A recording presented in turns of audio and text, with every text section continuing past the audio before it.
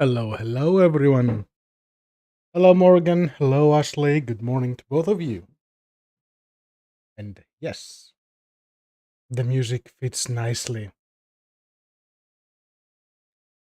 I wanted something a bit more somber, I guess, just to help set the mood. And I love how it starts nice and slow and gives sort of frostpunk vibes at the end. It's excellent. Indeed. Hello again. Let's switch into the game. And this time, I think I actually managed to fix the problem I had with the screen going blank. So we'll have to figure that out as we go. So apologies for that on the last time.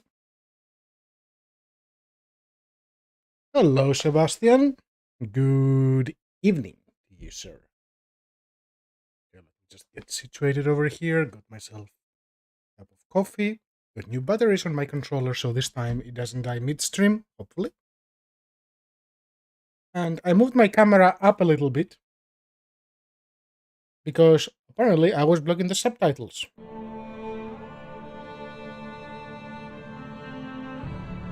So let's go help our friend Alan find his wife.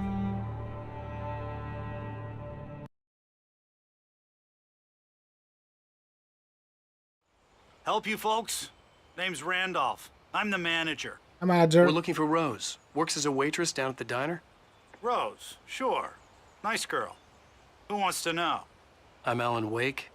The writer, huh? I heard on the radio you were visiting. Well, I'll show you her trailer. That Rose, she's a nice girl. Always pays her rent on time. As I was saying, Al, I found all sorts of weird stuff from the local newspaper's archives. This place is crazy. Disappearances, mysterious deaths, urban legends come true, and get this, most of this stuff takes place around Cauldron Lake. Well, you ain't wrong, mister. The Indians thought the lake was a doorway to the underworld. I'm the God-fearing type myself. I don't hold with that sort of thing. Yeah, okay. Anyway, there was an island there owned by a guy called Thomas Zane. Now, some of the articles I found about him make him out to be a famous writer, but I ran a bunch of searches, couldn't find a single thing he wrote. Zane was heavily into diving, so much so that the place came to be called Diver's Isle. But the volcano under the lake erupted in 1970, and Zane went down with the island. All the books we've seen in the beginning of the game, they were all written by Zane. Come on, mister. I'll take you to Rose's trailer. Hold, buddy, hold. Give us a moment here. We need to look for scripts, manuscripts.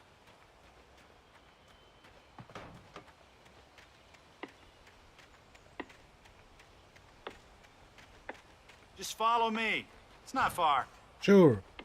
And the last time we had Rose call us and say, hey, I found your manuscripts. You may want to come and pick them up, in that specific tone. So, of course, what could go wrong? Listen, I got things to do. This place don't run itself. Master Red Panda. That's a great one.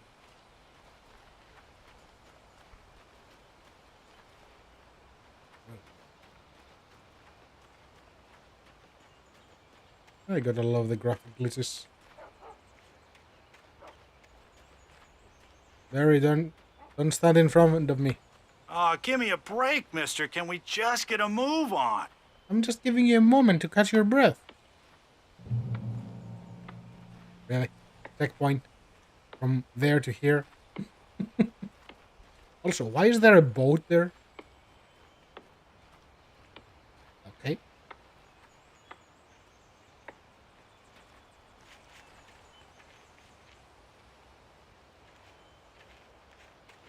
Yeah, how about that? It was there in the morning, as if it had fallen from the sky. But it would take a tornado to lift something like that. We're damn lucky it didn't crush any of the trailers. Randy's dogs. Why would you have a hot dog stand in a trailer park? 149, chili dog, corn dog, taco dog. Belly Buster, Monster Dog, Big Dog, The Famous Dog, Trailer Trust Dog. Ooh, that's expensive. $82.99. What is a Trailer Trust Dog? That is so expensive. Granny Claus Clam Chowder. Okay. Sparkling River Special. Asgardian Chicken Parmesan. Now that sounds epic. I'll have an Asgardian Chicken Parmesan. Cauldron Lake Deep Fry Plate. Zani Chicken Fried Steak. Okay. Salad with chicken. Small side salad extra dressing. Okay. Extra fixings. Just ask for M. Okay. It includes a trailer.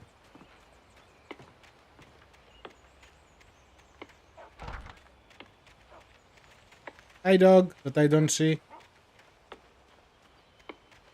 Hello, Michael. Thanks for dropping by.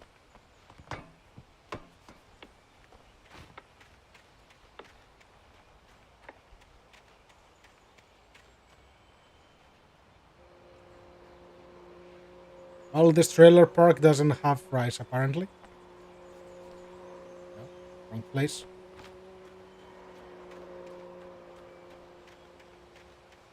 Where did my guide go? Randolph! Woohoo! Over there?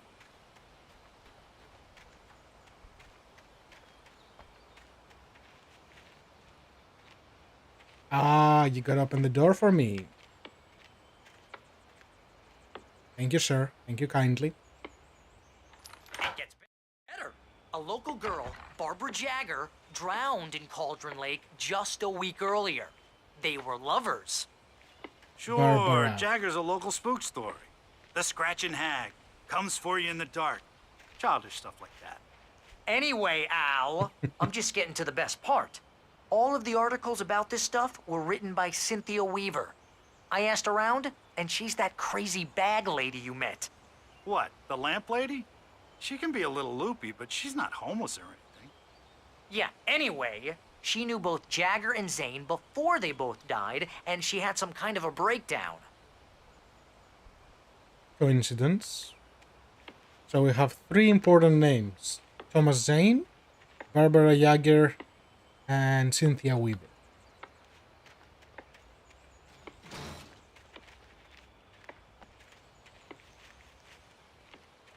And yeah, I would hope for 87 that there are fries in my hot dogs. With my hot dog. Not in it.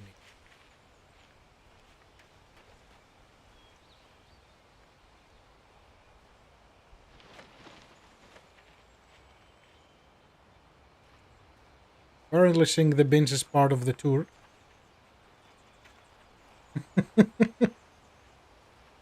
And also that's back on 2010. That's where this is taking place.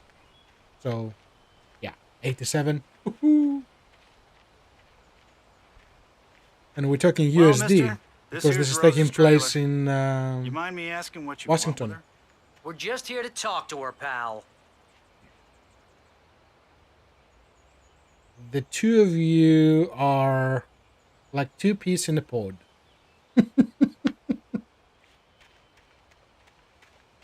Ooh, flowers. Not flowers. Butterflies. Sun. Windshield clean. What windshields are you cleaning, girl? Oh, look. She has our book. Great.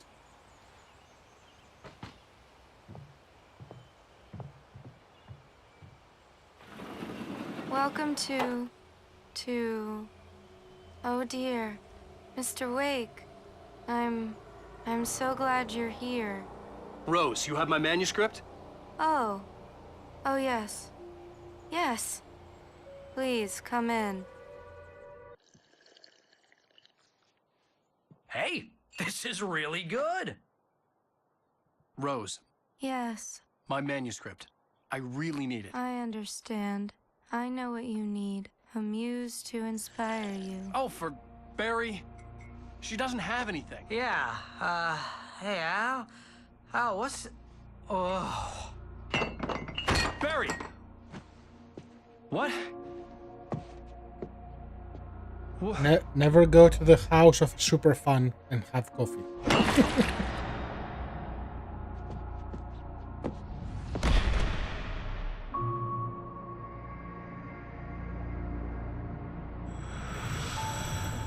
It's coming for you, hiding in my barber's skin. I'm too weak to stop it. You must turn the lights on. I promised I'd come visit you and your lovely wife. Hi, You Barbara. must finish what you started. I insist. You must turn the lights on. Turn the light on. Back to work, boy.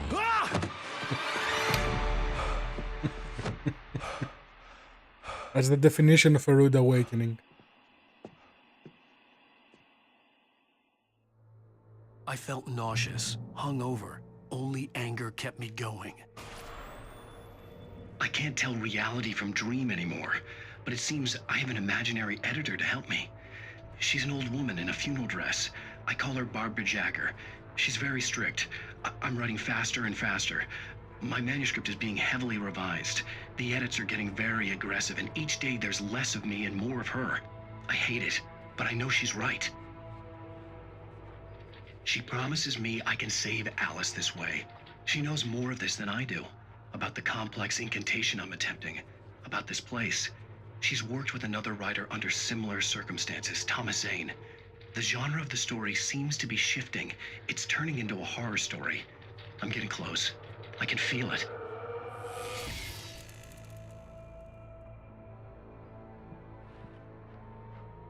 Medicated to hate. I cannot read the rest. Okay, so welcome to Rose's super fun bedroom. She has a slight obsession with Alan, just a slight one.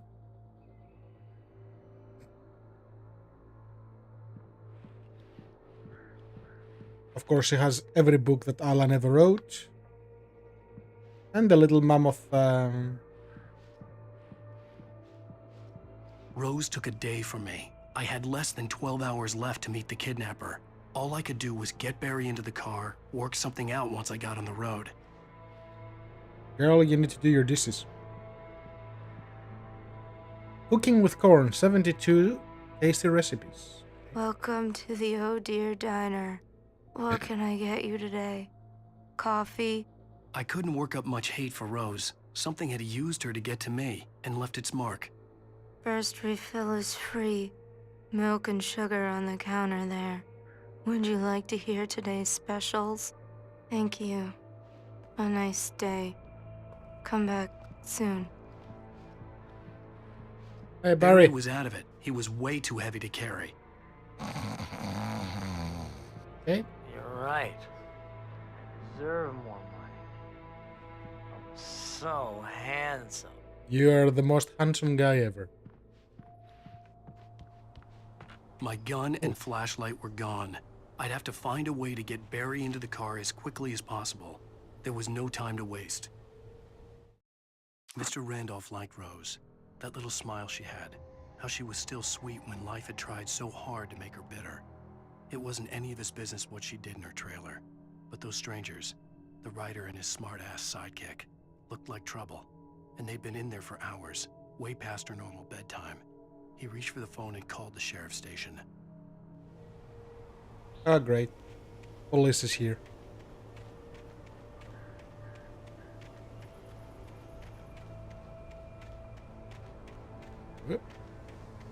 Well, at least the screen is not going black anymore. We've got a few visual glitches, but what can you do? It's a pretty old game. Ooh, radio. I just stepped outside to catch a breath of fresh air, and let me tell you, the weather's getting heavy. Nights like this make me especially glad I'm here talking to you and not home in bed. Once the weather takes a turn like this, I can't sleep at all. It's all tangled bed sheets and dark thoughts, punctuated by the occasional plunge into nightmare. Is it just me? Well, perhaps it is. But I hope I can make the night a little bit easier to get through. Culver, you're on KBF FM. Hey, Pat, it's Walt Snyder. What's on your mind, Walt? Well, I ain't the way you are, but, well, I can't sleep either, you know? I just been staring out the window here, trying to make sense of it all, but I ain't been drinking either. You know, I just... Well, you sound like a man with a problem, Walt. I had a, argument with Danny. You know, Danny, and, then I got in trouble with the law, you know, and, I'm just, well... I heard something like that, Walt. Yeah, well, you know, he's, Danny's my best friend, and, they let me out on bail today. And now I'm just alone here at the window, you know, waiting. Man, and there's something in the air tonight, man. I was just outside looking up at the sky above our broadcast tower thinking the same thing. What are you waiting for, Walt? I don't know. Something's gonna happen. You know, I think I better go. Well, Walt, maybe... No, thanks, Pat. Well, good luck to you, Walt. Hang in there. Let's take a little break, folks. This weather's really something else, huh? How can I be sure? Remember those days where you would call the radio station at night? Yes, the broadcast tower from the beginning.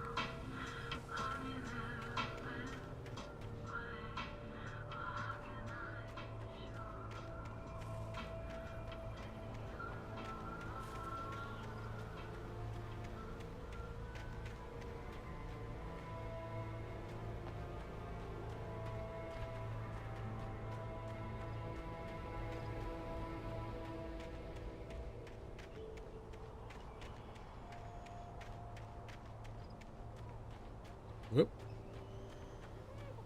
No visual glitches, thank you. Is that a baby? That is a baby.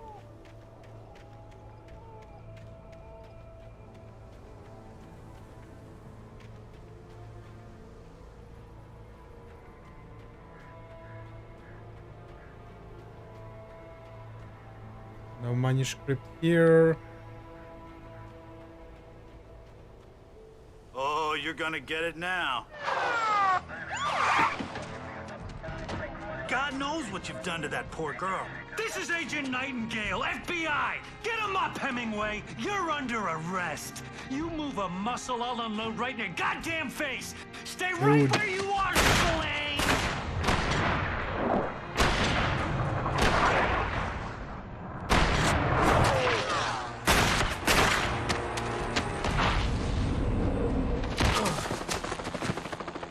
What are? I'm standing right here, you goddamn maniac! Nightingale, the guy we kept reading about I on the hated notes. to leave Barry behind, but there was no way I'd miss my appointment with the kidnapper. Give it up, Mr. Wake. Come on. No appointment. Get after him. Don't let him get away. Move Yep. it, move it, move it! I'll have your shot if you let him get away. Run, Alan.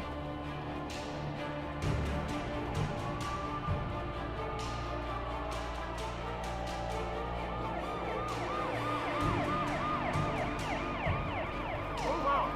Search the area.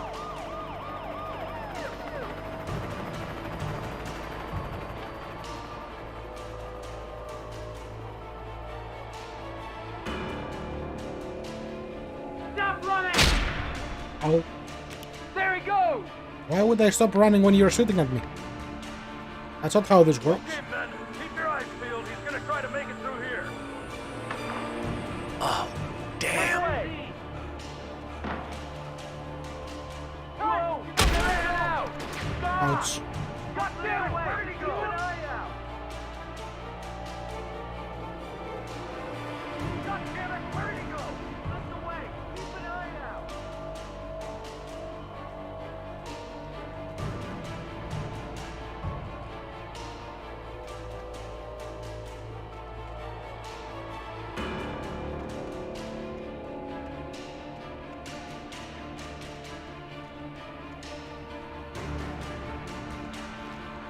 He's gone!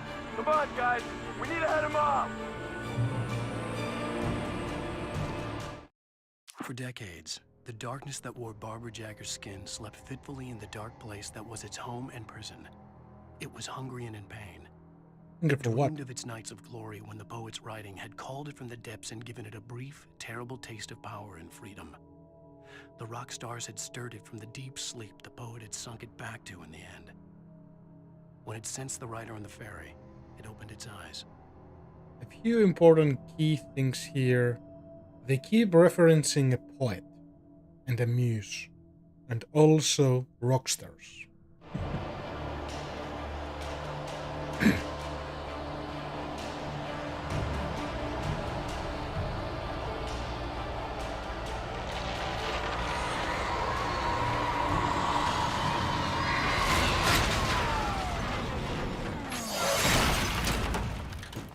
Oops. Also, I say collectible.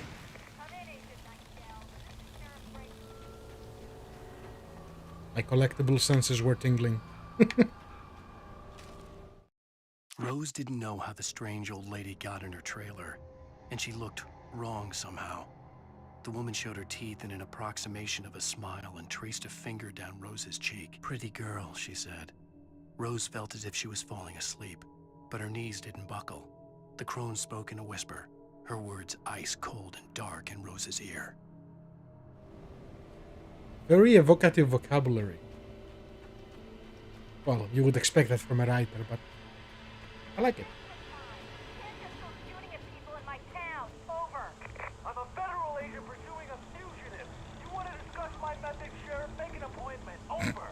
You stay right where you are, Agent Nightingale. I'm on my way. Out. The suspect was last sighted running along the gorge that leads westward from the trailer park. All units are advised that the suspect may be armed. Approach with caution. Armed with what? A flashlight?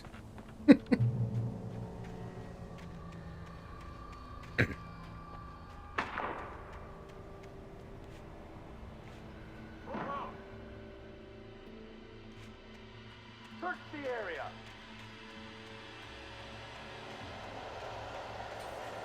Stay sharp. That's the sound of darkness. This way. Over here. Hey, who's there? What is that?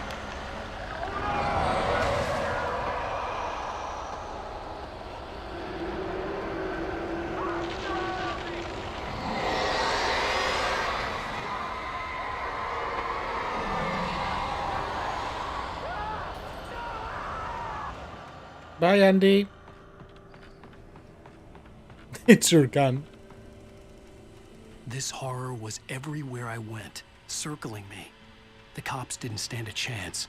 They were after a writer, not a monster. Sheriff Breakers, this is Agent Nightingale. I've lost contact with most of the men you assigned to me. It's Wake's doing. No. The FBI's Nightingale. Ryder just took out my deputies. Are you kidding? I mean, have you seen this guy? He wears a tweed jacket. He's the guy we're chasing. If it's not him, who then? Bigfoot? Over. I don't know yet, but I'm not in the habit of jumping to conclusions. That tends to come back and bite you in the ass. Out. Yes, Bigfoot.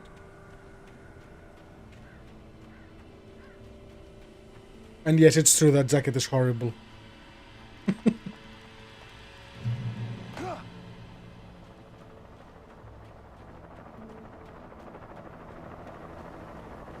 Oh, great. Helicopter. Nope. That's a no. You on the ground. Hold it right there. There's nowhere to run. Yeah, there is. Freeze!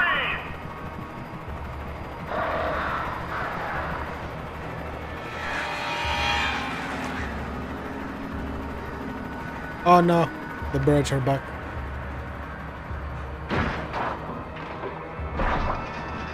Oh, thanks, birds. Bye, helicopter.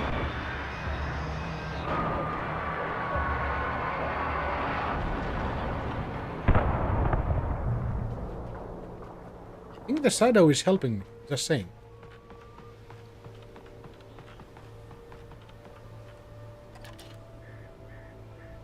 Yes, we're becoming Vader, apparently.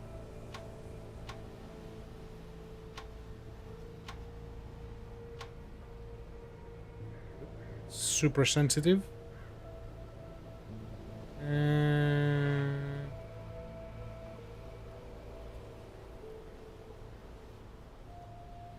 don't see anything, okay.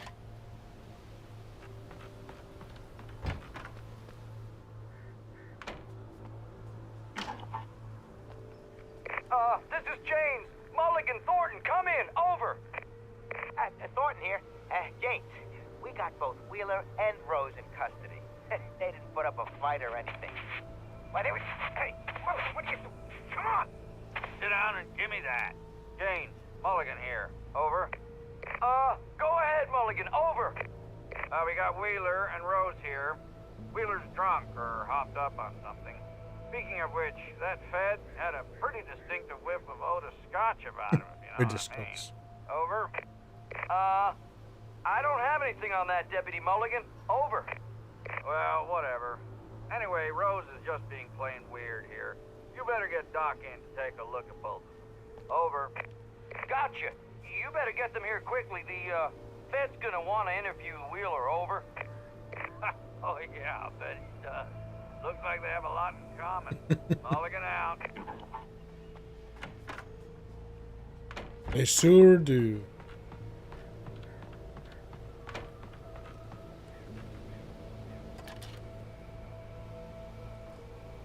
I could see the lights of the radio station in the distance. Where is the radio station? Okay.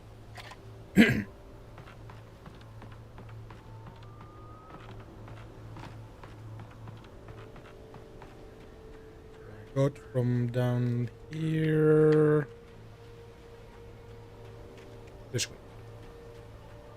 I imagined that the broadcast tower in the distance was part of the local radio station. Maine seemed like a decent guy. Perhaps he could give me directions to the coal mine.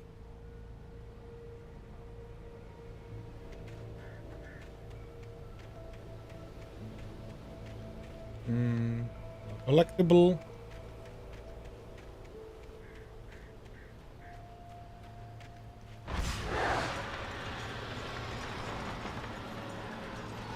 Unnatural shadows clung to the gate. The darkness that was after me was trying to stop me. I wouldn't get through without a light. There was no power to the searchlight. Of course. Generator, where are you?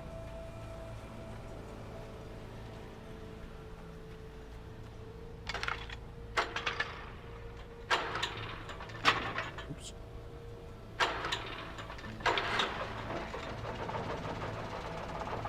I don't think those sparks are very safe. But whatever works, I guess.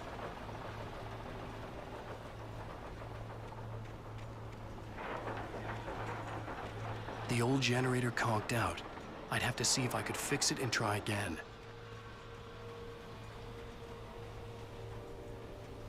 Hello, Slipper, and of course. It's how to fix a machine. Pick it. Thanks for everything electronic. Pick it or smack it.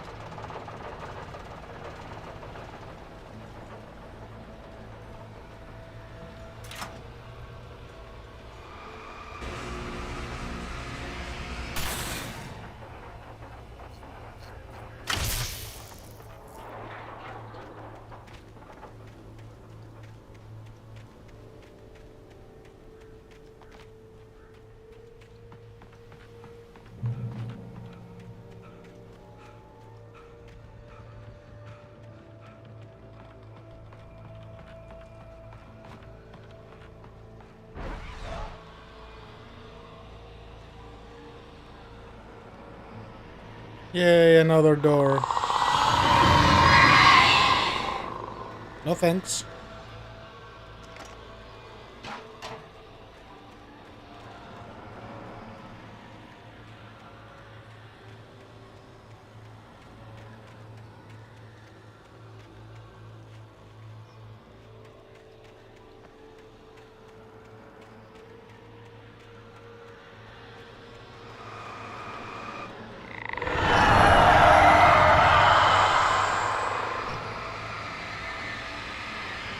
There's my flashlight.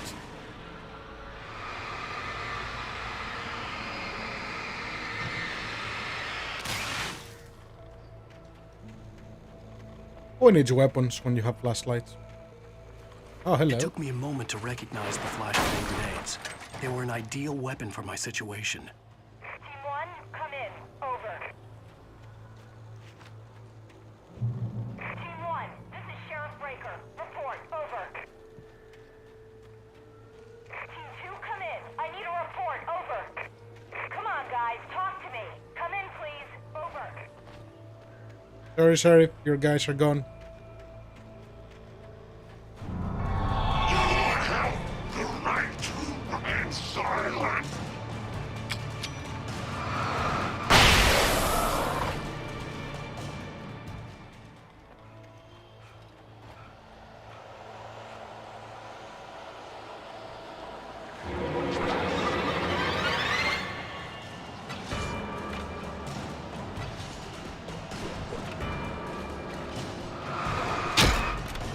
Ouch.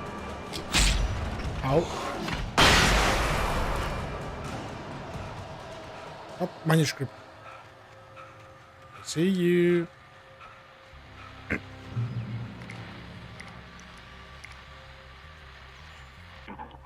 here's another call. You're on KBF-FM with Pat Maine. It's Milt Peabody, Pat. What's on your mind, Milt? Hi, Milt. Well, I live near the trailer park, Pat, and there's a big ruckus going on over there. Well, that's just up the road from me, too. What's going on, do you know? I don't know, but there's a bunch of police cars there, lots of sirens, a helicopter buzzing around, and I think I heard some gunshots. Gunshots? Yes, sir, like from a pistol. So can you find out what's going on? Because it's just next door and they're popping off guns there. They're still shooting? No, it was maybe 10, 15 minutes ago. It sounds serious, Pat. I'm telling you, it don't sound like no party. Well, I'm certainly going to give the station a call, Milt. Okay. You'll hear it here as soon as I hear from them. Okay, thanks. Definitely not a party. Yes, small town radio.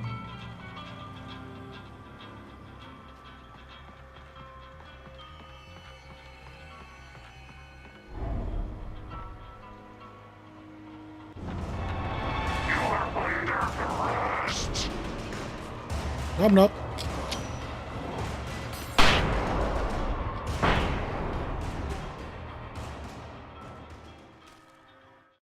Touched by the dark presence, Rose was lost in a dreamland where everything was drawn in black and gray crayons. The old lady had promised her that all her wishes would come true. She would be Alan Wake's muse. She was smiling so hard it hurt her face. She crushed a bottle full of sleeping pills into the coffee. Deep down inside, she was screaming in terror.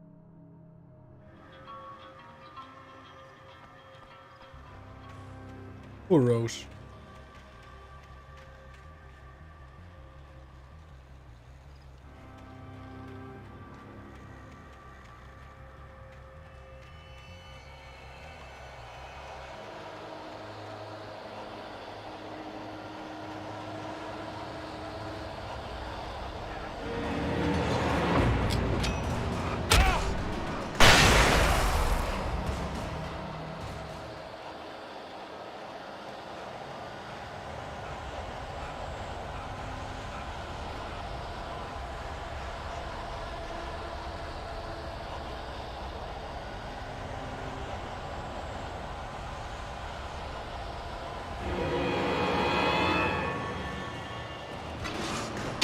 Ow.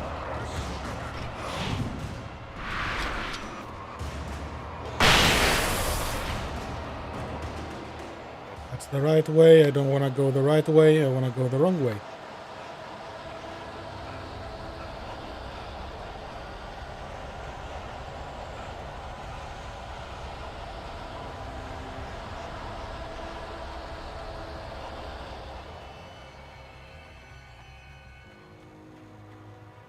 Trust no one in the dark. Wise words.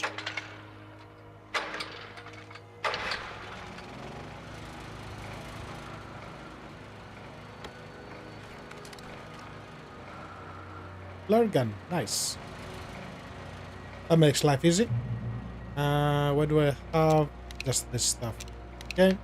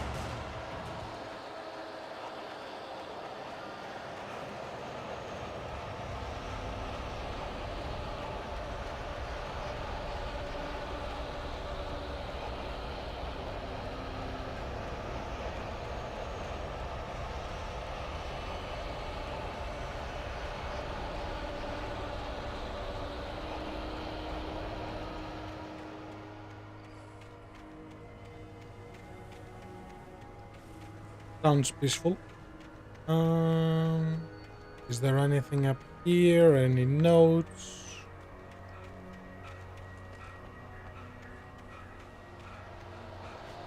Nope, just enemies. Okay.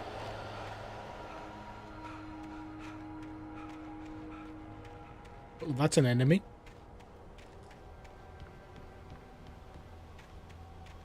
I doubt the radio station has a bouncer with an axe.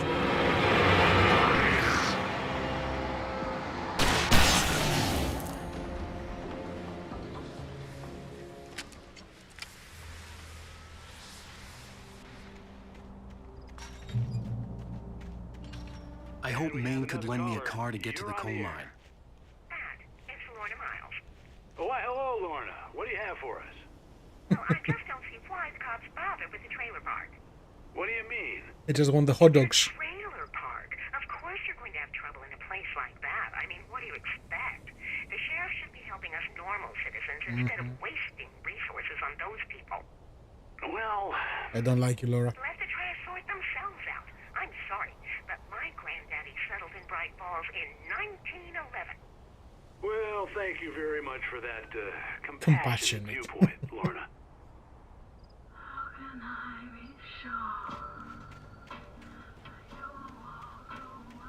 Very compassionate. Can you imagine having to deal with those people? Be calling and just having... going on to say whatever they feel like. Especially at night. KBF. What does KBF stand for?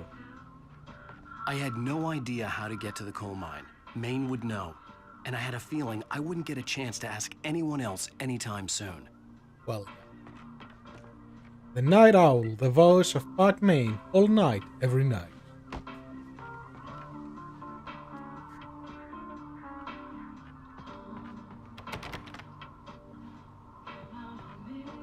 Oh, here's a little surprise. The No. famous writer Alan Wake just walked in. Folks, I'm going to see if I can talk him into an interview. Come on in, Mr. Wake. No, don't tell people where I am. I'm so glad you could find the time to do this, Mr. Wake. Nowhere to run now, Dan Brown. You back away from me. Don't hurt her. Whoa, whoa, whoa. Everyone calm down. Put the gun down. We're all friends here, right? Cool your jets, Nightingale. We got him. Judas Priest! What the hell's the matter with you? There's a civilian in there.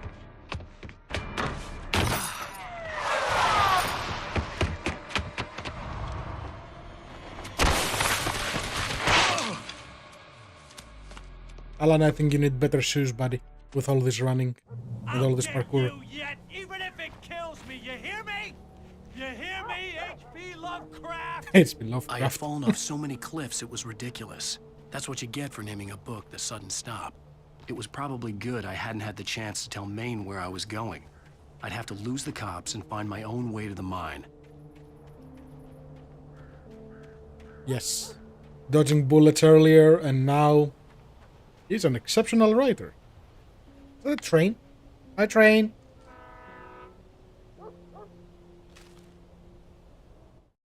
We don't mind the jacket. The jacket is fine. Nightingale stared through the broken studio window into the dark woods. That's why he has the patches on the elbows to Started protect to him. walk out, but Maine grabbed his arm. Young man, you almost shot me. You don't shoot off rounds at people like that. What's the matter with you? Nightingale shook his arm free, marched out. His cheeks burned with rage and humiliation. Nightingale has issues.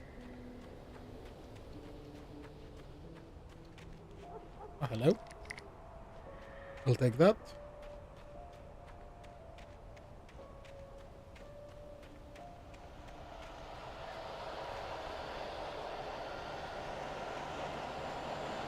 I hear friends. There they are.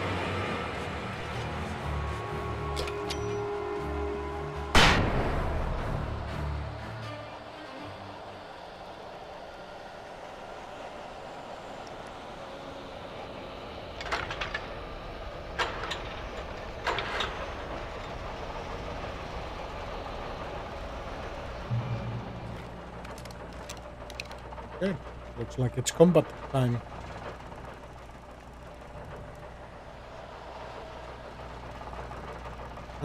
Up there is the right way, so we're not going there.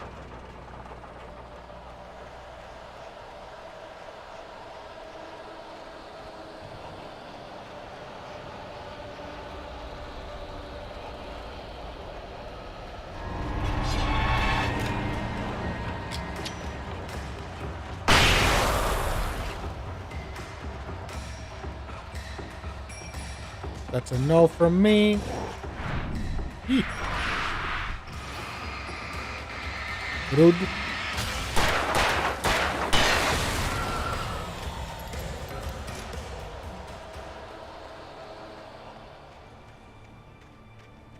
There was no sensible reason for the power company work lights to be here. It was almost as if they'd been left for someone like me to use. That is true, very convenient. The darkness controls the taken. Okay.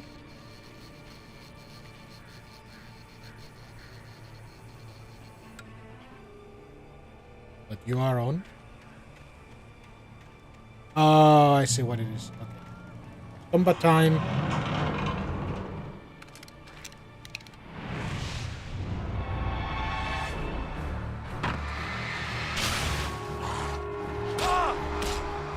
Ouch, ouch, ouch.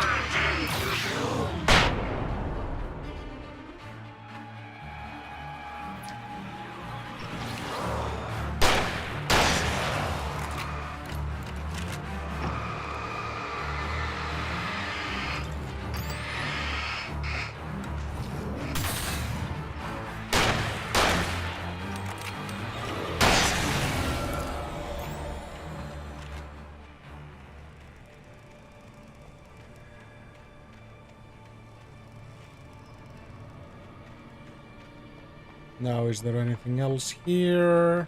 No. That looks like a collectible.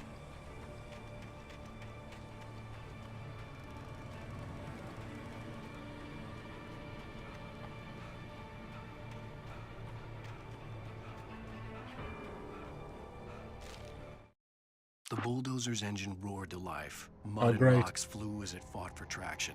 It crashed through the concrete wall and landed heavily in the yard. If it were an animal, it would have shaken its head after the impact, fixed its eyes on me, and charged. Of course, it had no head, nor eyes.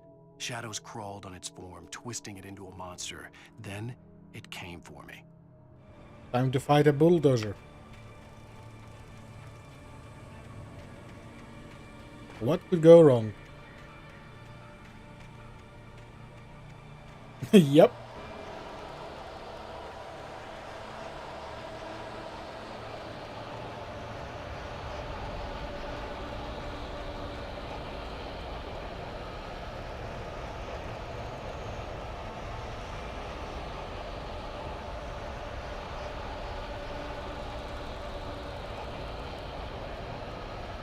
Hello?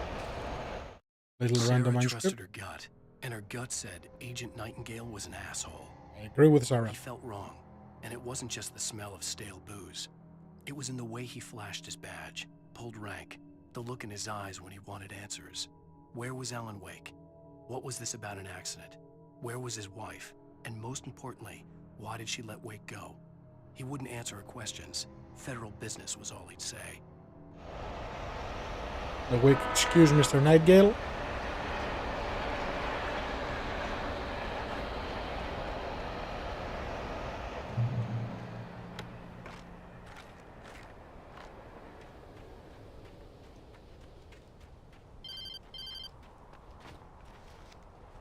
Hello? The most stubborn man I've ever met. Alice? Alice? Alan, I'm so afraid. Keeps me in the dark. Please help me. I look at you, Alan, and it's not you. Something else. Looking out from behind your eyes. Alice, I'm here. I'm so alone here. It's all gonna go to hell. You need to be careful. Cooperate. The connection had been terrible, but that wasn't the only thing that hadn't been right with the call. She sounded wrong somehow, but she had called me. Correct. The pipe wrenched itself loose from the bridge's steel framework. Wrapped in darkness, it floated in midair, twitching. For a moment, I didn't understand what I was looking at. The heavy object lurched at me with impossible force. I threw myself out of the way, but just barely. When I turned my flashlight on it, it shook in a dark rage before it flew at me again. So there's a poltergeist on the steel bridge. Okay. Throwing things at me.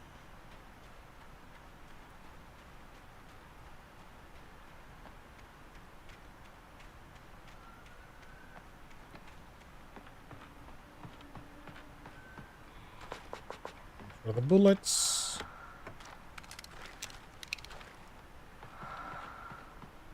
I'm gonna need all that. Rude. Also, wrong weapon. Okay.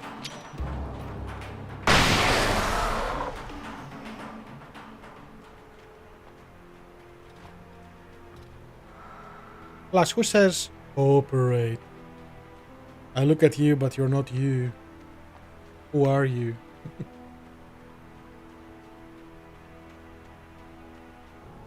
I could see a railway bridge up ahead and a warehouse of some sort on the opposite shore. I hoped I could find a car from there.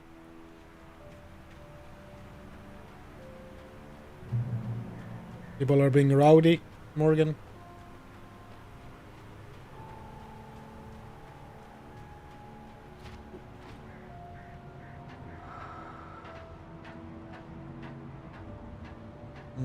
I should probably change to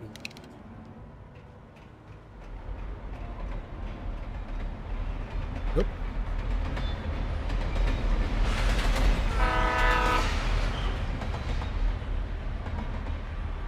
Train has the right of way.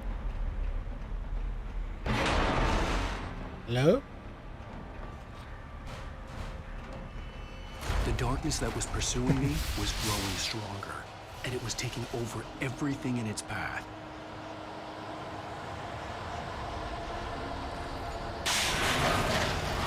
What the hell?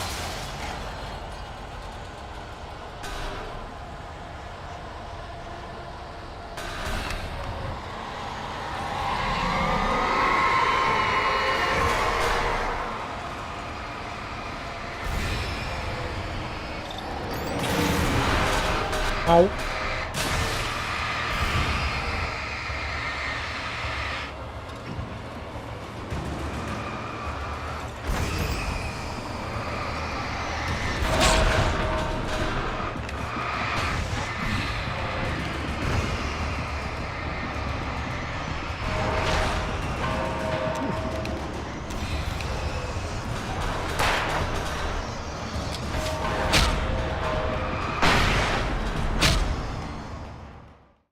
Why?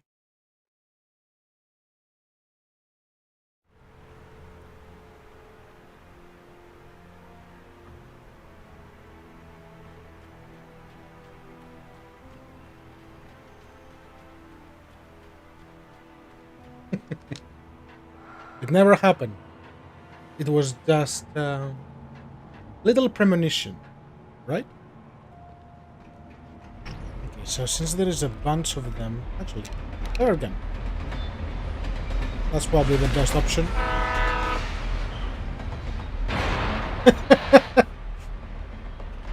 He's tough, but he's not that tough. The darkness that was pursuing me was growing stronger. And it was taking over everything in its path. Boom time.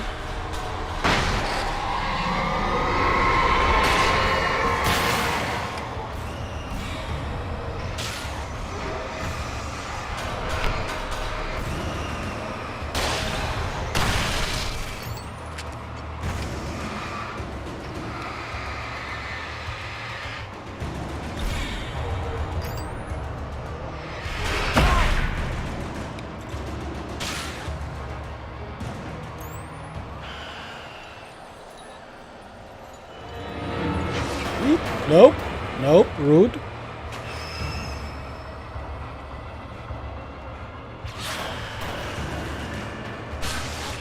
Oh, great.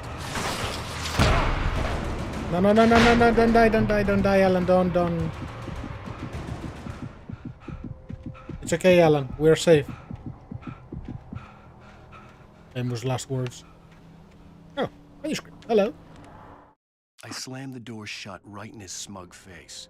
Ooh, He yes. pleaded for me to open the door. True to form, the asshole actually thought I would obey. I had no sympathy left, no guilt either, not for him.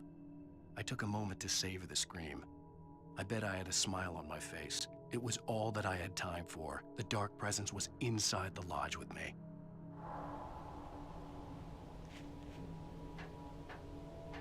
As a teenager, just starting to get interested in writing, Stephen King had been a source of inspiration to me. I thought about all the inanimate objects that had come to life in his books. No one is safe in a good horror story. Certainly not the protagonist. That's what makes them fun. This was anything but. The darkness could possess anything, and it was getting closer. That's a fact. And it's interesting because Stephen King actually said in one of his interviews that when people ask him, how do you come up with the stories you write? And he's like, well, you people go seek help when you have weird thoughts. We just write books. And it was similar with Lovecraft as well, I believe. Explosive barrels. Right. Okay.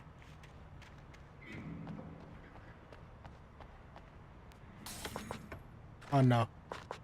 I hear boom. Yeah. We're gonna play the boom game. They're all strategically placed.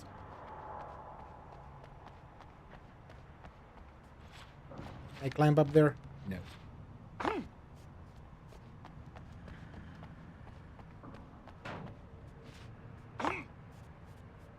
Thank you.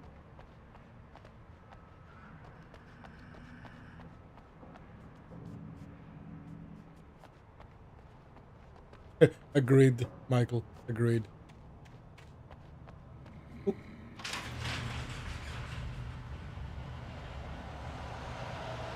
Oh, look, it's friends. I did not, actually.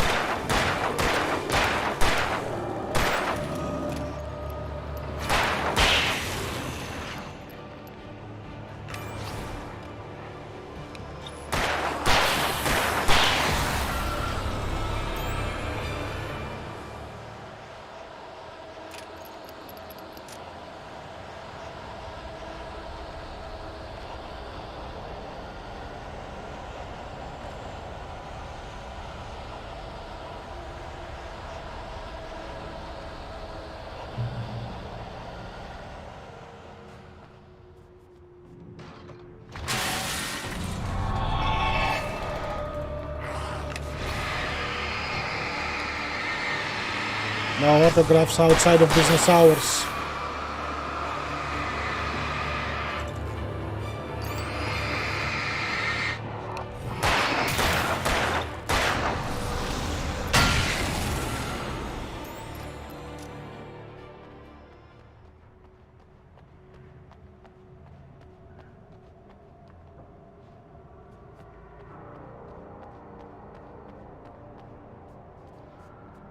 In light, you can hurt them. Yes.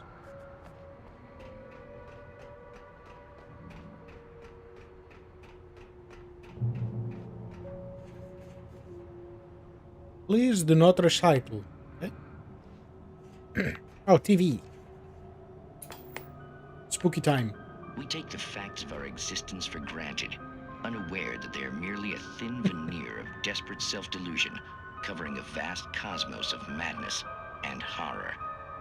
All too often, the stars are right. In Night Springs. Tonight's episode, a family occasion. Journalist Alvin Derleth's trip to study the local customs of an insular community in Night Springs has been less than successful. Until tonight. Well, I'm glad you changed your minds about this. Ancient customs, local mythology. My editor loves this kind of stuff. Well, Mr. Derleth, we don't want to feel like we're on exhibition, but you have demonstrated the seriousness of your intent. Oh, I am serious. Really, just do your thing. I'll stay out of your way and observe. Actually, I thought you could assist us. I'm afraid we are a man short. It would provide you with an intimate perspective. Could I really? Of course, Mr. Derleth. Well, I guess that's the least What would I have to do? Oh, here. Let me show you with a kiss.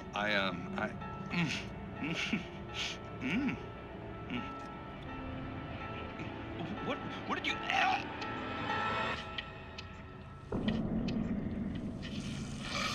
Oh, Mr. Derleth, you have well pleased Nixie Perka, the dweller in flesh.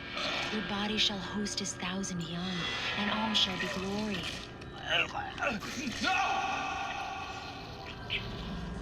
Shh, darling, be calm. Shh. Alvin Derleth learned a harsh lesson. If you go looking for mythology, it may come looking for you. All of the Night Spring ones are very questionable. And the farther you go into the game, the crazier they get.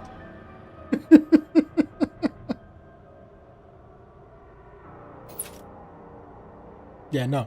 Not that kind of kiss, no thanks.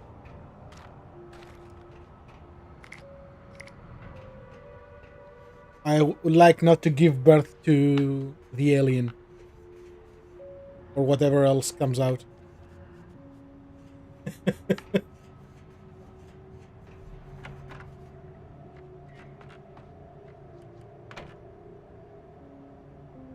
See, who closes the door? That's always my question in Alan Wake. I walk out, and then magically the door closes.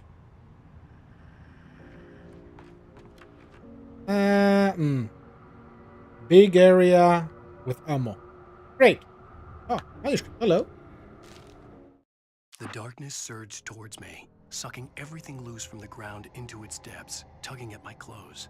I saw the flare the kidnapper had dropped and threw myself towards it just as I felt my feet leave the ground. The darkness embraced me with the force of a tornado. Somehow I managed to light the flare. The darkness roared and cast me away. That's true, I Michael. fell toward the dark waters of the lake far below.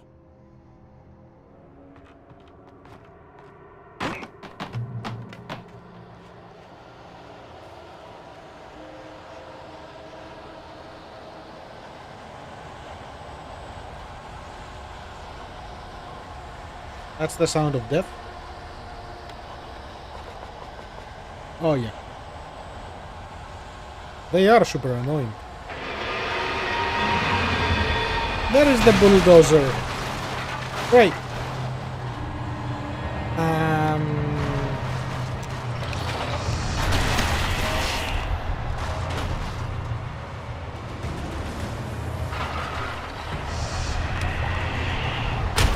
Ow.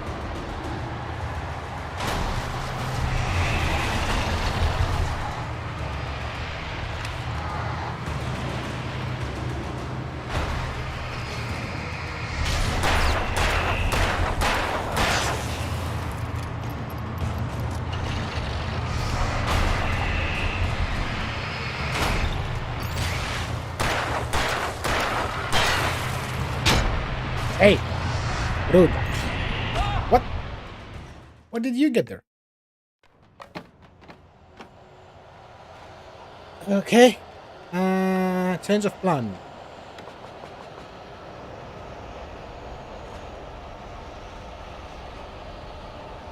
Better start with the guys and then deal with the big thing.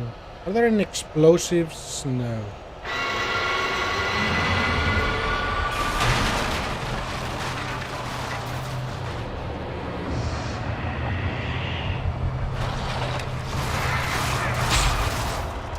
And you cannot dodge this.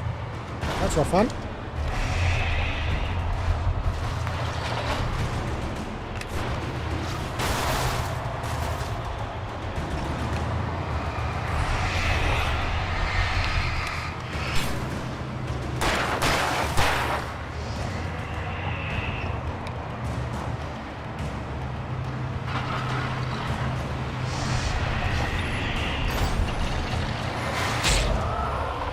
Hey.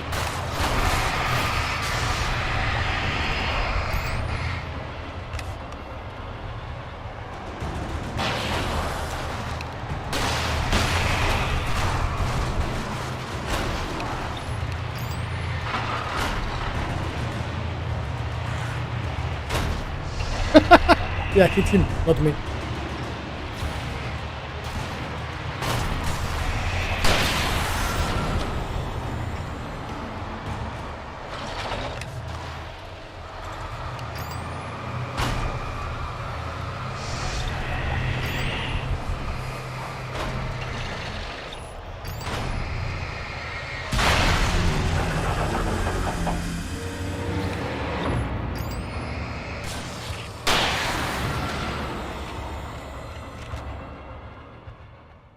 Hey. Well, if you ever have to encounter an excavator or whatever that thing was, bring a flashlight. You will win.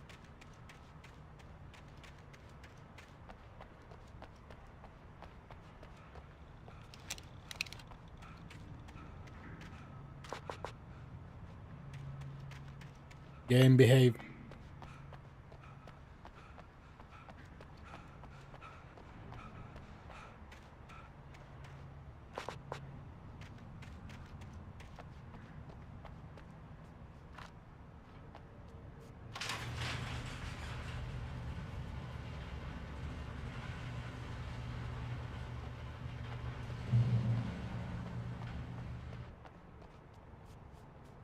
I think the game wants me to use this vehicle.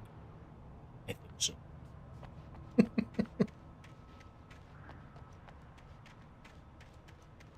But first, gotta look for collectibles.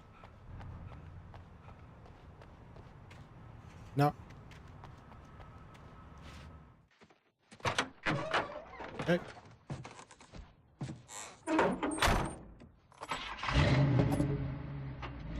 I had never been this glad to see the sunrise. I had a couple of hours to get to the coal mine.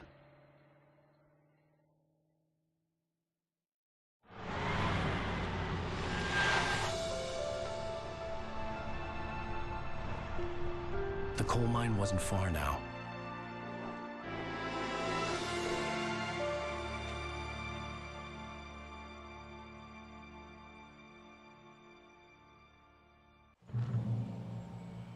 Today, I would meet the kidnapper, and he would give me Alice. I wouldn't give him any other choice. A drowning man will clutch at a straw.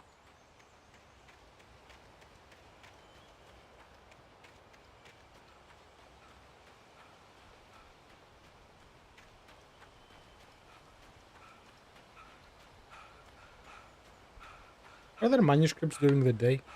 There should be, right?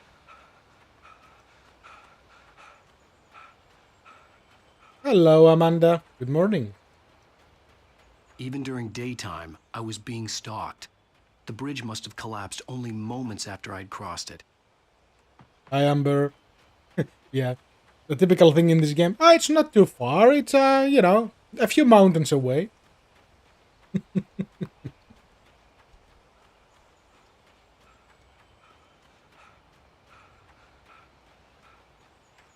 Okay.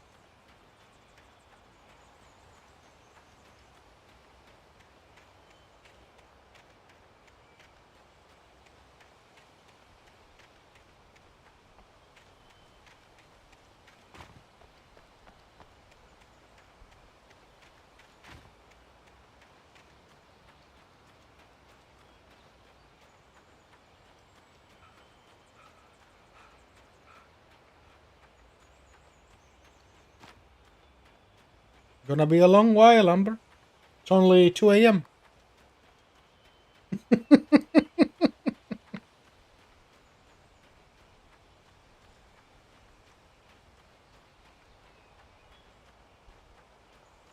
Cody only.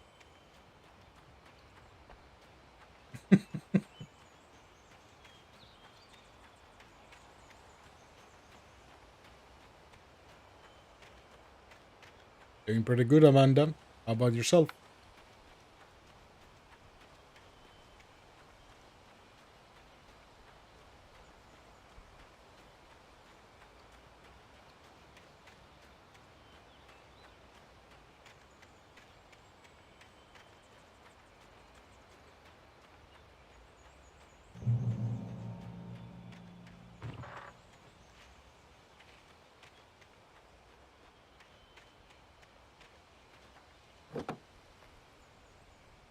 I love how people just abandon cars all over the place. It's great.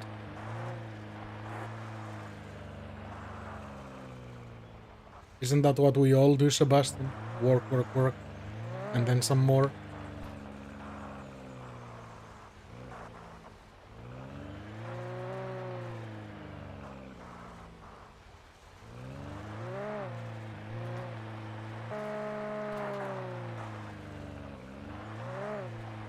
Ah.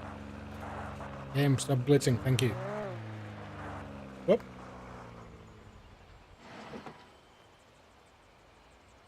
The right way is up there, wrong way is here. Let's go.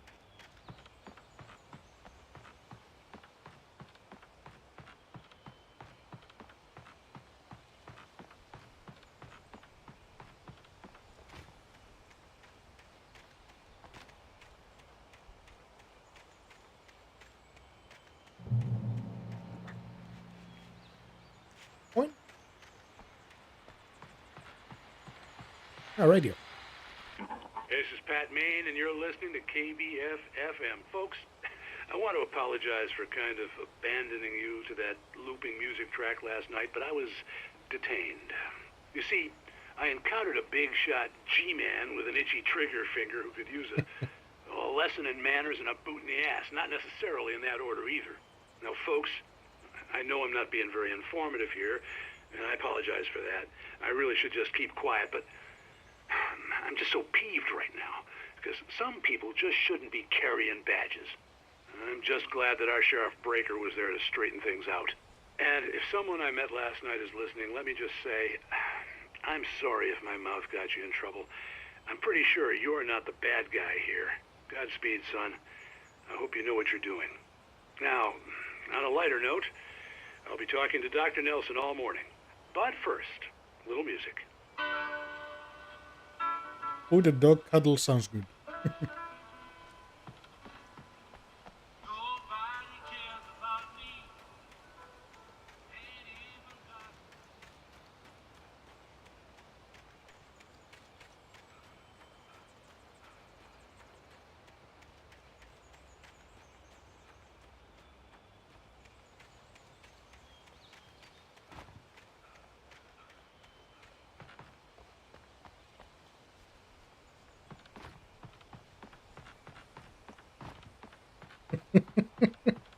Delivery.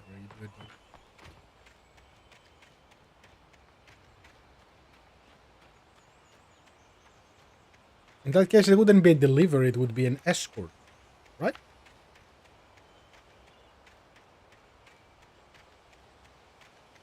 They escort you to the puppy.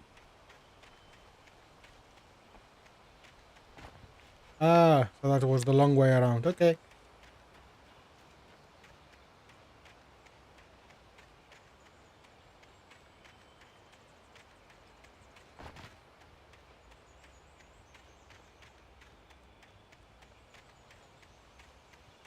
I don't think there are manuscripts during the day.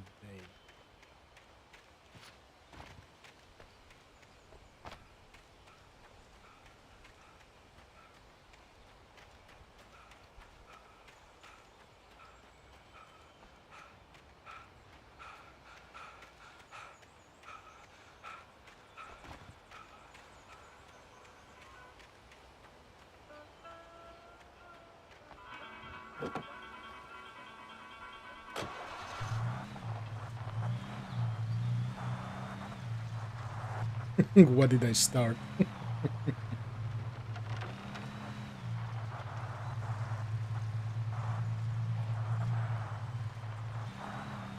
I promise I know how to drive.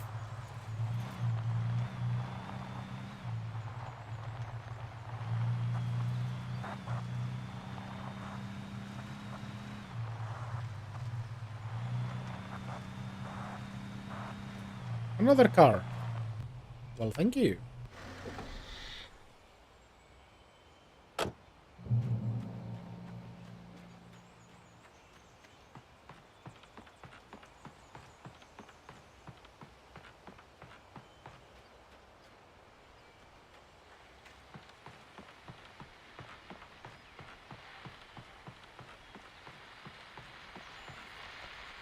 Welcome back to KBF FM. Hope you enjoyed that tune. Now, Doc, you were talking about life and finding that special someone, that soulmate. Well, you were talking about that. I was saying I don't buy it. Oh, see, to me, that's strange, because I always pegged you as a hopeless romantic. You got me there, Pat. But I think love's where you look for it. And you need to do a lot of looking, sure. But the idea that there's that one special person out there for you, and if you miss that chance, it's gone forever, and you're forever incomplete. I mean, isn't that depressing? Or, heck, childish even? There's plenty of fish in the sea. And apparently a fisherman has a fishing analogy for everything, but what you're saying, isn't that a little harsh? Well, no. What I am saying is that your potential for finding that connection isn't limited to what's essentially a chance encounter. How is that harsh? Yeah, well, I guess that's a nice thought, but let me say something personal here. Okay. Now, well, I don't disagree with you exactly, but I can't really fit that together with what I feel, what I felt for someone, because she was the one. She was. And I let her drift away from me. Maybe I didn't put in the work, I don't know, but well, since then, and it was a long time ago, but since then there hasn't been anyone, not like her. And I'm not saying I dwell on her or haven't moved on. I like my life. I'm not living in the past, but I do miss the way she completed me. You can't argue with the heart, Pat. I'm sorry, folks. I had kind of a scary experience last night, and let's just say it's shaken a few things loose. Blame Nightingale. No one likes that guy anyway.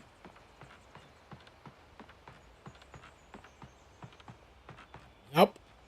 I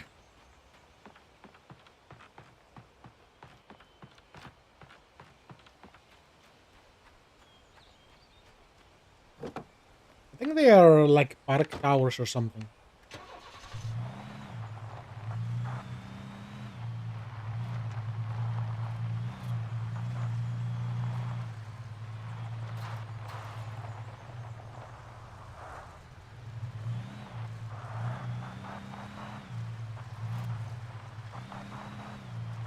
Ooh, light. That is totally bright pulse. I was early. I was supposed to meet the kidnapper at noon in the main building. The coal mine was quiet. It was a museum now.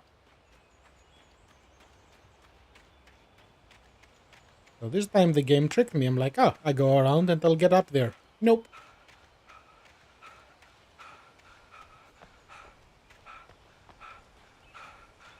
Yeah, unfortunately the game has some weird light glitches.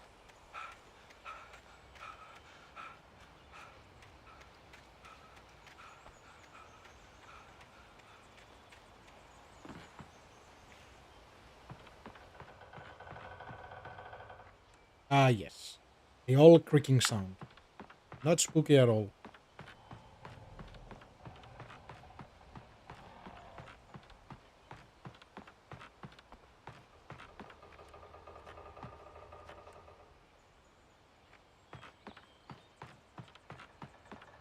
Oh, there is a manuscript in the day. For Mott, spying on the writer on the ferry had been a Yes, I am. disappointment.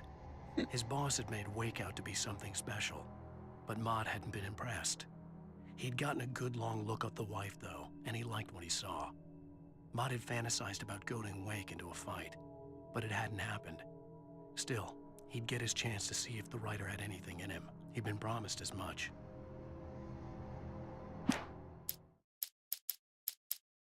Currently, I'm missing 3 plus 1. No, I'm missing a few in this chapter. So I'm missing, wait, how many pages? 1 for Nightmare, 2, and 3. So I'm missing 5. Oh, same on me. And since there are... It doesn't like some of them, or it doesn't like the multiple ones? I know it doesn't like the triple ones.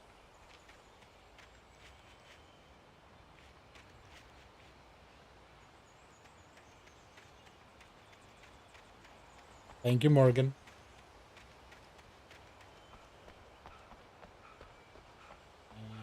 Nope, there is fall damage in the game, so...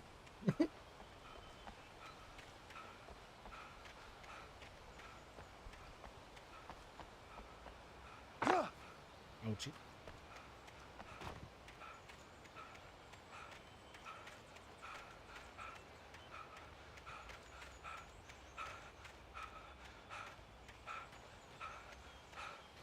Yeah. Like, no, behave.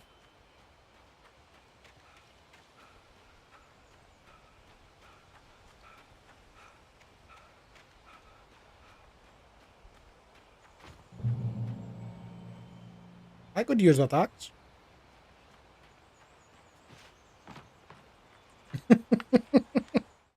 With Nightingale gone and the night wind blowing in through the broken studio window, Maine stared at Sarah.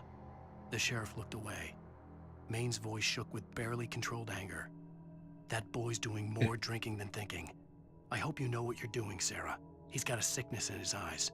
You take my word for it. He wants Wake for a reason, and it's not for anything good.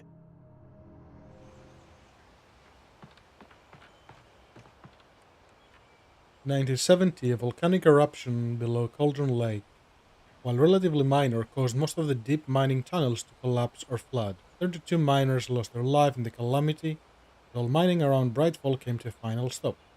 Now, many of the remaining buildings are protected as historical landmarks, okay?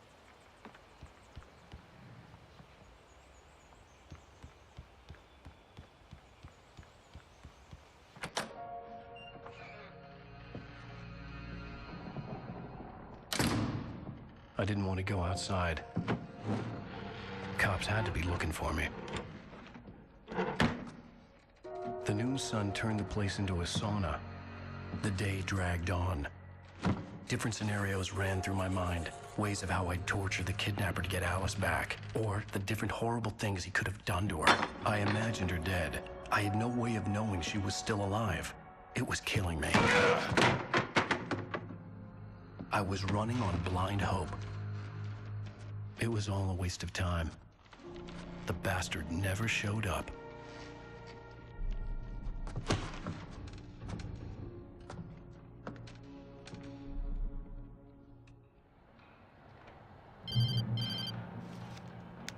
Wake. Where the hell are you? Change of plans. You know where Mirror Peak is? It's a big mountain north of where you are. You follow the path from the mine, you can't miss it. There's a lookout point there. I'll be waiting. I'm through being jerked around by You you. want to see your wife alive? Because if you do, you better watch what you say to me. Do we understand each other? I want to talk to Alice. Yeah, and I want the manuscript. Don't keep me waiting, Wake. Hello? Hello? Ah! I'm gonna kill him. Yes, you will. I had to get to Mirror Peak.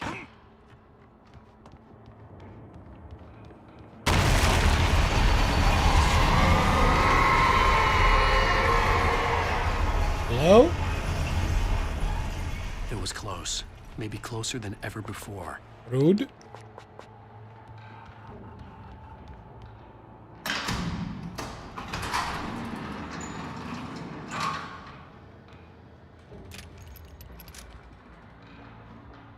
Better prepare the weapons, huh?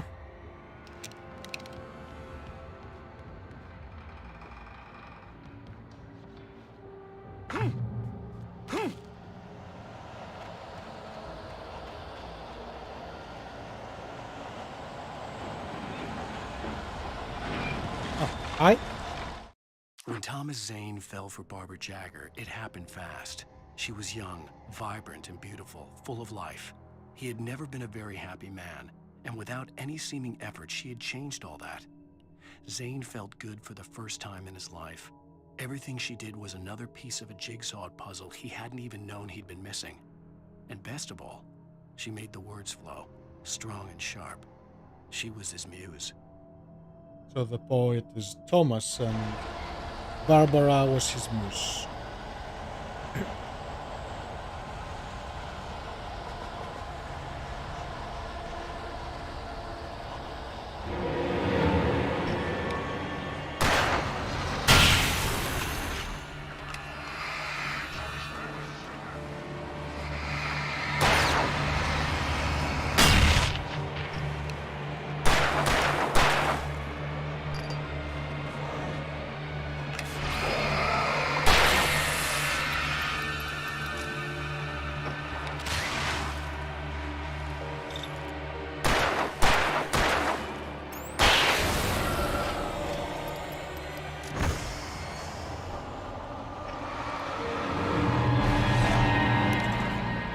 Away, poltergeist.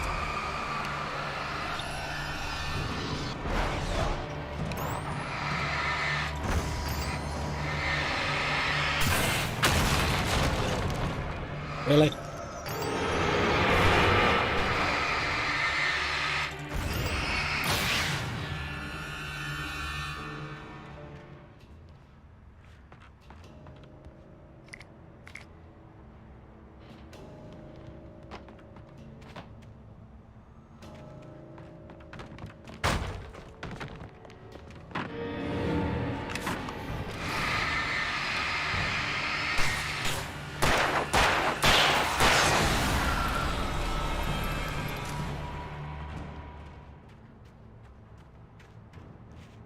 You're gonna fly in my face, aren't you?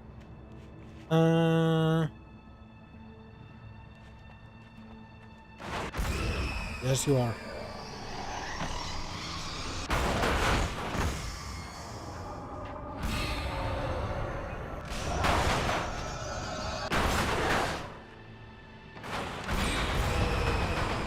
I'm not going down there.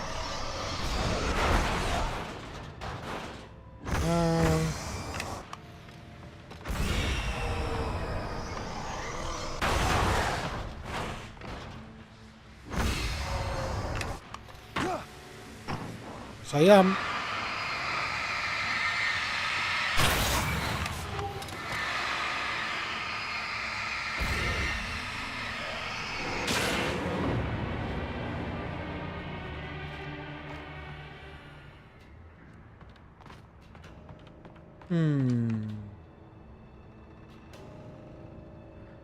Why am I here? Oh, sorry. What the hell?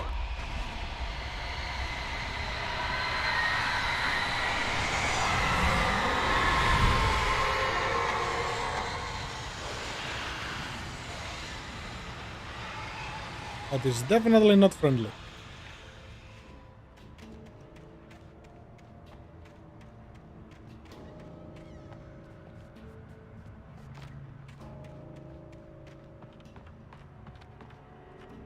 That's what I drove with here. The only way to reach the hillside ahead Yep. was to go through the building.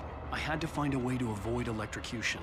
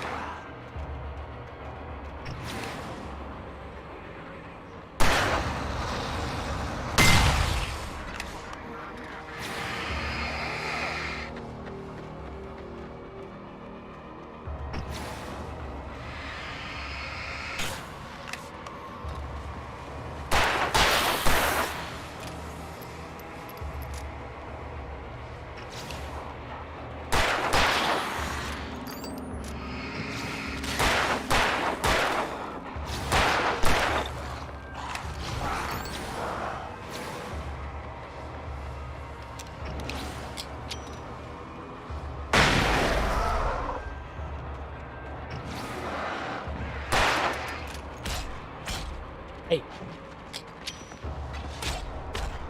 Nope. Come on. Okay, I'll take the car. Point taken.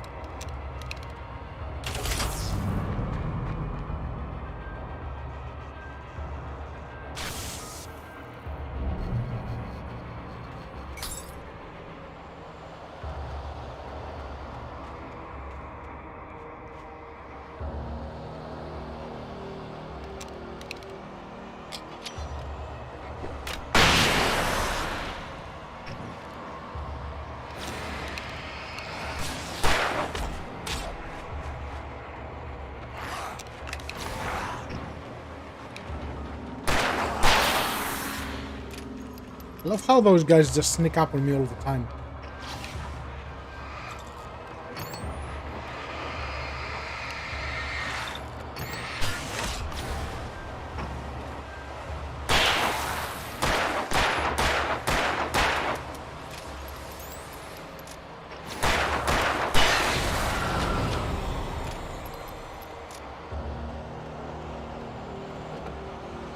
Okay, driving time. Nope. Nope.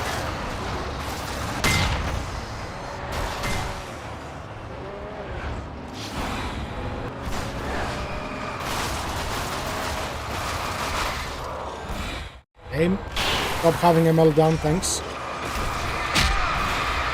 Game.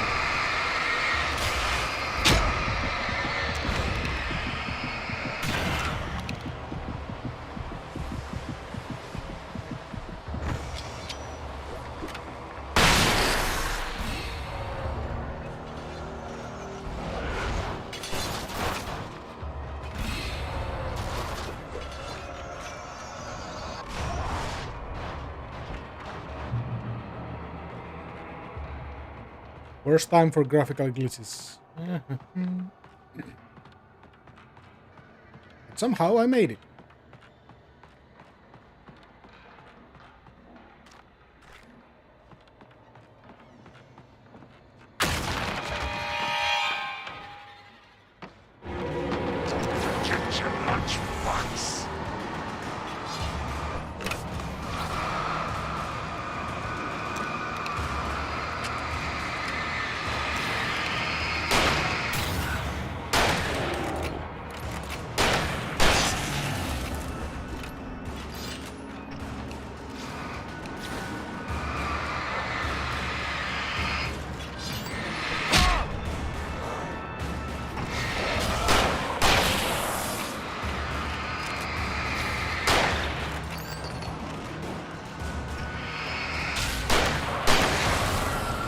There is a bit you've missed in the past, Morgan.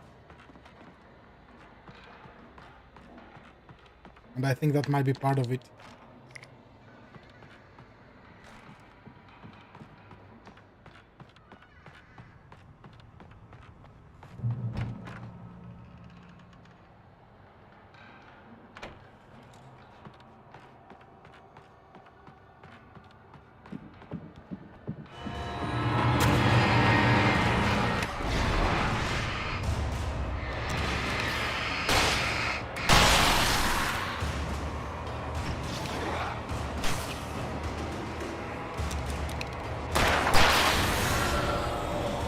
Trust no one in the dark. Noted.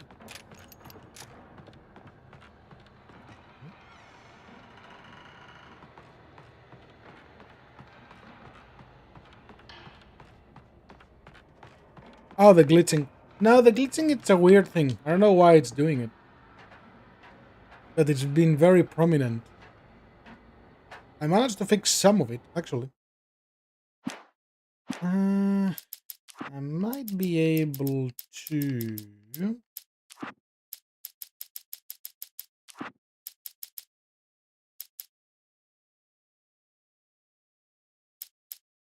Shut the well.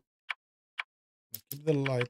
Remove the AS and see if that makes a difference. Hollow. Okay.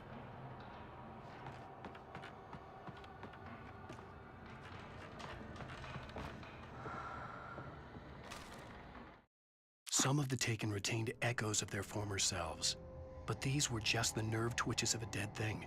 Nothing remained but a shell covered and filled with darkness. In most cases, these puppets were enough for the purposes of the Dark Presence.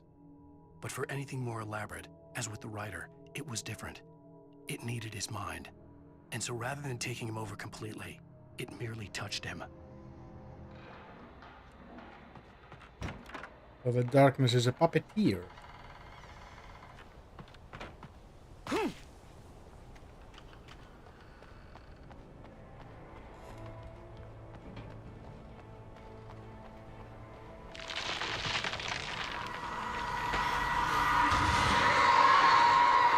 Really? A tree?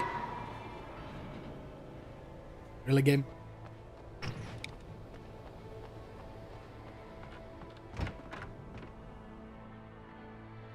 Oh, toilet paper for a rainy day. The currency of the future.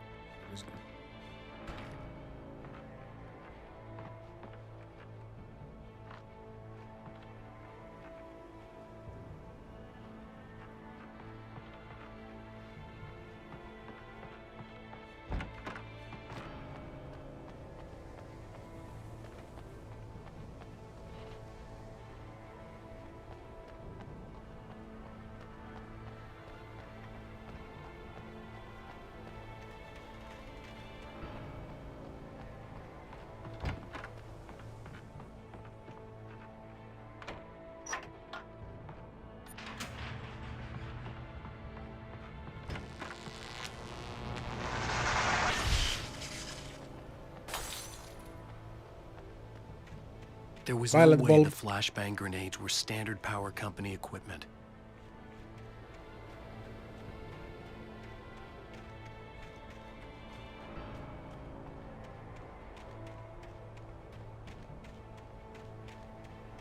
Nothing back here.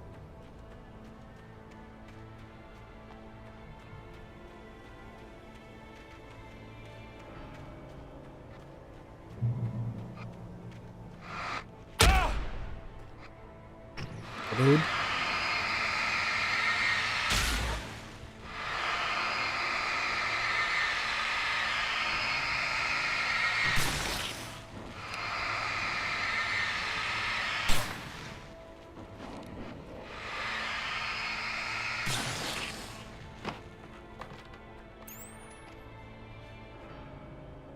Yeah, I don't think I can climb there.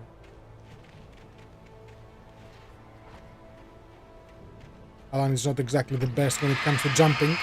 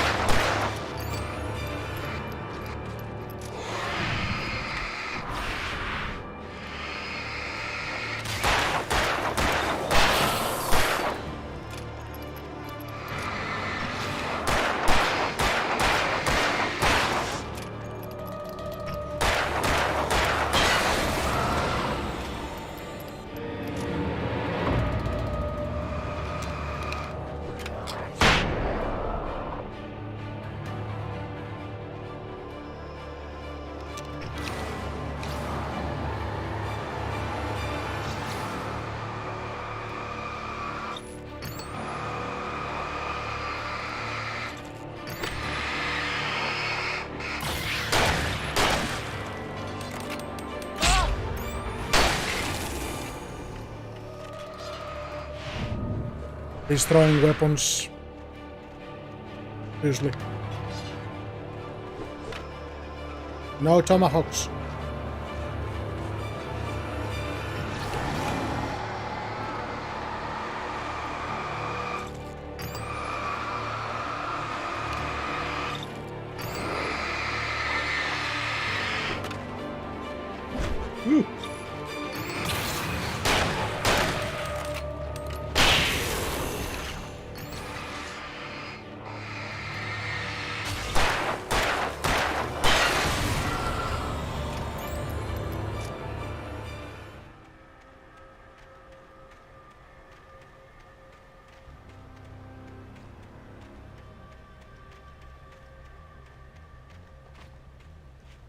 Hello, random page from the manuscript. I stared through the bars of the jail cell.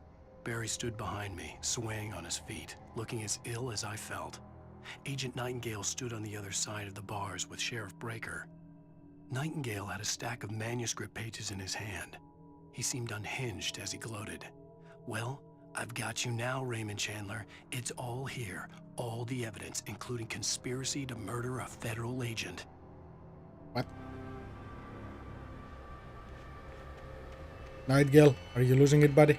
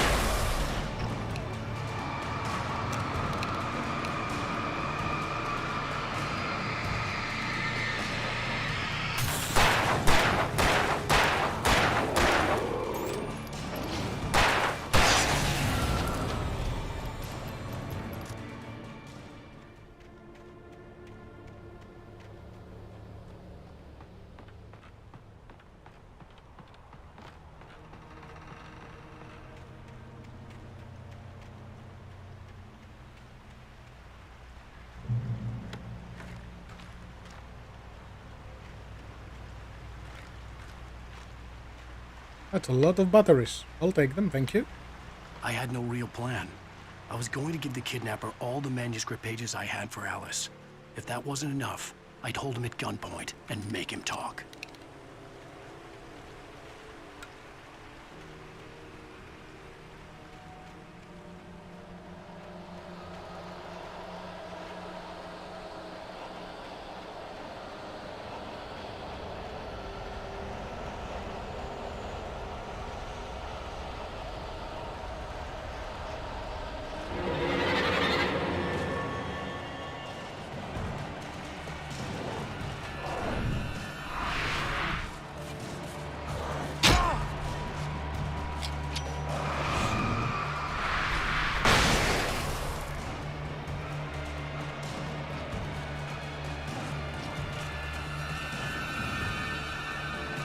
Ooh. That was close. Yeah. Oh, thermos. Hello. Collectible I missed in the previous run. Interesting.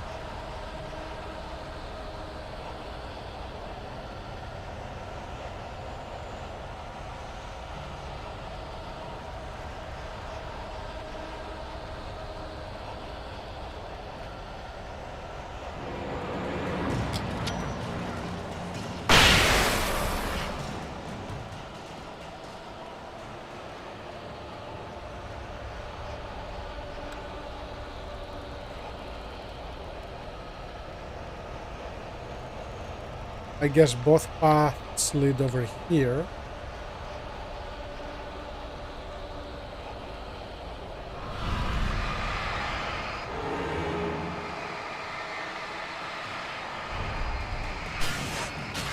Yeah, it's a weird lighting thing.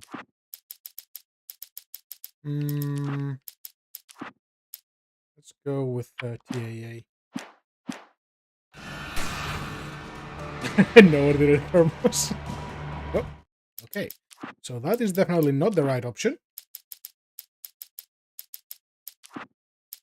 So turn this off, turn this on.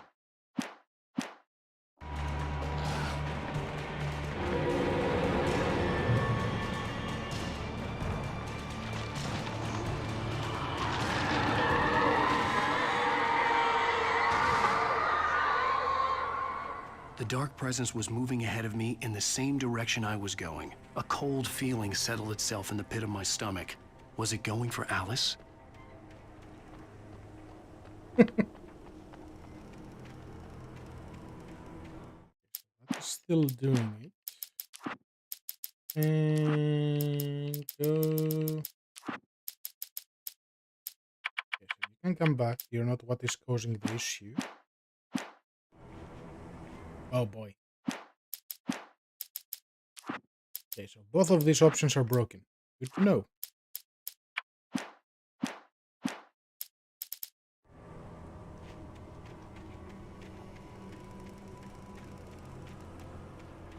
Yeah, troubleshooting those issues is always fun.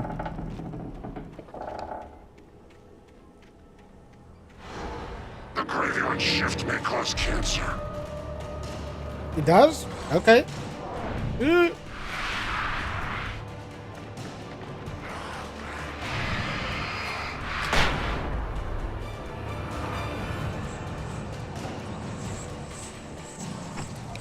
Oh, you are one of those. No.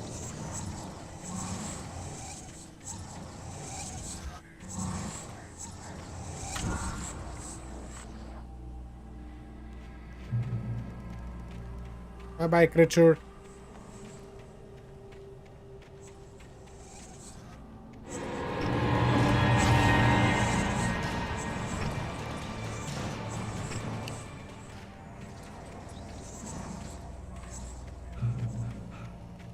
Can I get in there?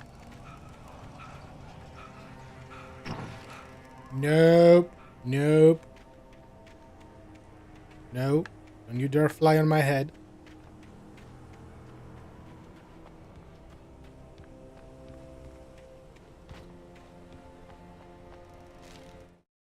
I lifted the page in front of my eyes and read it. In it, I lifted the page in front of my eyes and read it. In it, What? I lifted the page in front of my eyes and read it. In it, I lifted the page in front of my eyes and read it. Alan, are you losing your mind?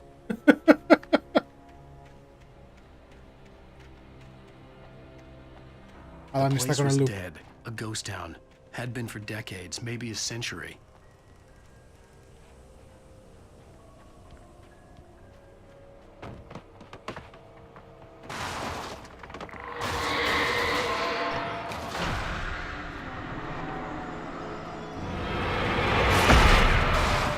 Ow, ow, ow, ow.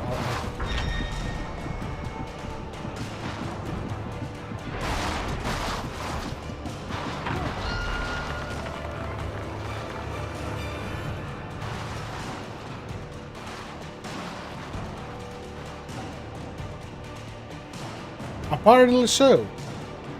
Must be all the flashing lights.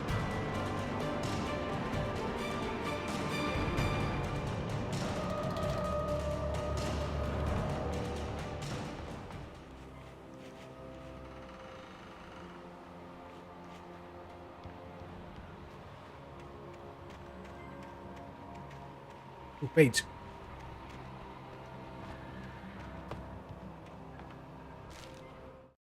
Doc sat down heavily. He examined Barry and Rose. Barry was already recovering. Rose was another story. She was conscious, but she was barely present, almost delirious, disturbed, touched in the head, they used to say. It wasn't the first time Doc had seen someone in such a state, but it had been over 30 years. Doc poured himself a stiff drink. He hadn't forgotten a thing. Doc knows too much. So how many am I missing? So I'm missing a regular page, and I'm missing one more from Nightmare. 2 regular and 1 from Nightmare. So the 2 regular were probably earlier in the chapter.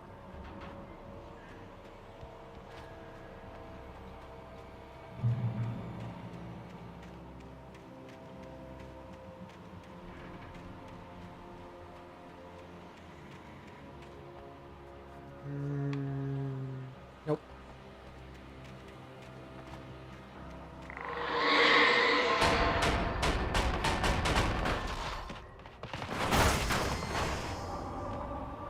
And now I'm fighting a fridge.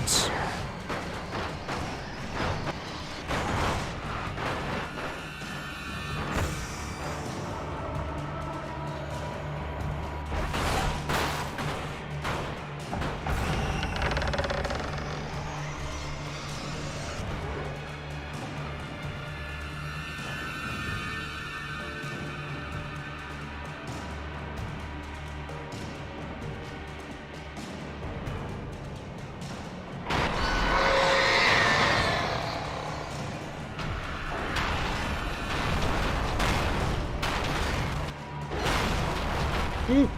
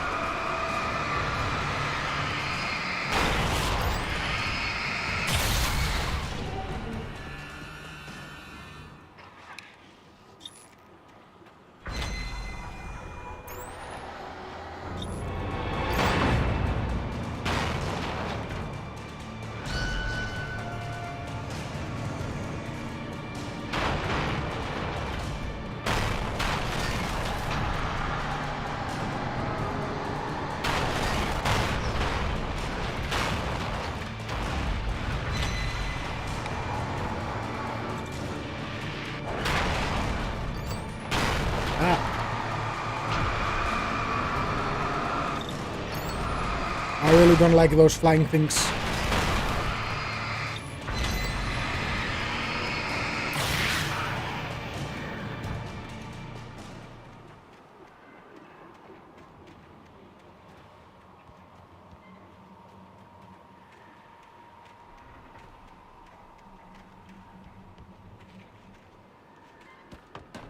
Whoop. Oh, thermos. Hello.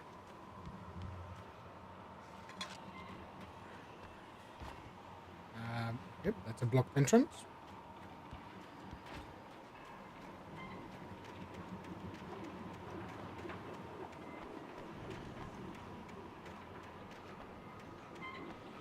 This has to be the right way.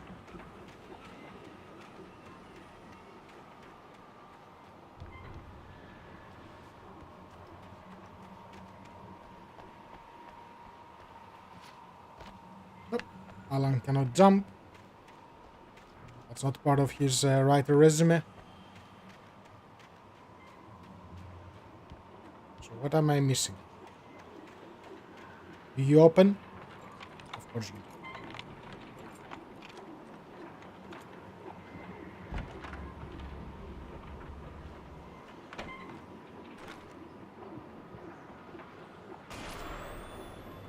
Anything outside of writing is a struggle.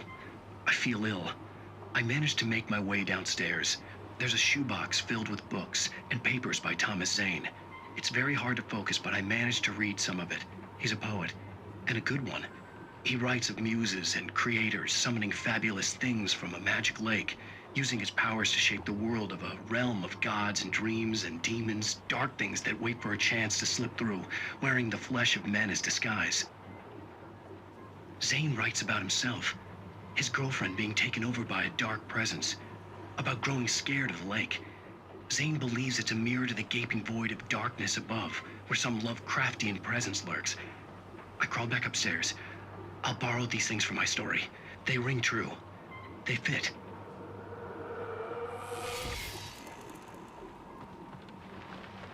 That they do.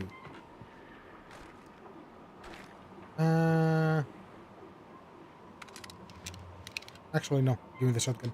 Better.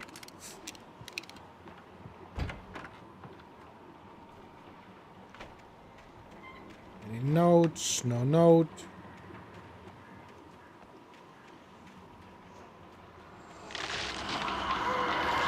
Darkness, why are you destroying the forest?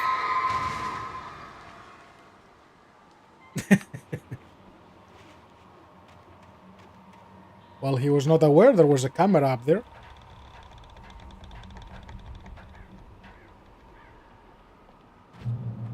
But he was like, yeah, careful, careful, careful. Do you see me? Do you see me?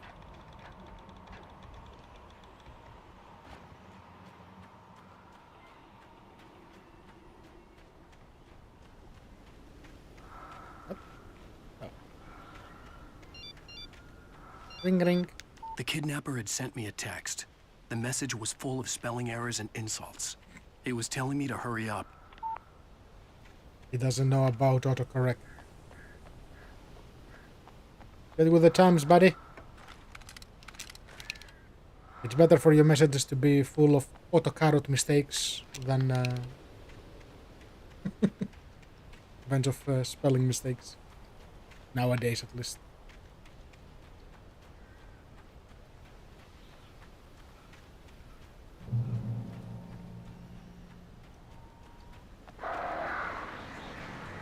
Birds.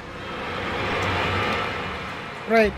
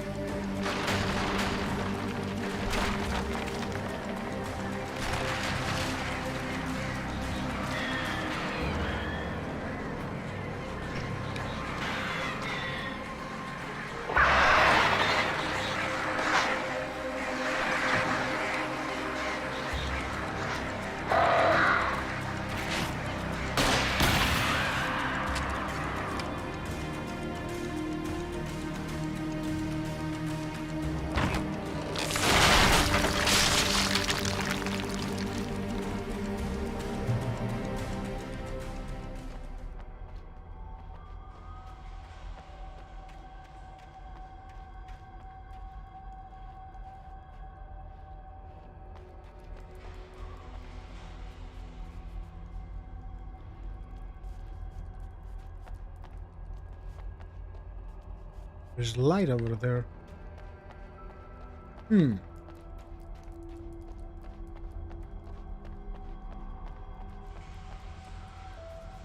Tunnels go to Cauldron Lake. Okay. Hi. Alice?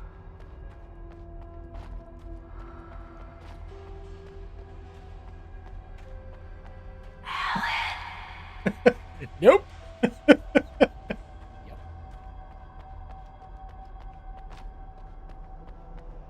Hey. Game, behave.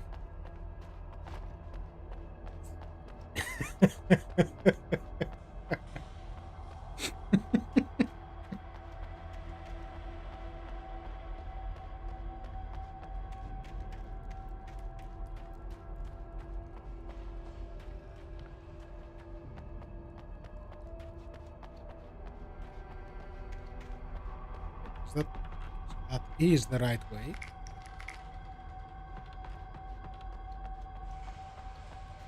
Let's go back down the other way.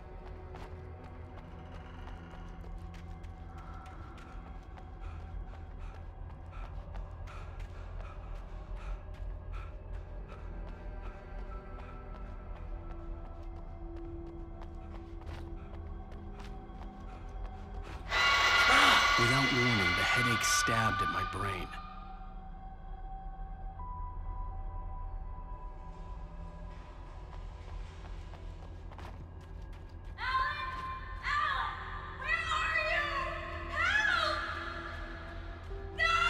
Alice? Alice!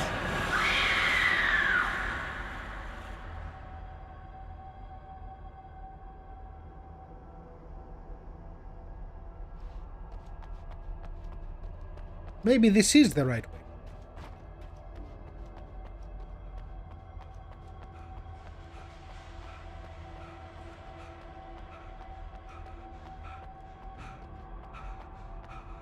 Not quite.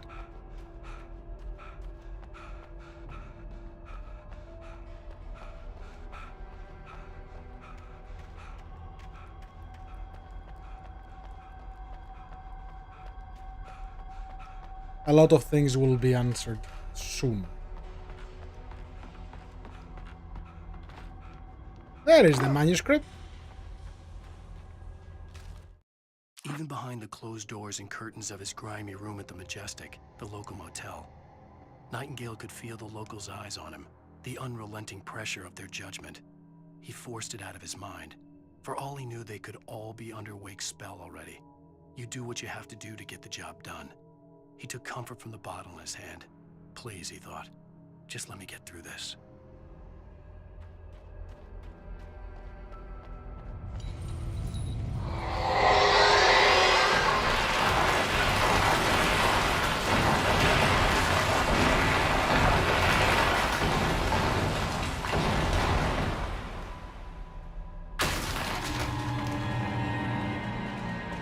Thank you for opening a shortcut for me, sir.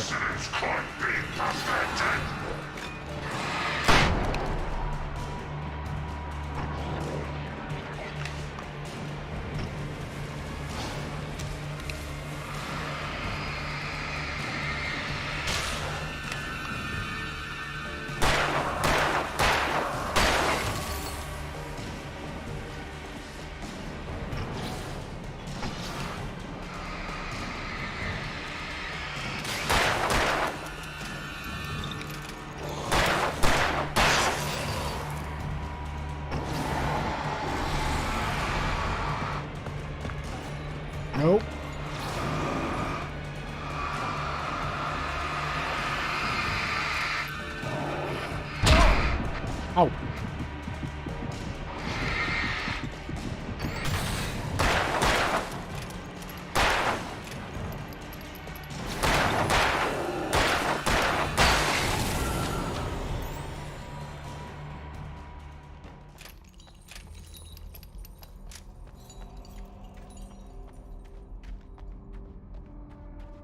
Okay, so not that way, this way.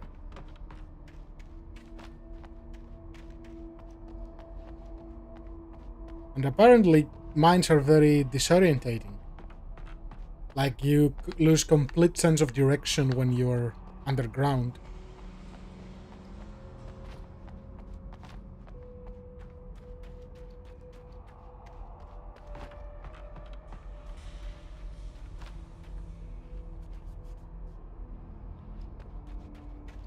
Looks like a puzzle room.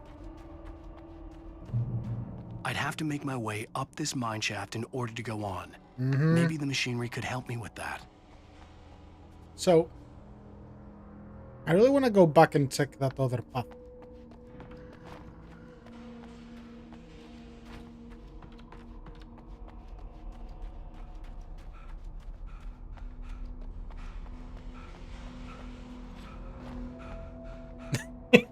Yes, totally Michael. Alan Indiana Wake Jones. Yep. Ah, I cannot go up there again, I think. Well, boo, there goes that.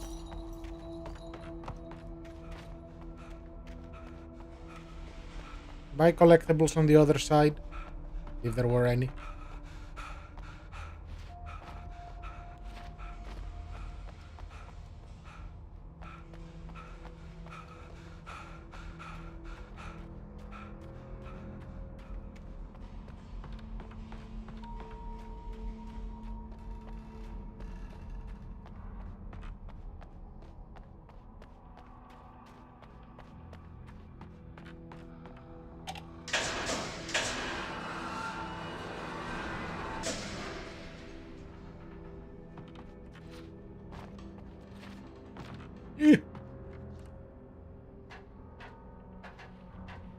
No, I don't think Alan qualifies as Indiana Jones. He cannot jump. He just cannot do it.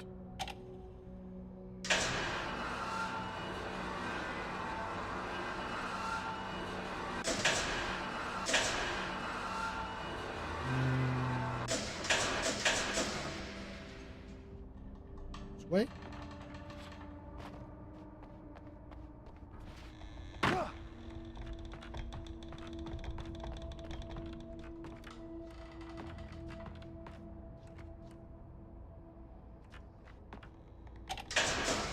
I see how that goes. Up, up, up, up, up, up, up.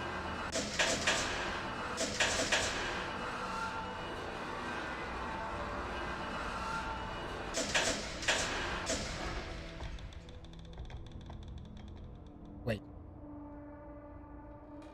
How do I get there? Ah, this way.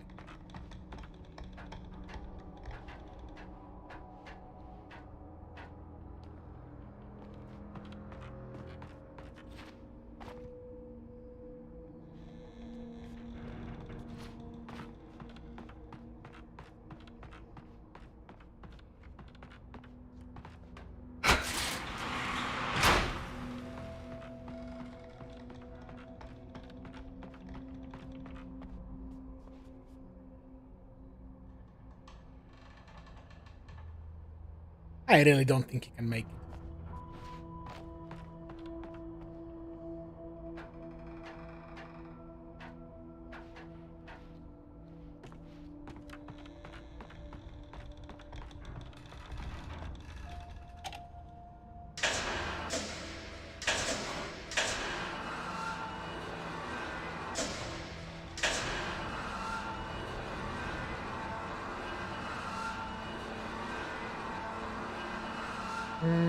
Okay, actually he will be able to make it then.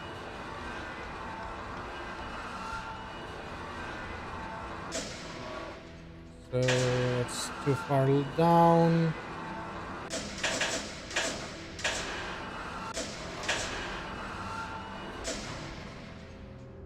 Yeah, should be able to do this one.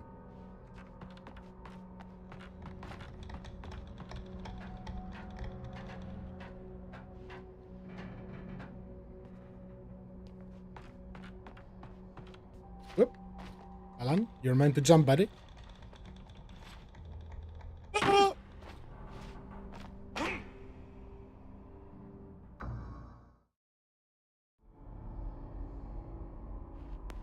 I'd have to make my way up this mine shaft in order to go on. Maybe the machinery could help me with that.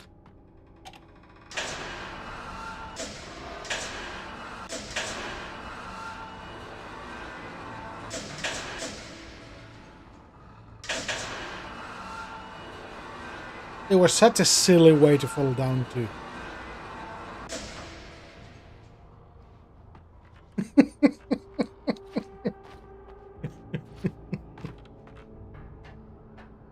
Yep.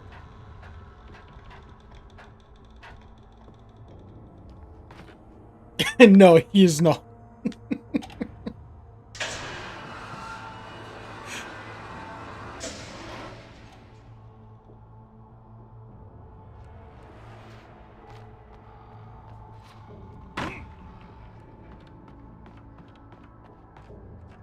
Yep. And that's the joke with Alan. He cannot jump. Oh, wait. I can make that. Am I being too ambitious? I probably am, aren't I? Yep, I am.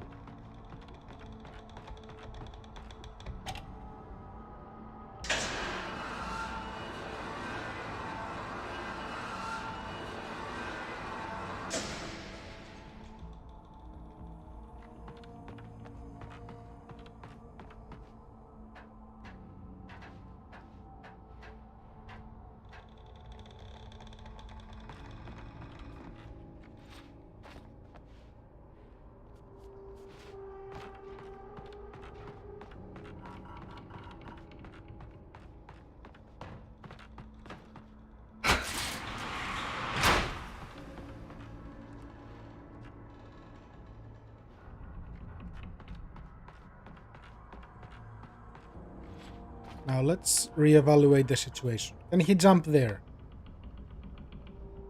Why are you turning? I see you turning. Oh, game. Game, behave.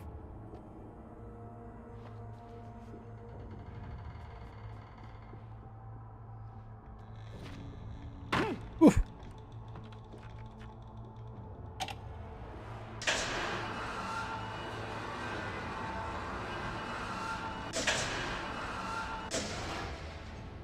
That would help us there.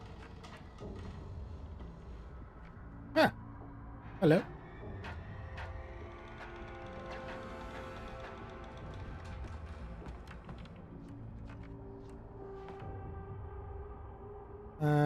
Nope, that's death. Okay, so bring it down, go across.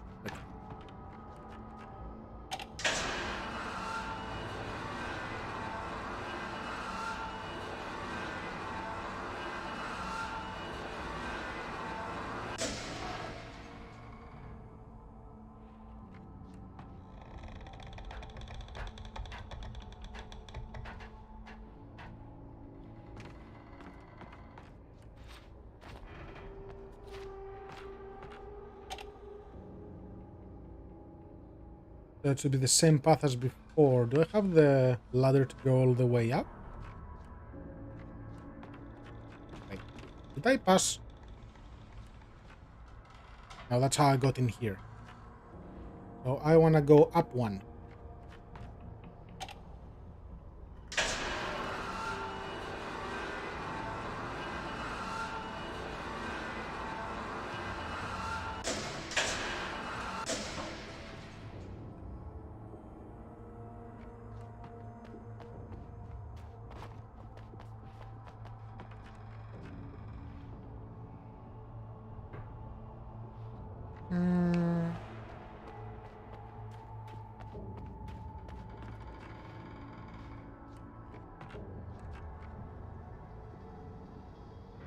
Doing something wrong.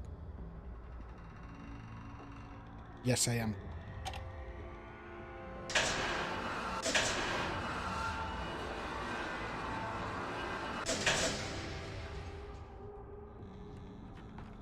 This is not where I came from.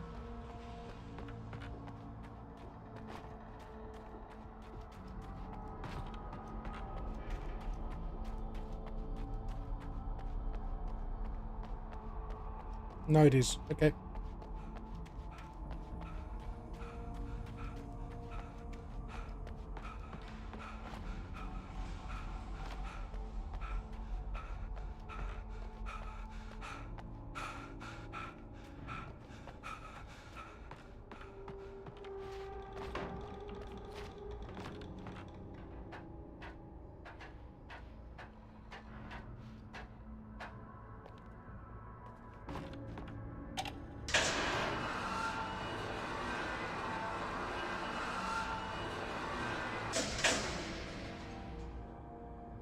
Below?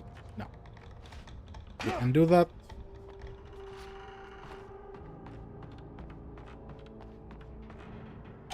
And now he should be able to go all the way up.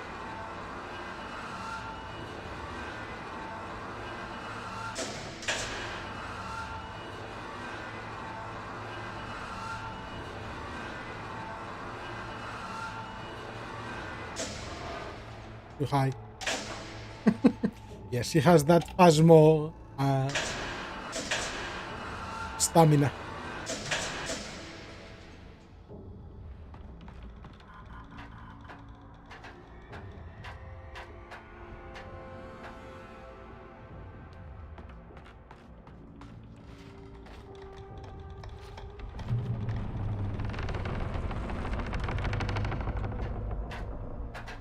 That doesn't sound good.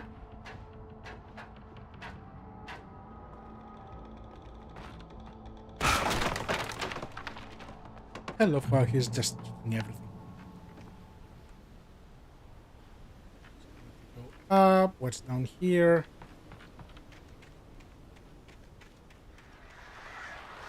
Birds. Oh.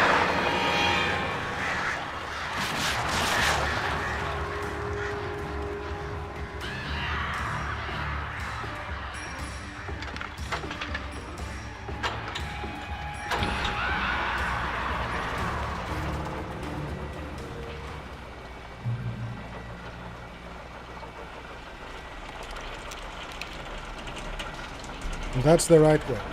Okay. I'll be back in 2 minutes. Time to get a coffee refill. So I'll just switch you guys into a back screen.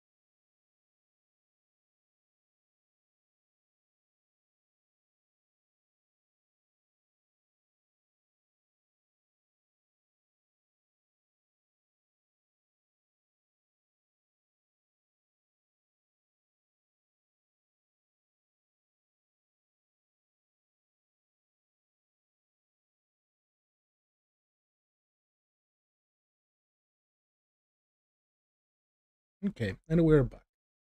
I need to build in a little timer into the be right back screen so it doesn't look so out of place. And yes, lots of coffee. All the coffee.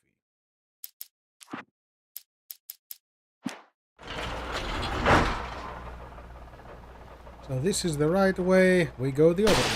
No! Wrong button. Thank you, Morgan.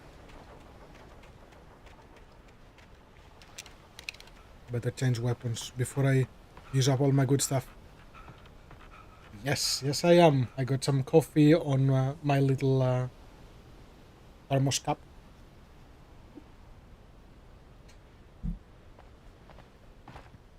So that's always good.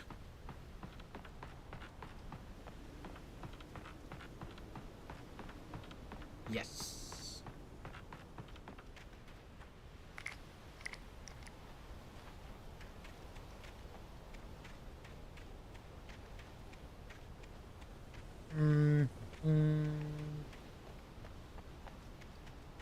Only flares? There's nothing else here? Yeah, there is.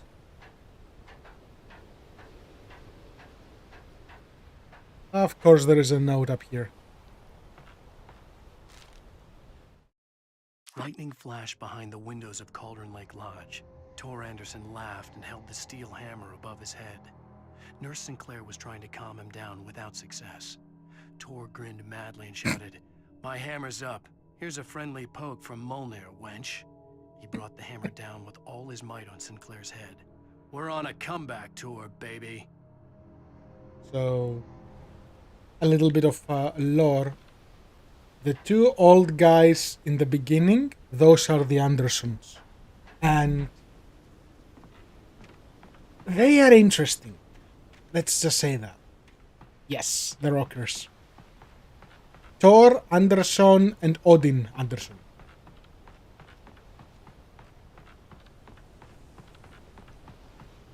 They are the rock stars that were referenced earlier.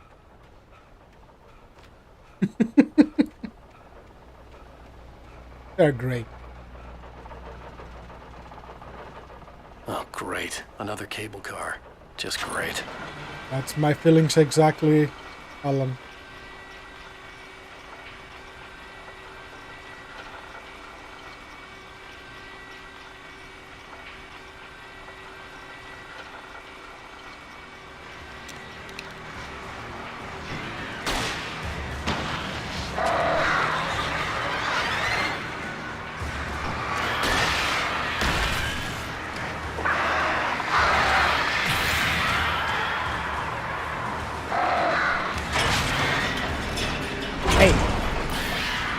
Birds, no.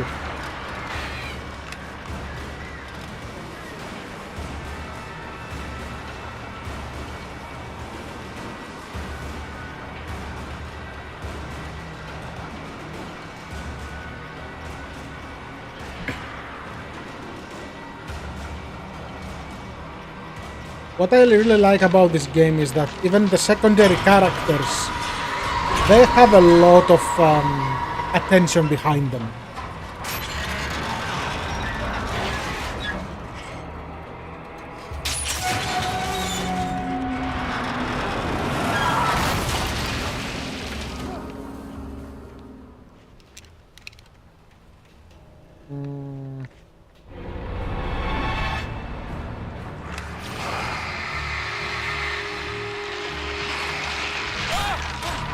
Hey!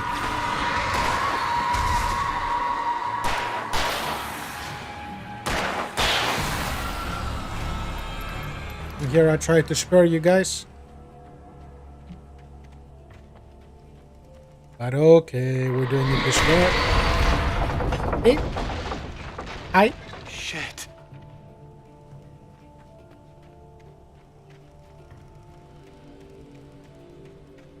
For sure. No note here. Darkness, why are you littering the ground with a train?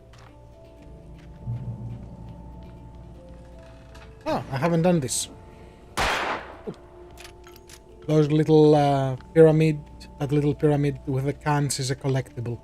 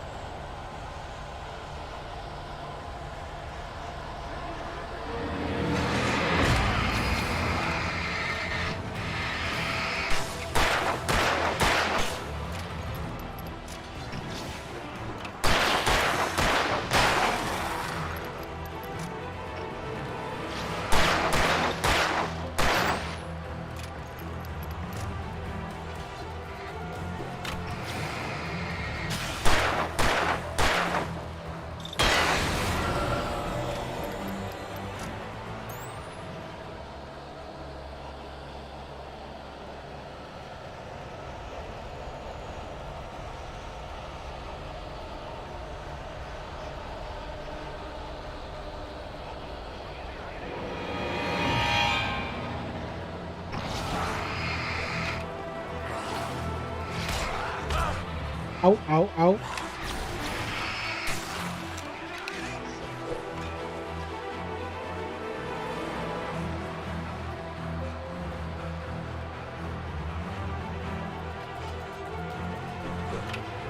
Alan, you can do it.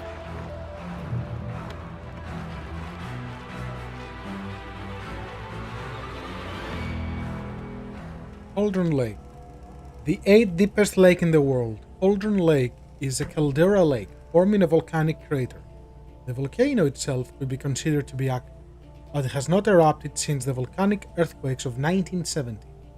And even then, the underground activity was comparably mild. Despite some property damage, there were no casualties. Cauldron Lake is one of the most beautiful spots in Bright Falls area, as well as central figure in many local folk tales. It's a popular recreational area for the area residents.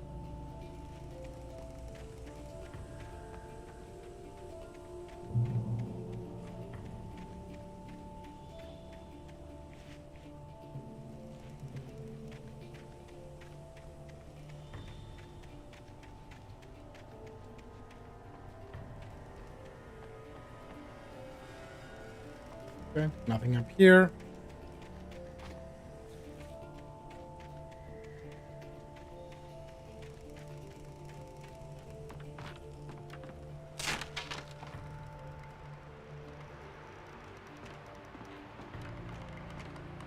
Something that is really interesting also in this game is once you see the whole story, going back and rewatching it from the beginning, you will see so many subtle foreshadowing bits that it's crazy.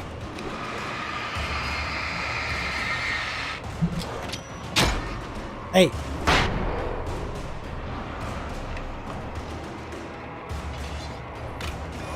No, no, no.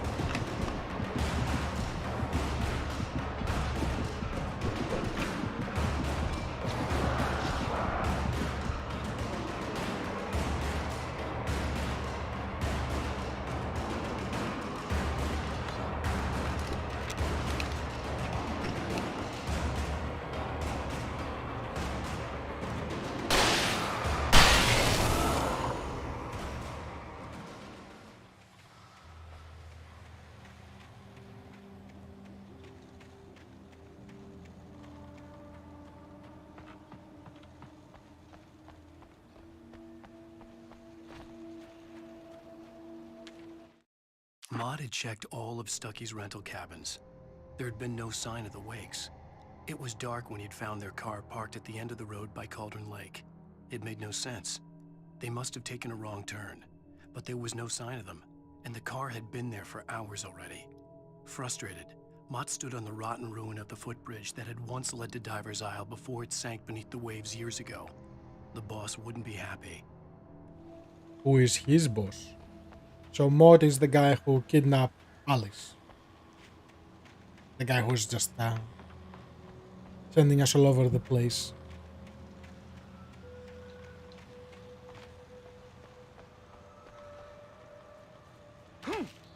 What?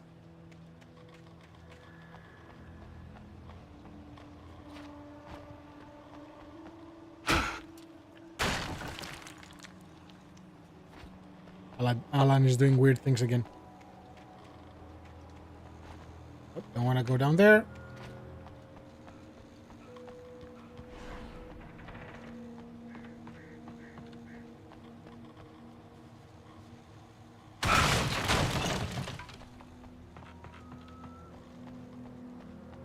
See, how can he kick a big piece of wood but not jump? Like, dude, what is your lower...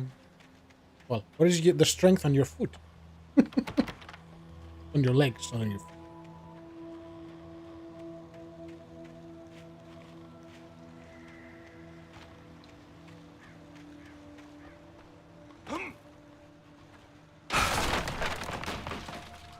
Oh, hello.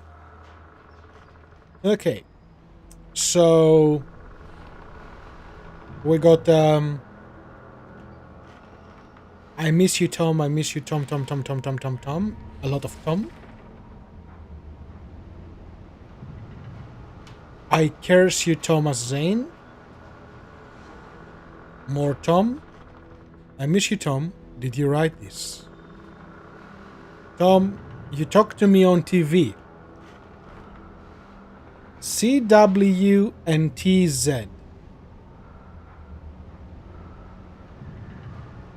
Do you remember who CW is?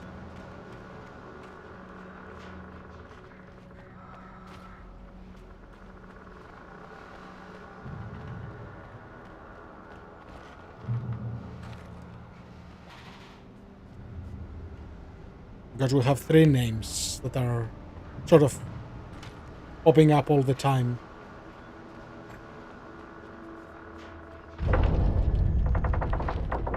No, that's BJ. That's Barbara Yager.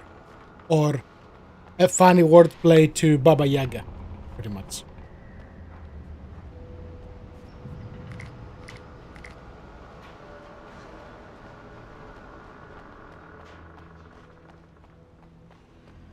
Are the initials of Thomas Zane?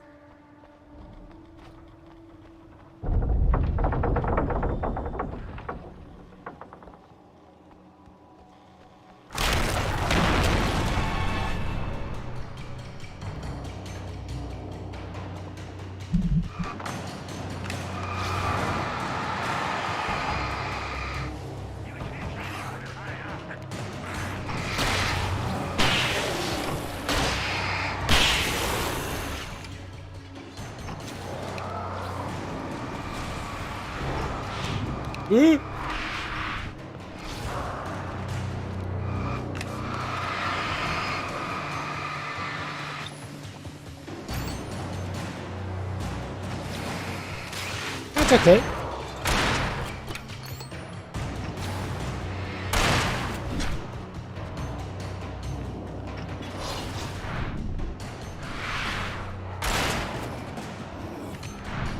Ooh.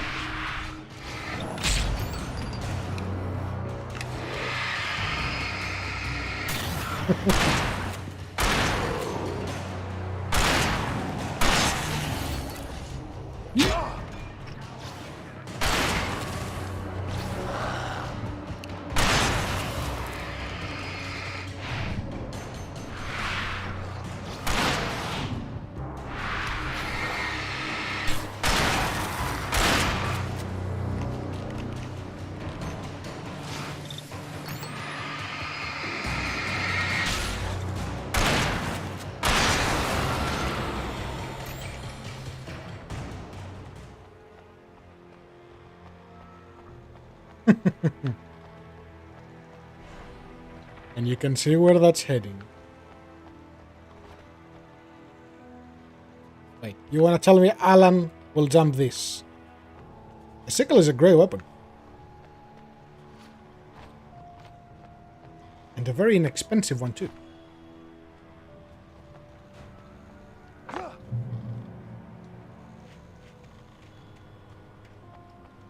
Apparently Alan can jump if you really put his mind on it.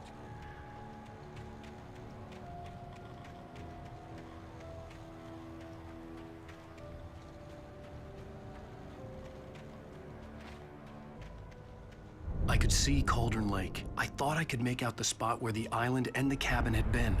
There was a light near it. It had to be a boat. The odds are not in his favor.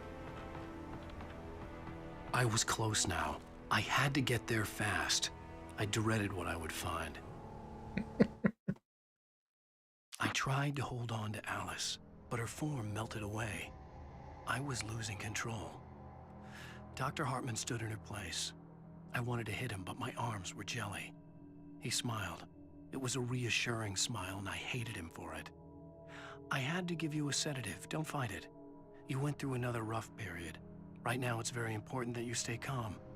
We don't want you to have another episode. You're a patient at my clinic. Have been for a while now.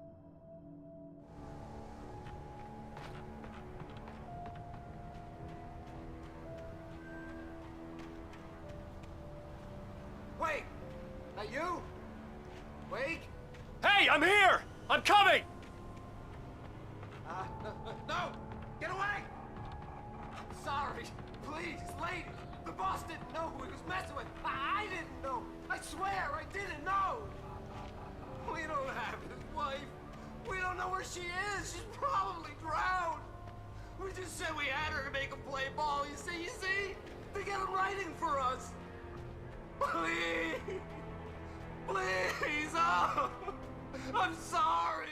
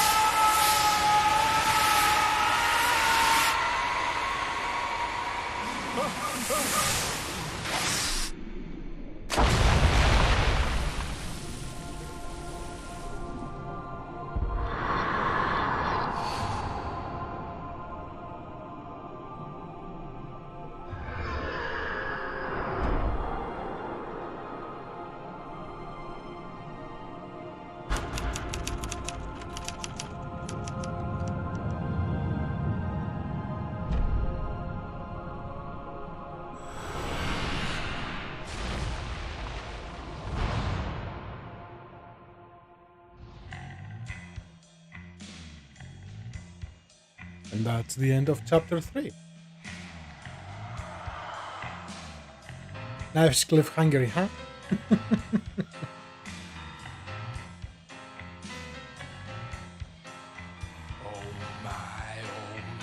What a wretched life. I was born on the day that my poem on And now it's time for chapter 4. I think I'll get through 4 tonight as well. Previously on Alan Wake, I'm hunted by the law. Sheriff, Wake's running.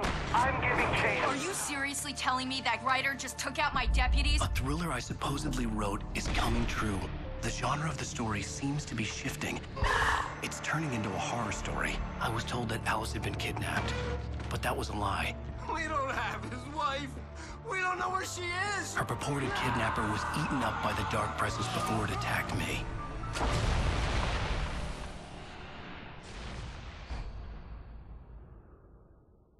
Alan Wake would make a great TV show. Baby, it was just a nightmare. Alice. There you go, Alan. Hartman, I fell. I had to give you a sedative. Don't fight it. You went through another rough period. What? Right now, it's very important that you stay calm. We don't want you to have another episode. You're a patient at my clinic. Have been for a while now. The shock of your wife's death triggered a mental illness. No, you lie. You're suffering from various symptoms of undifferentiated schizophrenia. Bastard. It's okay, Alan. Just let go. The fisherman.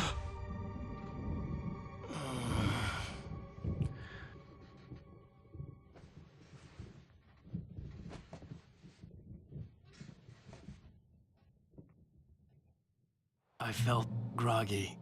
Whatever Hartman had bumped in me was making me numb. I felt like this was happening to someone else. Someone I was watching on television. I couldn't think. Couldn't focus. There were only empty sheets of paper here. No manuscript pages.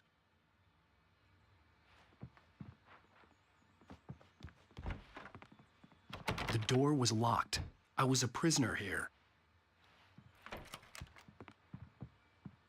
Good evening, Alan. Are we feeling better now? Feeling calm? Yeah. I see you brought your pet gorilla with you. So sure, I'm calm. I get the message. Loud and clear.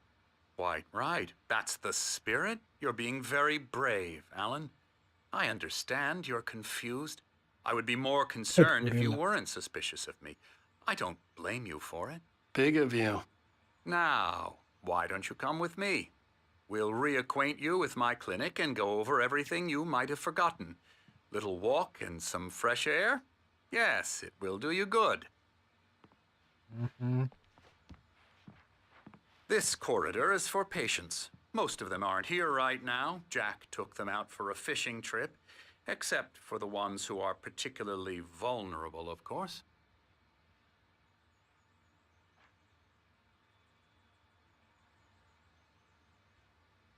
The engaging new book by Emil Hartman, PhD, the author of the best-selling Creative Flow, his groundbreaking techniques, engagement, therapy, and the flow, explained in his own words.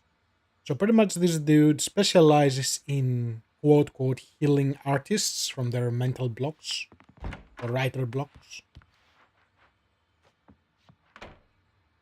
Night Springs. This is a little Easter egg. That's a game that was one of the first games that this company who made Alan Wake actually made. So that's a little Easter egg here. Yes, that's the one. And that's the one we punched in the face very early on. This is a bunch of sketches of stuff. I encourage creativity as a part of the recovery process here at Cauldron Lake Lodge. I specialize in treating artists.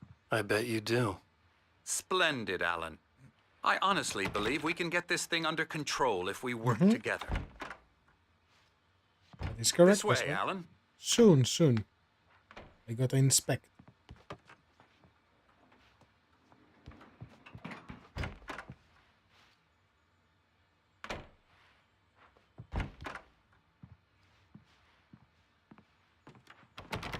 Let me in the Anderson room.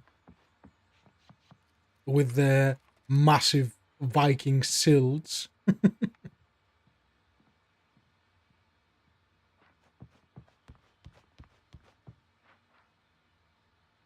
That's a bear. That's a weird thing.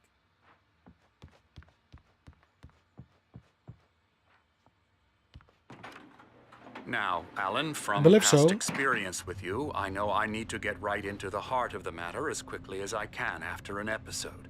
So I'm just going to say this. Alice is dead. No. You're in a very vulnerable state until you understand and accept this.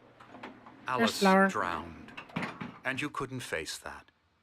You're suffering from hallucinations, paranoid delusions, unusual thinking, an obsession about light and darkness, a feeling that everything revolves around you, your thoughts and dreams. Your mind has constructed an elaborate fantasy scenario in which your writings are affecting reality. She has been kidnapped and supernatural forces of darkness are trying to stop you.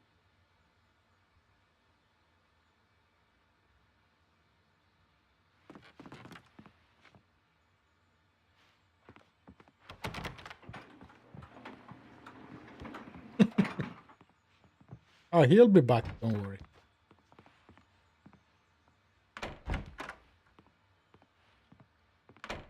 Lance! Oh, behave. We go this way, Alan. I wasn't ready for another shot, so I went along with it. He had to be lying. But under the influence of the drug he had given me, I had to fight not to believe his words. It's all in your head. You've been making it up. Apart from the tragic accident with your wife, no one has been killed. Your delusions are just a manifestation of your subconscious mind trying to protect you from the too painful truth. Unless we fight the fantasy, it will return. I know the instinct is to resist me, but think about it. Doesn't this make far more sense than the insane supernatural conspiracy you have concocted in your mind? Nope. You're a skeptic by nature, Alan. We both know this. Everything can be explained logically.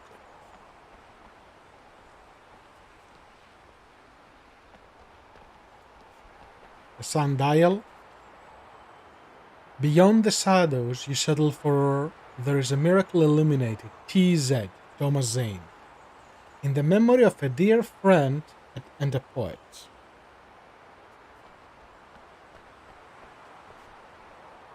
(1912) Cauldron Lake.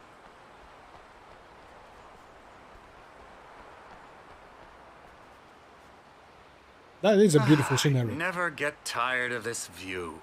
Very inspiring, isn't it? Cauldron Lake spread below us. I could see Mirror Peak on the other side of the lake. I thought I could make out the spot where Diver's Isle had been when I arrived with Alice. Now there was nothing but waves.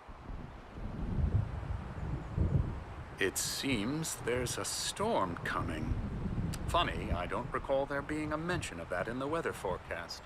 Well, no matter. This way. Follow me. Alan, what I'm telling you is good news. Right now, we're in control. Every time you have a relapse, it gets more and more difficult to resurface from the dark depths of your imagination. Not surprising, considering your profession. Imagination is what you work with. After all your nightmares, this should come as an immense relief to you. If it doesn't, why is that? Because I'm lying? Or because you don't want to admit that you're not well? It's very natural for you to think of me as your enemy. It's part of the illness. I let him talk. After all, Hartman I'm obviously the one loved trying his to own bring you voice. out of the His world words you've echoed constructed madly for inside yourself. my head. But I I can't dug my do nails it into by the palms of my myself. hands to stay focused. You need to work with me. Once you accept that, we can begin the journey towards your recovery. Come along. Let's go inside. Let's meet the regulars. Here's the entrance to the office wing. That's for staff only. You were impressed by my trophies when you first arrived here. I do love to hunt. The great outdoors, man versus nature. It's wonderful stuff. Pretty damn wonderful, yeah. Hello again, Slipper. Scary, scary, scary.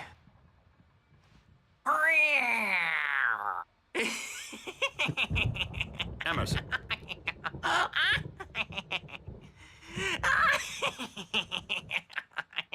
I'm a real bad dream, mister. You should be afraid of me. Don't want to run into me in the night, that's for sure. Please, Emerson. Mr. Wake is confused enough as it is.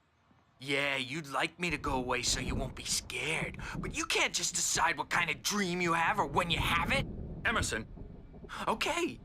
Sorry. Boo. That's Emerson. We're actually making some progress with him, I'm happy to say. He works on video games. Ooh, yeah. It's trash, of course, but it does involve some small creative effort, which makes him receptive to my therapeutic methods. No kidding. And yes, he's an Easter egg as well. He's one of the developers of the game.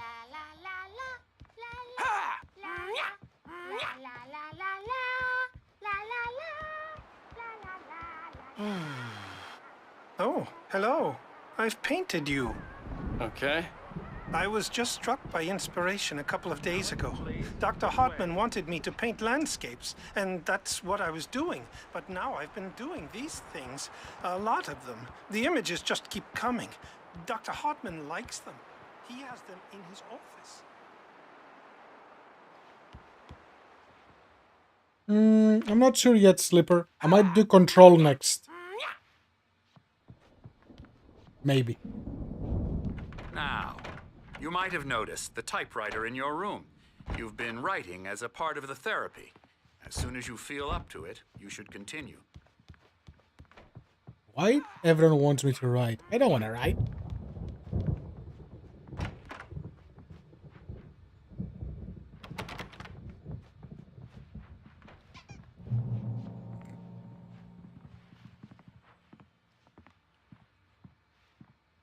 And here are the Andersons. My rheumatism's killing me. There's a storm coming. Oh, what a storm. I hope it wipes this place off the face of the earth.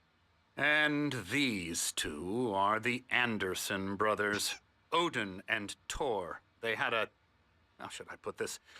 A heavy metal band in the 70s and 80s called Old Gods of Asgard. They even adopted new first names to complete the image of Viking gods. After the band broke up, they lived on a farm nearby. They are, well, in advanced stages of dementia. They're well cared for, TLC and all that. There's nothing more that can be done. I'm afraid that the rock and roll lifestyle has left its mark. No, that won't do. I'm so sorry to cut this short for now, Alan. The power has been acting up. I'd better go check on it. We'll continue this soon. Meanwhile, when you feel up to it, return to your room and try to write. It really is for the best. Don't you think? Sure, bruh. I'd like to bash his head in with a hammer. Oh, he'd love to fish out our secrets, but he has no clue. He's not crazy enough. Not crazy like us, Sonny. Yeah! Being crazy's a requirement, Sonny. Who else could understand the world when it's like this? It takes crazy to know crazy. That's the sanest thing I've heard in a while. Zane! You're all right, Tom. Hey, we like him, don't we, bro? He's got to go to the farm. The Anderson Farm. Valhalla! We wrote it all down, lest we forget. A crash course. All you need to know to get your head right. You need to find the message. Here, Sonny, here's something for you. Gave me a rash, but I kept it safe from these bastards. My head was clearing up, or according to Hartman, I was sinking back into the fantasy. I was convinced he was lying to me about everything. Crazy or not, the Andersons made more sense. Tom, you got any booze on you? Yeah, Yes, no. That's We the one. have a stash of the special stuff at the farm. Our own formula. Local ingredients. Medicine clears your head right up. Makes you remember like moonbeams on the brain. Oh, I just noticed. Leather patches on the elbows? That's not very rock and roll. Tom just lost is all. Baba Yaga got to him too, the damn witch. She used us all. Taken from all of us. Took my thunder, the witch. And my ravens. What were they? Memory and thought, the hag. She took something from you too, didn't she? That's what she does. We're better off. This place, the lake, it gives you power. If you're a creator, an artist, a god. Nightmare shifted in their sleep in the darkness of the lake. Yeah, that's the one. She makes sure it comes out twisted and wrong. Just ask the lamp lady. She knows what happened to that other writer. She's been using you, boy, and you let her. You went and opened the door for her, didn't you? Now, it was already open a crack. And whose fault is that? We're morally corrupt, disease-ridden, old and stupid. Doesn't mean he had to open it all the way, goddammit. Yes, was responsible for tired. starting the Built the farm mess. close to the lake. A place of power. Good night, all gods. We had parties there, man. You should go there and have a party. We will. We will go party. Don't you worry.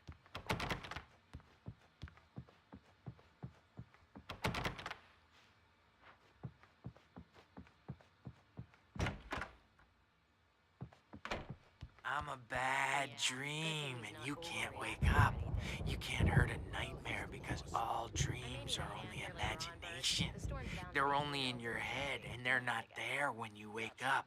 So you can't wake up because I'm in charge now, and I don't want to disappear. My nightmare is the publisher people who want to make a contribution so they can say they made a contribution, and then we end up with mullets in there because they think mullets are funny, but it wasn't supposed to be about mullets, and now it's about mullets. And when it's in slow motion, they call it mullet time because the numbers came back from marketing that mullet time is the hook we needed to go big in the target demographic. And they're not even kidding. They say it all like serial killers with straight faces and smiles. My nightmare is the writers who want to make everything from the characters to the toasters talk all the time and express their feelings so they won't shut up. And the writers won't shut up either because they have feelings too. And I have to listen to them because they're not scared of me. And everyone should just shut up. Shut up. Shut up. But I don't see nightmares anymore because I'm too scary for them. I take 2 pills every morning and 1 with every meal and 4 when I go to bed. And that makes me the scariest nightmare of all. That's quite the diet. Hey, Wake, why don't you humor Dr. Hartman and give the writing a shot, huh? Typewriter's in your room.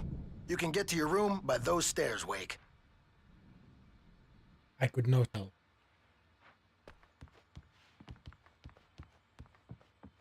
The doors were locked. Hartman and the nurses would have keys, but there was no way to get my hands on them. Something's wrong. I'm not myself. It's hard to think that there's a shadow inside my head. I can only focus on writing. Everything else is a blur. I'm trapped in this cabin, have been for days, but it's always dark outside.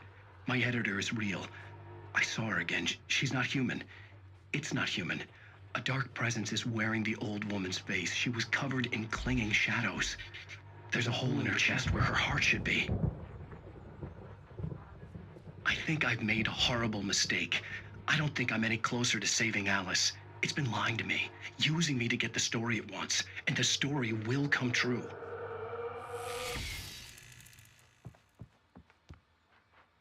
Another QR code.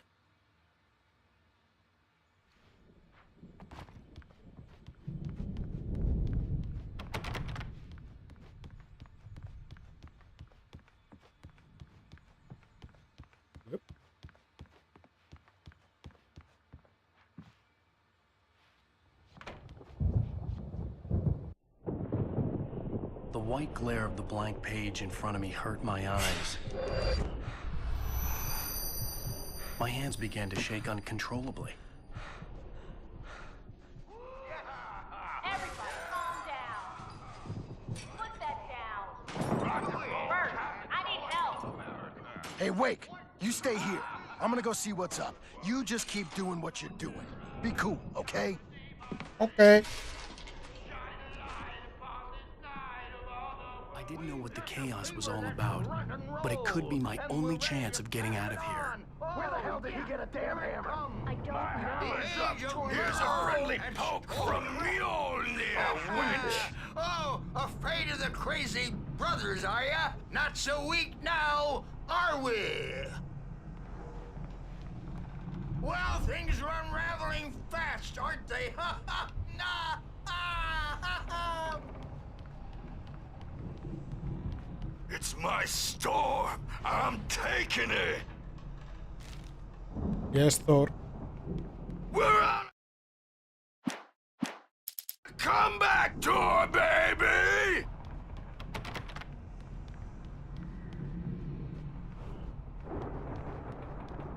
Hammer's Way will have its say. Rise up in their name. Sinclair looked bad. That wasn't a love tap. The crazy old fart hit her hard. And if she was one of Hartman's goons, she had it coming. I could get the key to the office your room from Sinclair. I had to get to Hartman's office. He had taken all my manuscript pages. That's where he'd be keeping them. And face the music, Birch. It's time to pay the piper. Gorilla is hiding from the old gods of Maybe Asgard. you could come out and beat our wrinkled adult diapered asses for us, since you're so tough, Birch. The provocation is real. We were on the road, man! You think we haven't seen punks like you before? Mortal knave!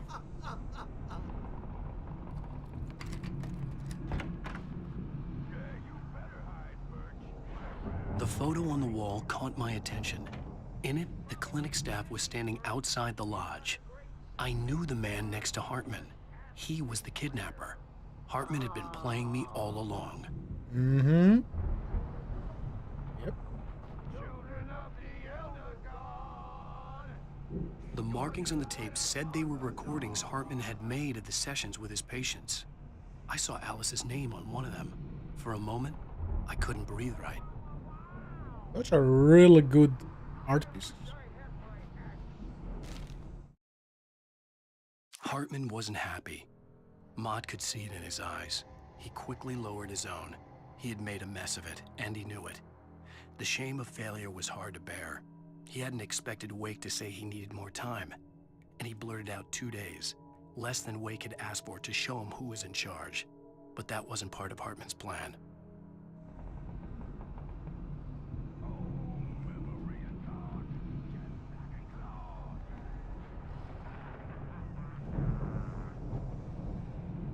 Now, Mrs. Wake, can you tell me about Alan's problems?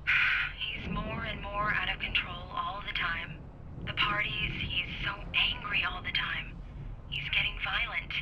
Do you mean with you? No, not with me. No, never. Sometimes I almost wish Alan would take a swing at me, because at least that'd lead to a conversation he couldn't just march out of. But no. Alan doesn't really sleep. And the work, well, he's not writing at all. He sits there for hours and just gets more and more frustrated. And I can't talk to him. Yes. Tell me, Mrs. Wake. What would you say to him if he'd listen? I don't know. I want to say, I look at you, and it's not you. Just some stranger who resembles you. Looking out from behind your eyes, and I don't like that guy much. And now it's all gonna go to hell. But you don't ever say this. No. I've tried, but he's not listening. He's too deep in his own problems, always going on about something else. I'm so afraid I'm gonna lose him, and we're not even talking anymore. He doesn't let me in anymore. He just keeps me in the dark. I'm so alone here, even when he's home. Please help me, Doctor, because I'm at my wit's end.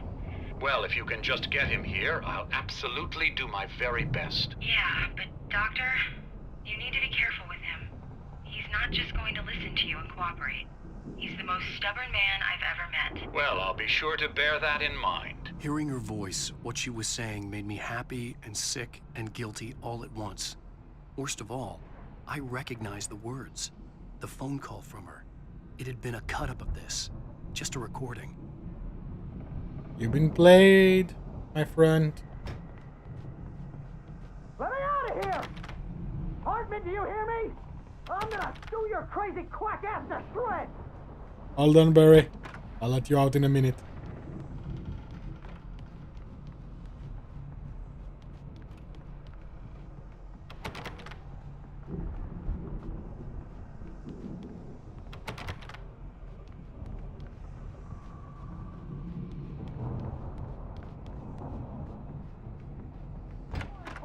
All the way, jerk! Seriously, man, I'm willing to... I don't think there is another place I can go up here. No, it's not. Okay, this way. Hartman, I knew you were weird. You got that weird guy look. If you're one of those nurses, I'll double what he's paying you, okay? Do you have any idea how much I make as an agent of a best-selling writer? A lot. Is a personal check good?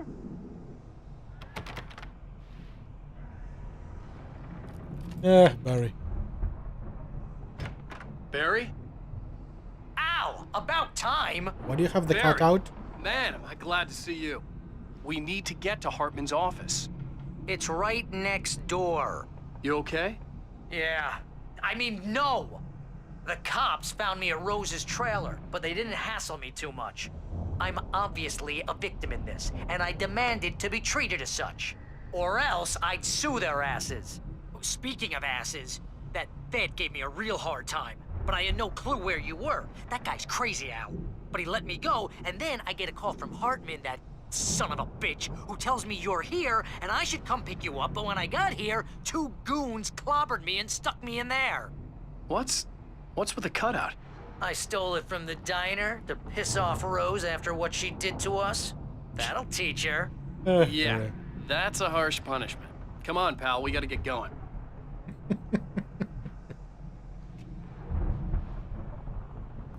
Agent versus super fun. Do These were all the pages I had on me. And more.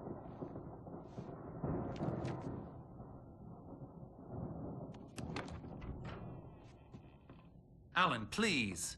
You're sliding back into the... Tell me one more lie and I'll shoot you in the face. Ah, well, it was worth a shot. Really, Wake, come on. Let's work together on this. You have no idea... Hartman, shut up! Barry, get out of here. I'll catch up with you. Get a car. Oh, Al, let's just... Go! Wake, listen to me. This is a mistake. Don't you see? Together we can create something absolutely wonderful. With your ability and mine.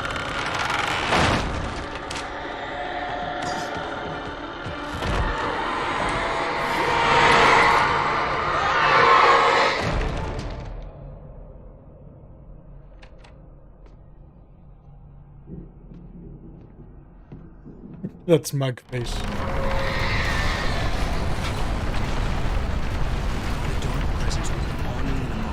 You said I got more stuff. Did you give me any? No, there is only one page on Nightmare. Okay. I had to find a way out. Ow, ow. What the?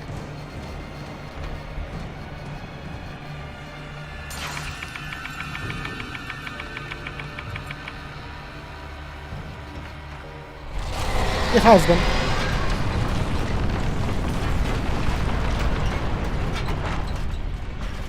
I needed light to get the possessed bookshelves out of my way.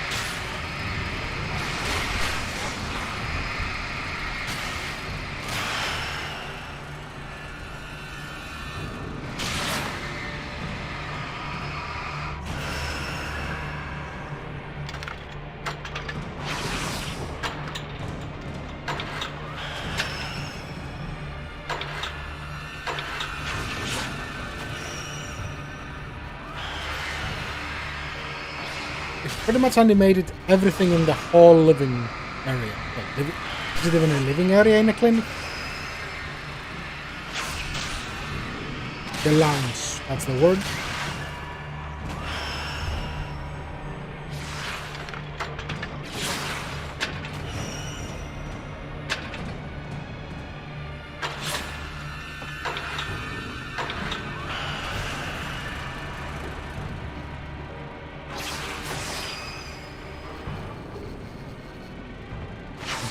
Cannot get the last pieces, that's okay.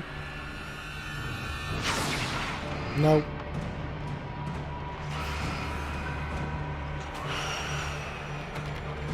No.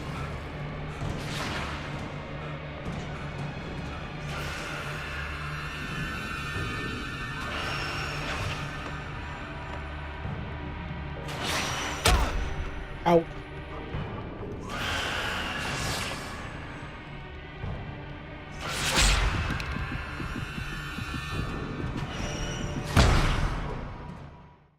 That did not go as planned. Can I move? Can I rotate this? No.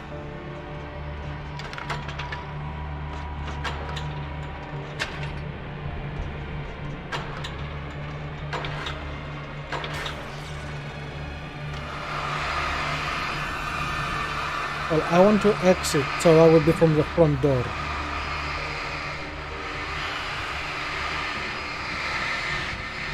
And I got no flashlight, so how am I gonna do it?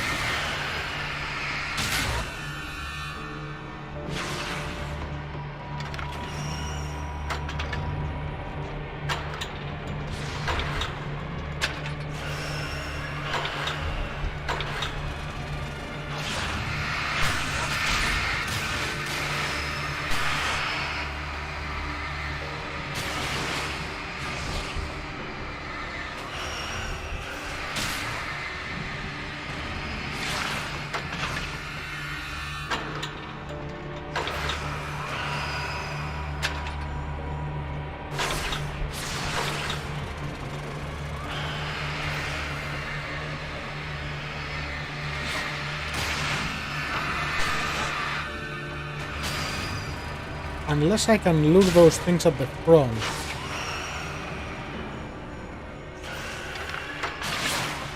Maybe.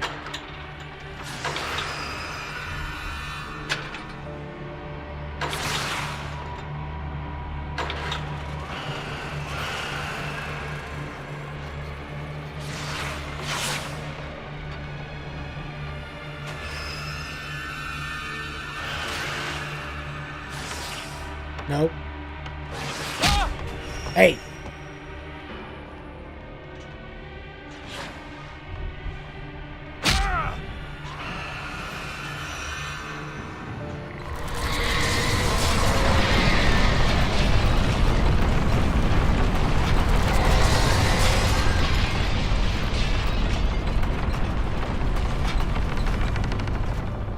Not spooky at all.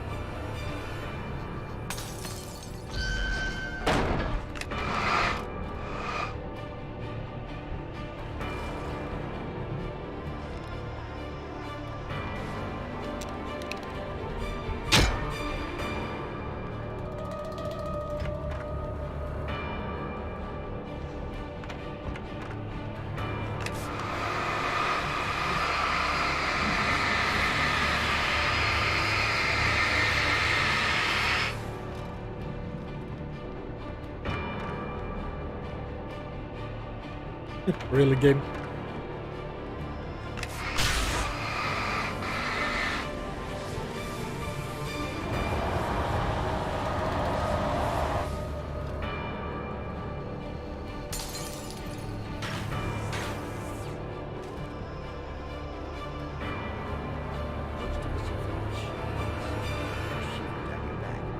Perfect time for Night Springs.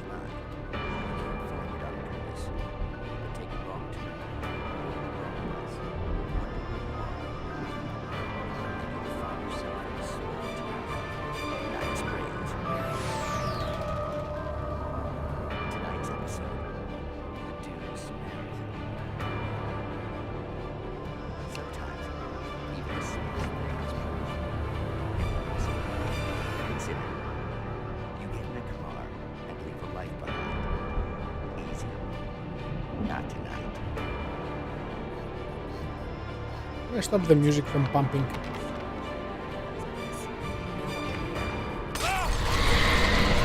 No.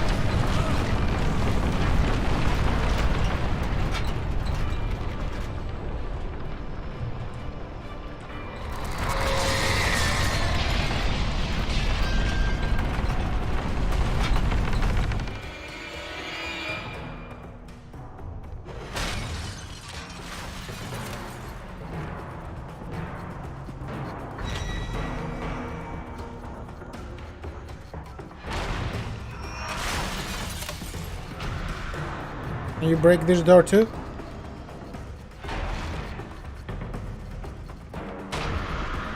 Okay, bye.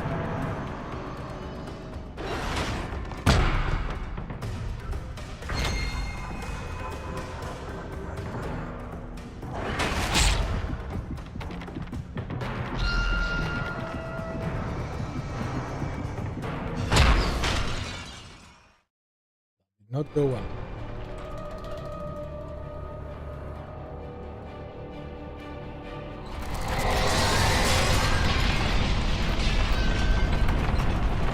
Let's try this again.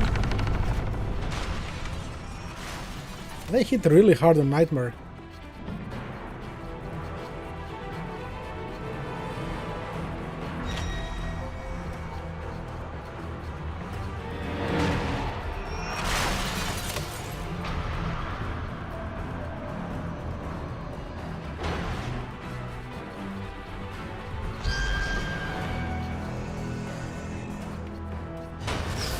Yeah.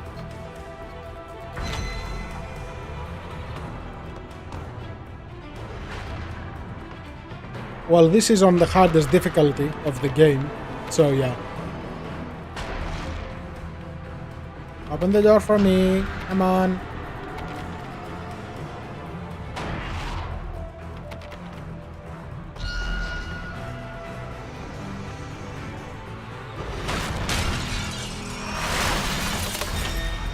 Thank you.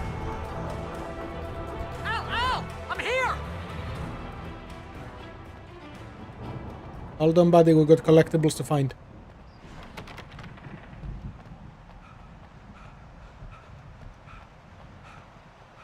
Hey, come on! We gotta get going! It's a tiger.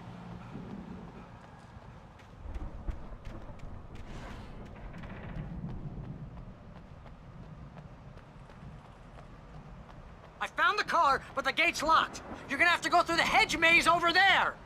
Barry, I don't have a light. Take this, Al! Oh, God! Look at the house, Al! Look out!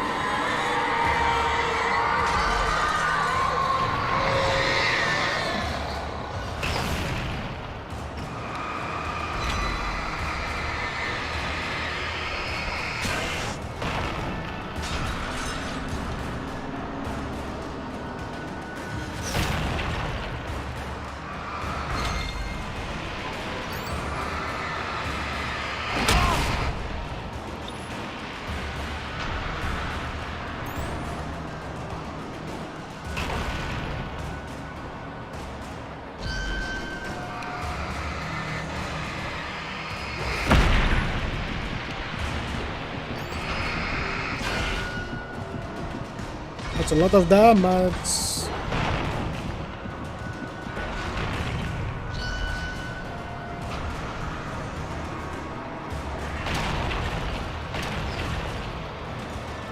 Oh, butters. Hello.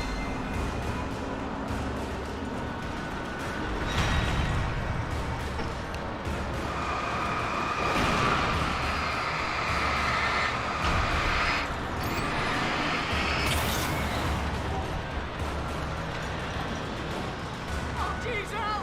The house looks bad! Let's get out of here! Well, if Alan could jump, he could climb over the gate. No. That would be too easy. The labyrinth time. What do I have? Just a gun and this. Great. Al, hurry up! I can hear those evil guys moving around!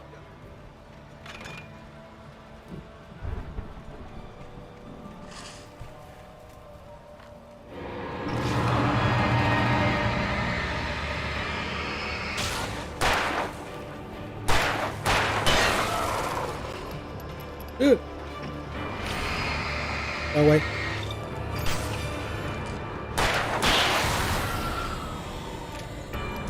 Don't trust Emil. I had no plans to.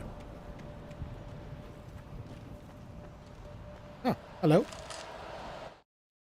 I stared at the Viking paraphernalia that littered the area, surrounding an unlikely centerpiece. A full-size stage complete with an impressive sound system with all the trimmings, including a dragon. It took a special kind of crazy to build something like this in a remote field. When the sky split open with a deafening boom and the music started blasting, it felt strangely appropriate.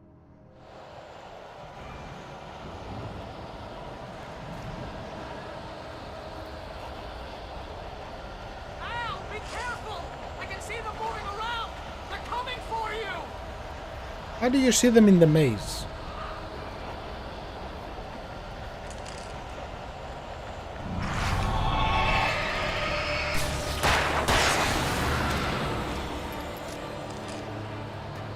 Do you have superpowers, Barry, and you never told me?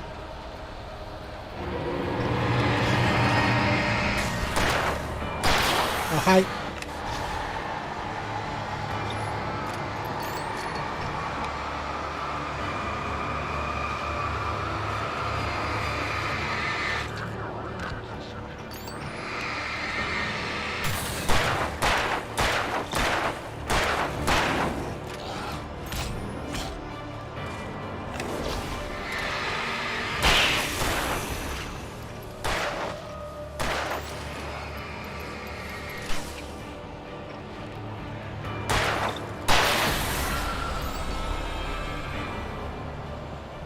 Light that way means the right way.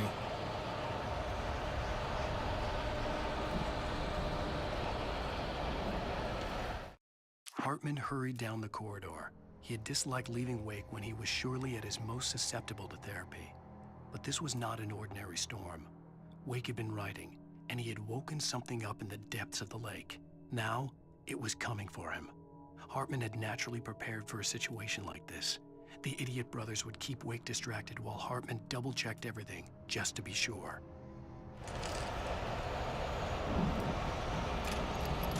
I don't know if distraction was the right word there, but sure.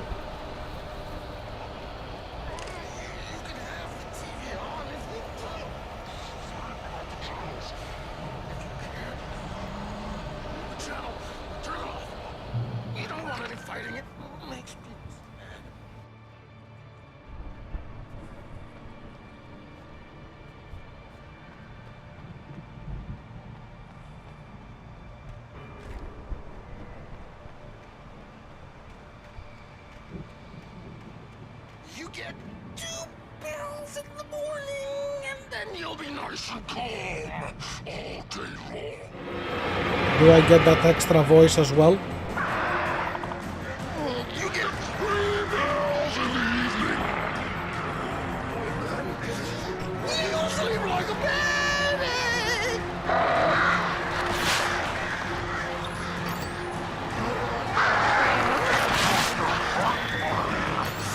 Life seems to be yours. That way we don't have any trouble, and I don't have to punish anybody.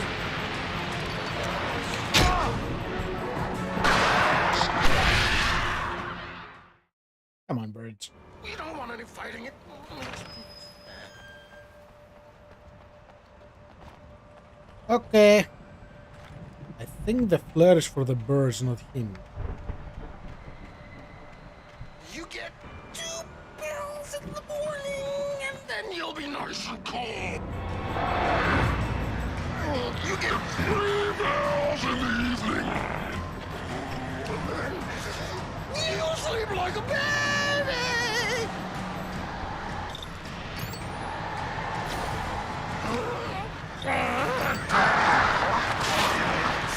Life seems to be yours. Ouch. That way we don't have any trouble. And I don't have to punish anybody. Stop struggling. This is just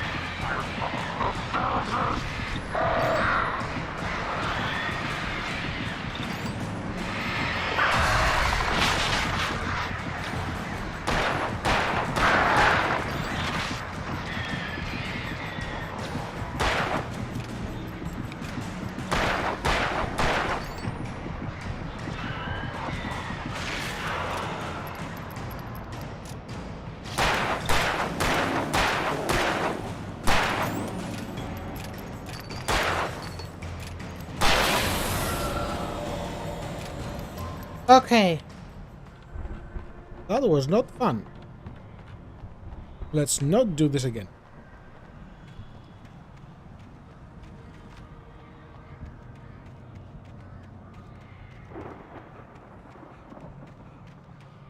But I hear more birds.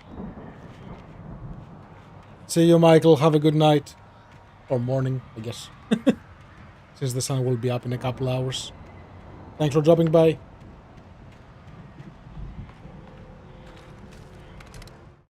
Mott knew that Wake was smarter than him.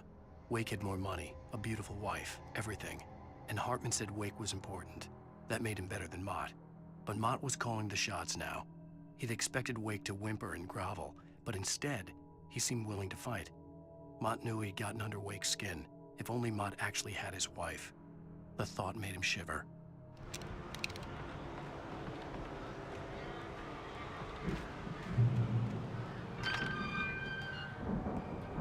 That's a trap. That is most definitely a trap.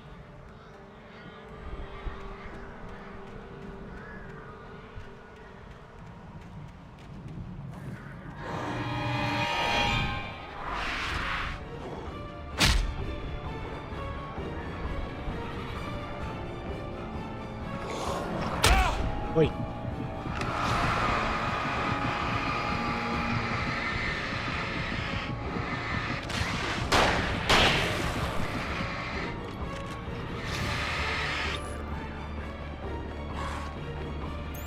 Nope.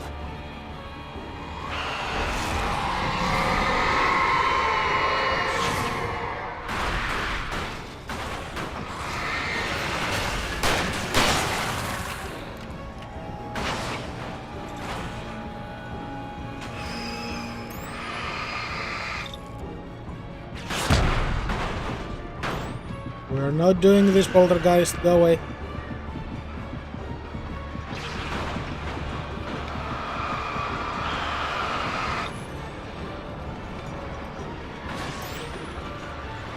Hi, Neo.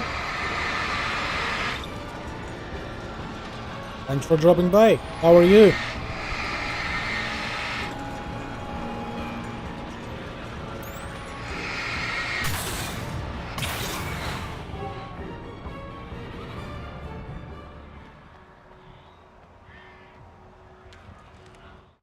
For the moment, Barry was just glad he had survived the fall. He had been separated from Al, and there was no easy way to climb back up. He told himself he'd be okay in the gloomy forest at night. He would just have to wait for a while for Al to find his way down. Barry turned when he heard the heavy footsteps and saw the movement. The man-shaped shadow lunged at him from the bushes, an axe held high. Barry screamed and threw up his hand. The world exploded. World exploding is not good.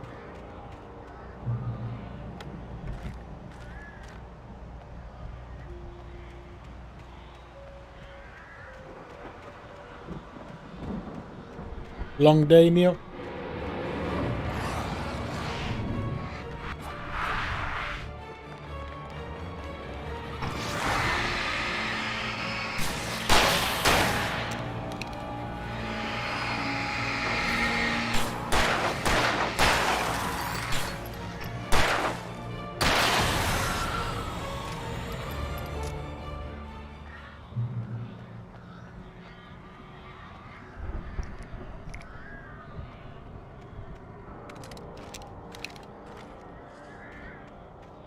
So right way is there.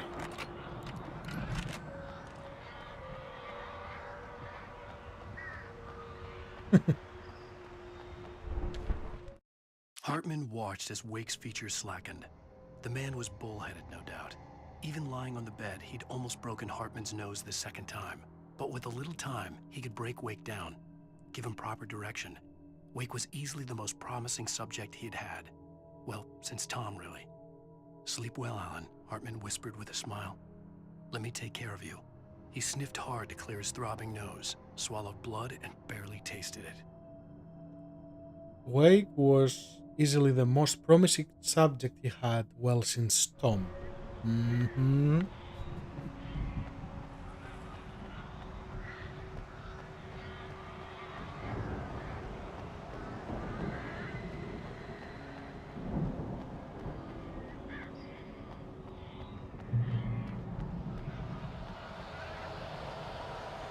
Al!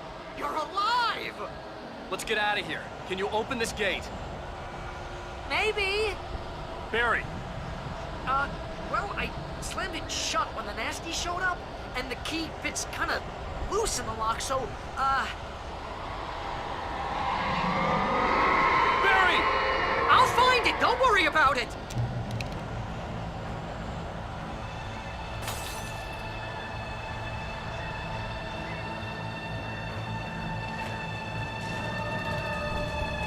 Hurry up, Barry! I'm on it!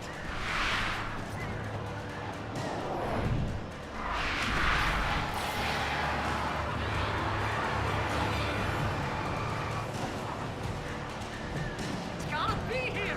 Just hang on, Al!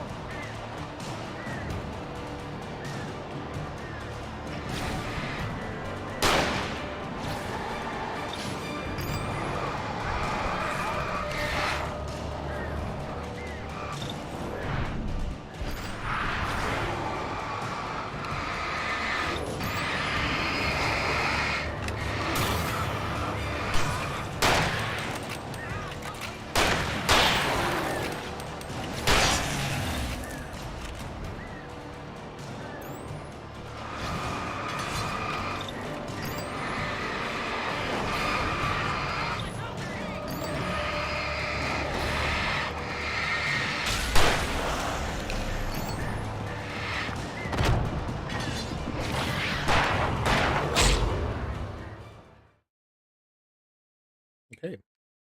Note to self, don't go too far. That jump.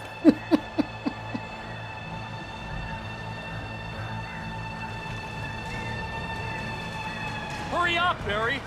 I'm on it! I'm on it! Oi.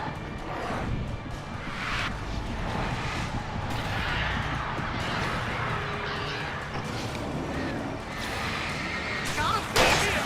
Just hang on, Al!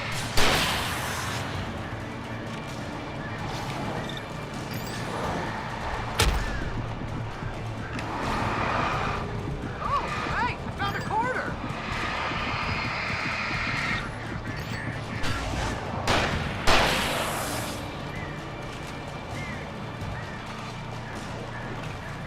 I found it! I found it! Ah, no, wait, that's a twig!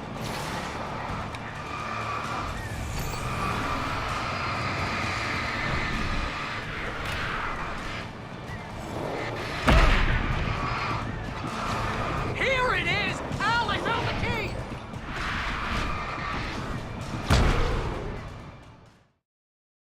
Barry's definitely fired.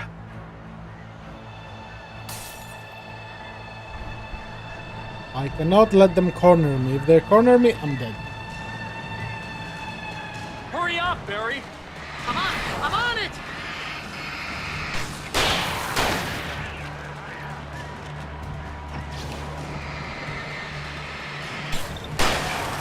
It's gotta be here!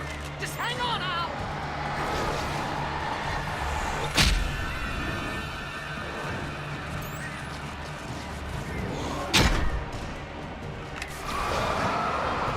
Hello, Sebastian. Welcome back. Did your escape work?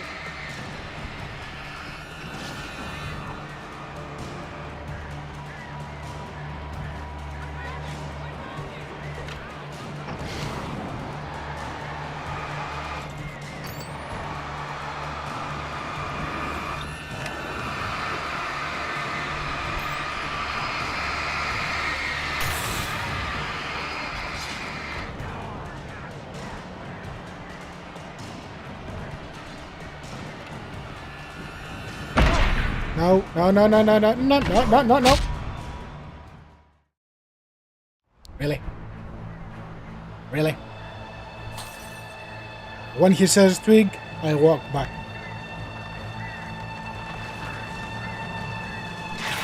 Hurry up, Barry! I'm on it! I'm on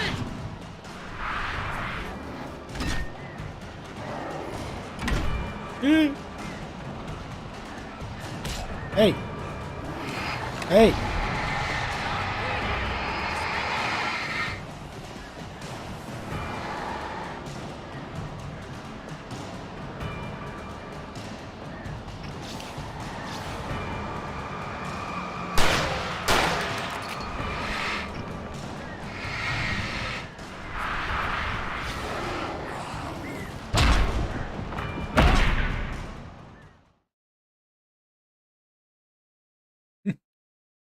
If you're overwhelmed by the enemies, run to the light. There is no light! They broke it. That's always a good plan. Hurry up, Barry! I'm on it! I'm on it!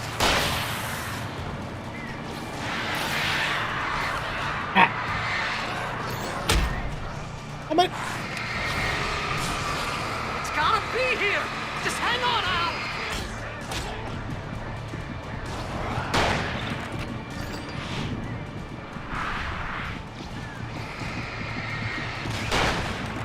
Oh, hey! I found a quarter!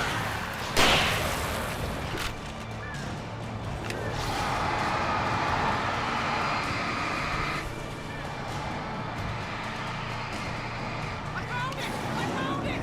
Ah, no, wait, that's a twig!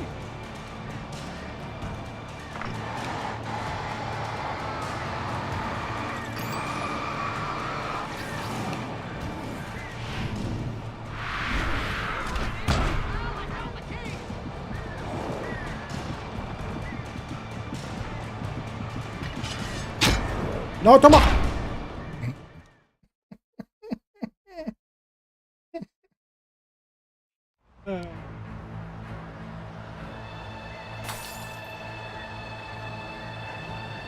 I need to save the flares.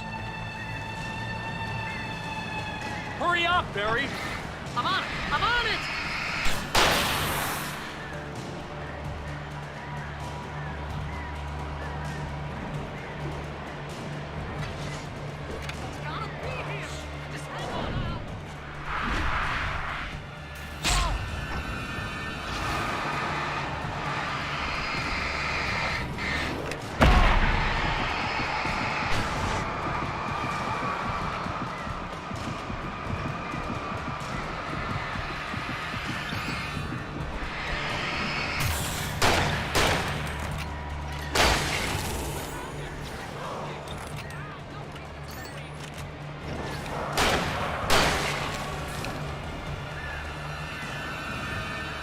Oh, they're stuck chasing Barry. That works.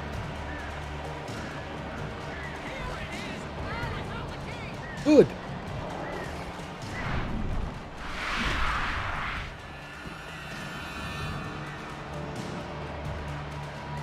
Yes, this way, guys, this way.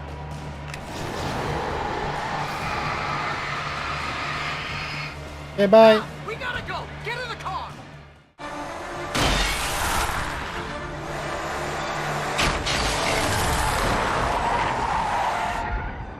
Al, please tell me we're headed for the nearest "You're The now leaving cutouts. Bright Falls. Come back soon" sign. We're going to the Anderson farm. I knew you were gonna say something like that. You know what? You owe me big time for this. When this is through, if we make it, I don't care what anybody says, I'm done with darkness. You're gonna buy me a tanning bed as a gift, and I'm gonna live in it.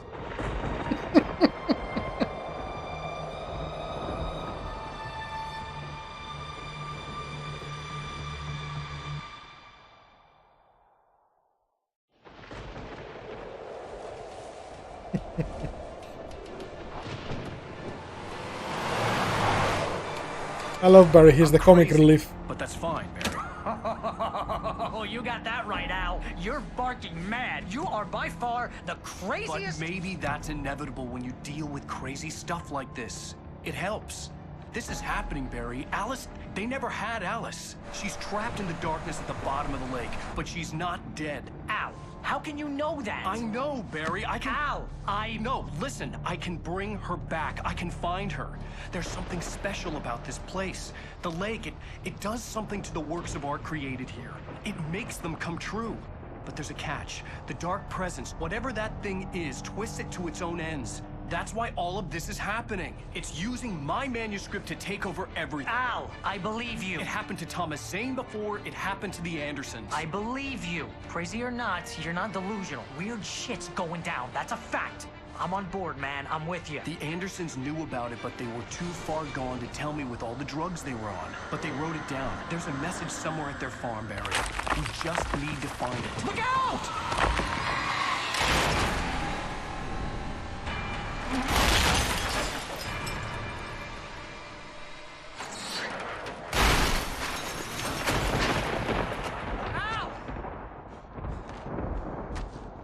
God damn it, Al, talk to me!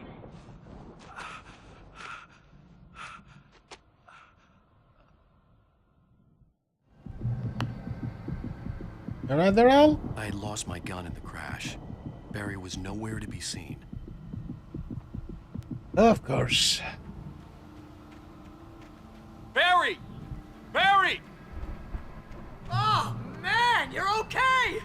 Jeez, it's good to hear your voice! I was trying to get out of the car, but the ground gave way. Man, what a drop!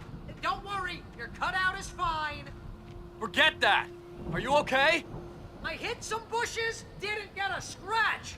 There's no way you can climb down, though. It's like a sheer wall.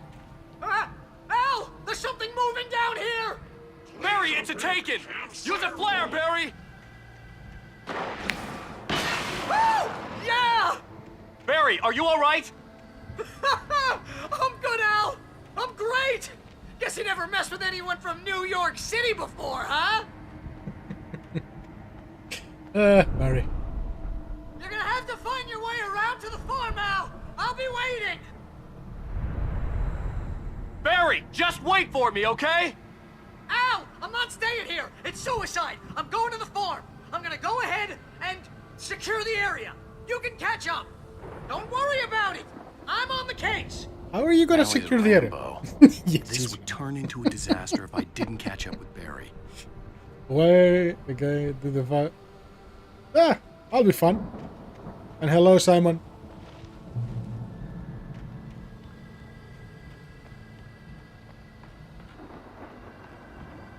Nope, that's death. Morgan, are you still around?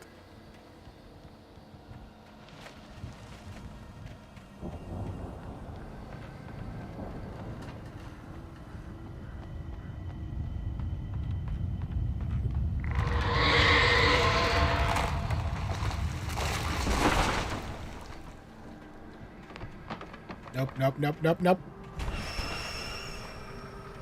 This is the part that Jesse really wanted you to see. What is coming up in a moment.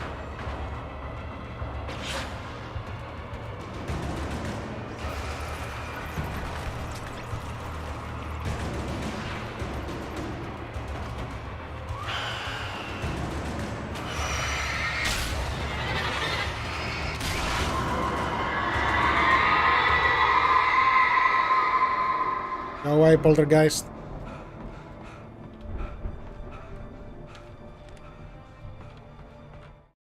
When he stopped the car at the Anderson farm, Walter felt relieved. Oblivion was close at hand. The brothers wouldn't miss a jar of moonshine or two in the booby hatch. But then he saw the man on the porch, and he knew who it was. Driving for his life and knowing it was useless, he didn't realize he was crying until he couldn't see the road for the tears.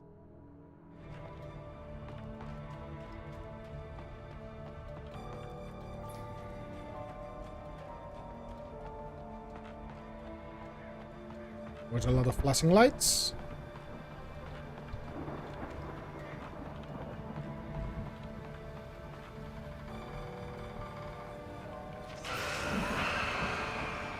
That's a no from me.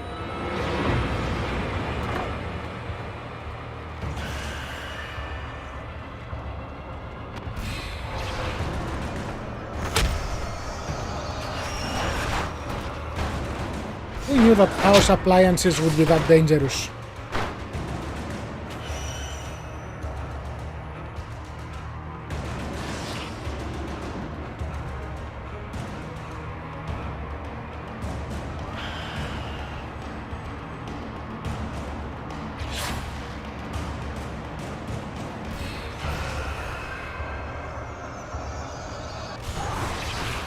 Nope.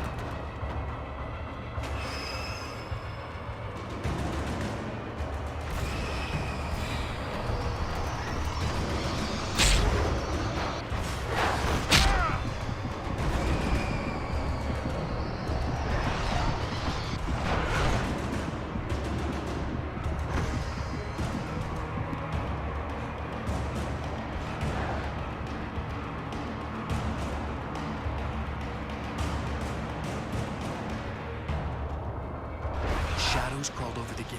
I needed a light to destroy them to get through.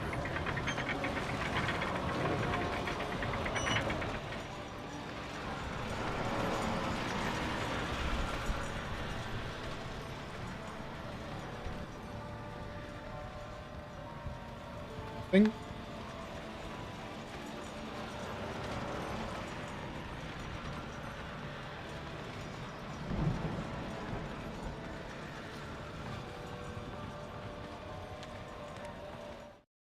Agent Nightingale stared at the passed-out rider. The man was sleeping off one hell of a night. Nightingale felt a stab of envy at Wake's oblivion, but he had a job to do. He put the gun to Wake's head and almost became a murderer. His hand shook and his throat felt tight and dry. Biting his teeth, he tried again to pull the trigger. He lost the nerve. Wake stirred. Nightingale would have to settle for an arrest. I hoped there'd still be a working generator somewhere around here to power up the old lights by the gate.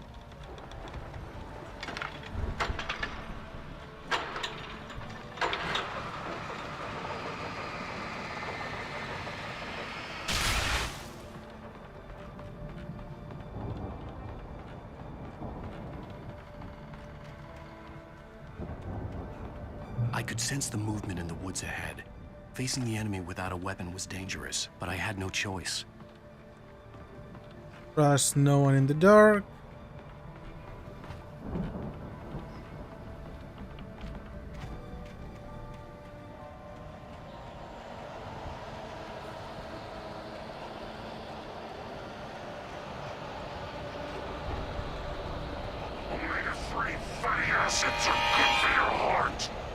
Yes, they are.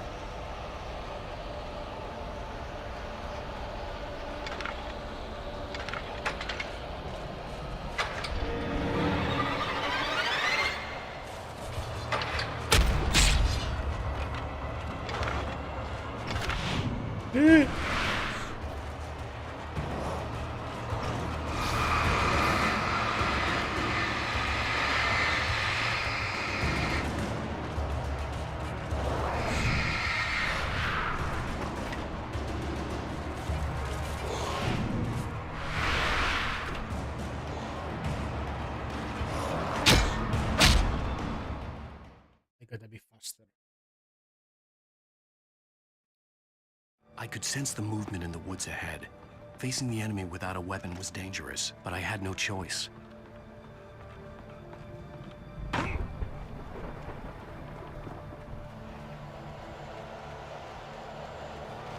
What happens when you have no weapon?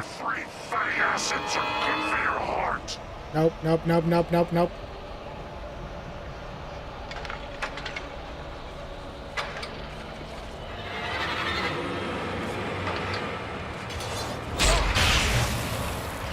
Phew.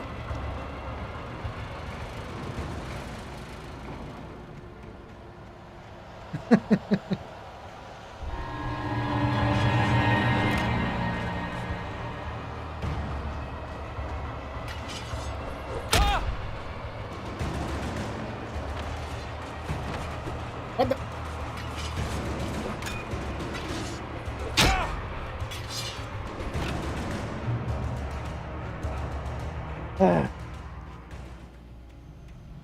Here.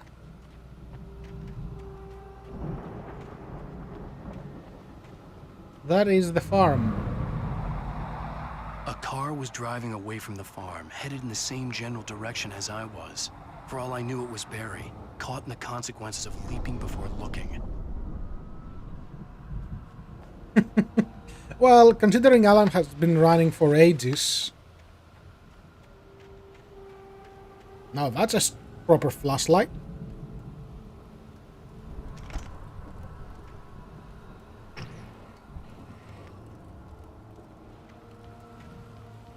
Batteries. Well, writers kind of skip cardio. That is also an option. The car was heading for the cabin up ahead. It wasn't far. If it was Barry, I would see the damage soon.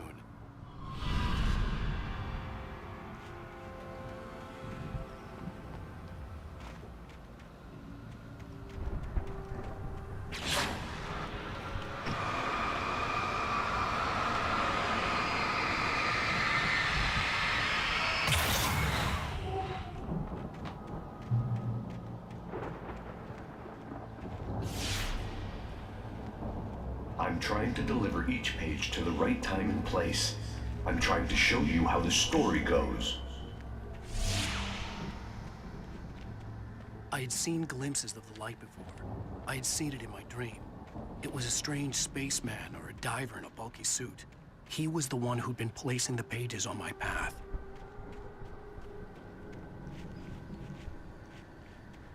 That is indeed Tom, our diver.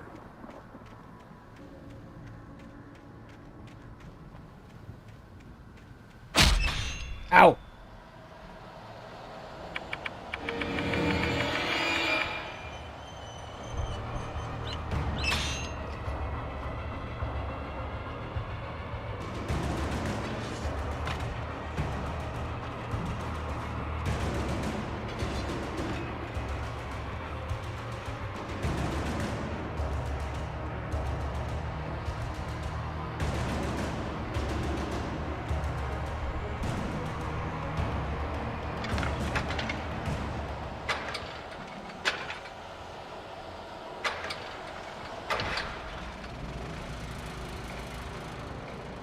I almost didn't see you there. The storm raged on as the Anderson brothers walked unsteadily away from the clinic with the other patients in tow, knowing that this time they wouldn't return. The darkness around them seethed with horrors, but Tor and Odin were unafraid. Their eyes glinted with guile. They knew every secret path, and there was blood on their hands. They had fought these shades before.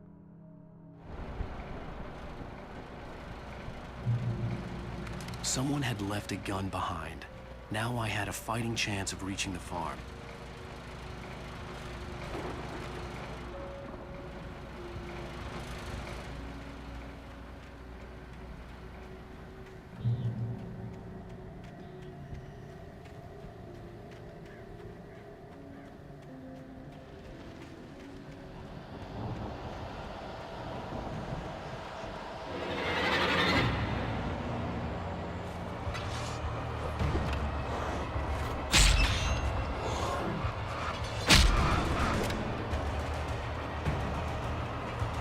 Any more traps?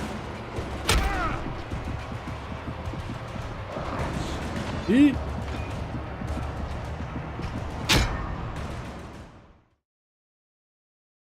Lot of death.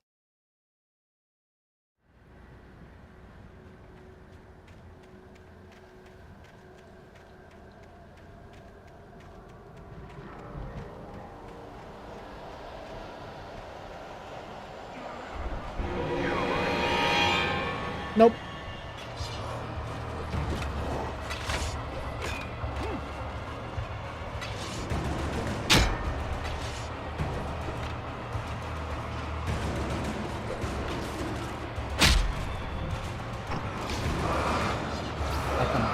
I totally dodged that.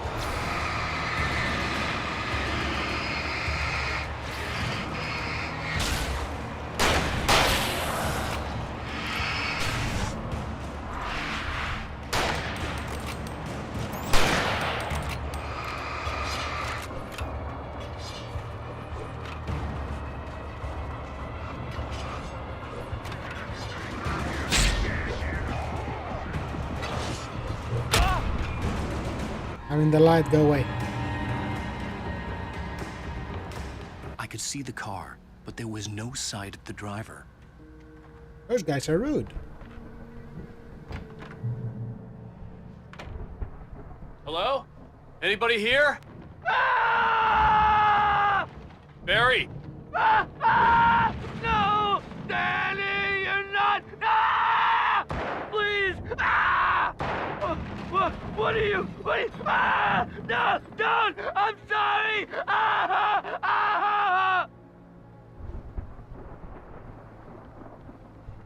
There's definitely someone here.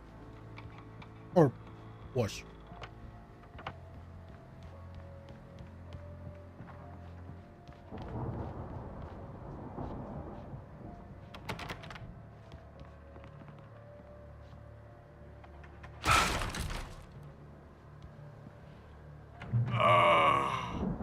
I know you. You were in jail the other day. I went to the farm again for the moonshine, you know?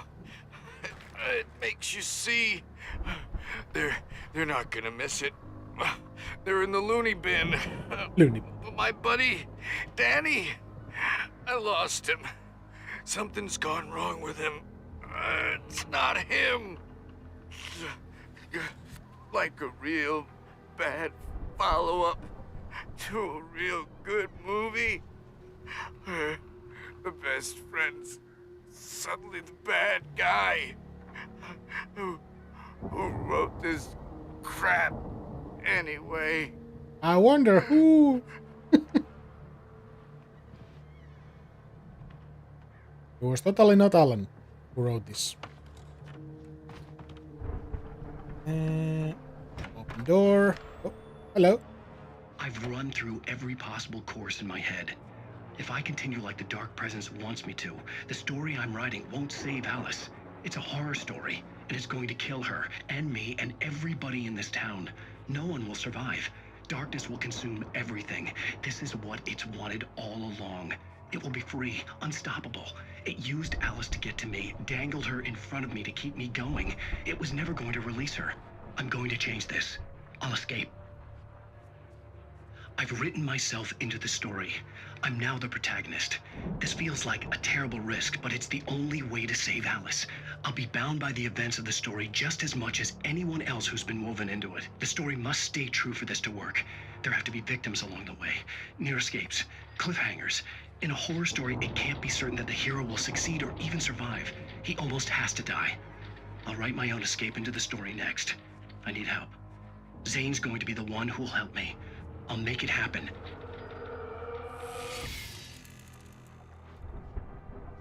Plot thickens.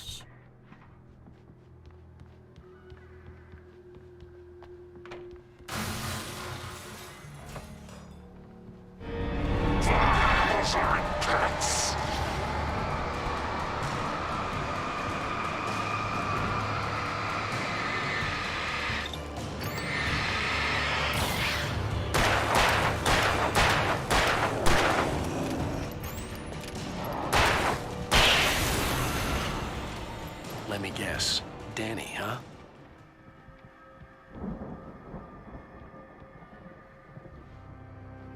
The front door was locked. The farm was still a good distance away. I'd need a car to get there fast. For a moment, Hartman considered strangling the idiot. Mott was mean-spirited, but easily manipulated. An emotional infant who lived for his approval. Wake, by contrast, was a far more difficult subject. Mott had given him too much leash. In 2 days, who knew what could happen? Hartman would have to find a way to rein him in, and quickly.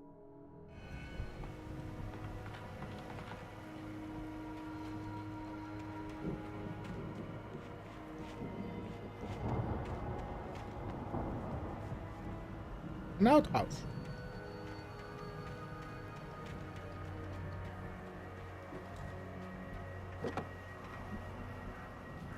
If Barry wasn't up here, he was probably in trouble down at the farm. For a moment, I felt bad for doubting him. After all, I made it this far myself. But Barry was Barry.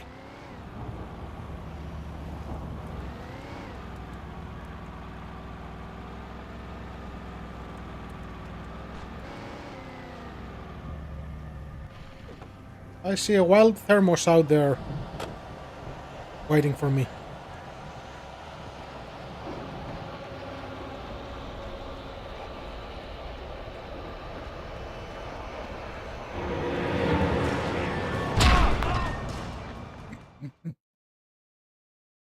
Why?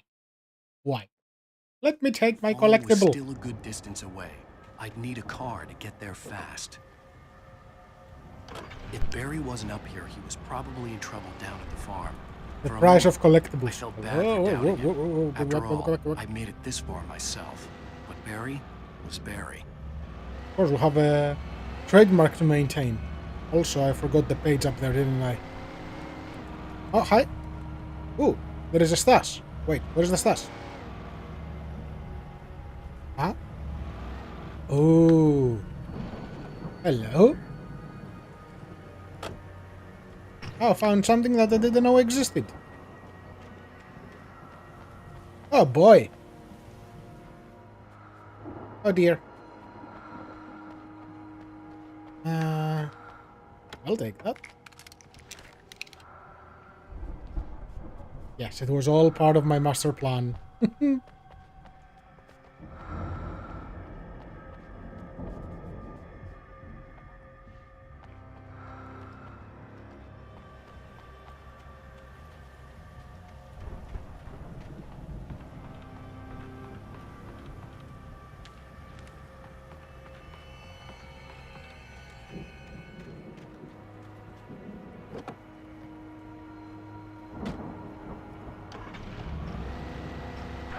Which button was it for intense lights? This one. Okay.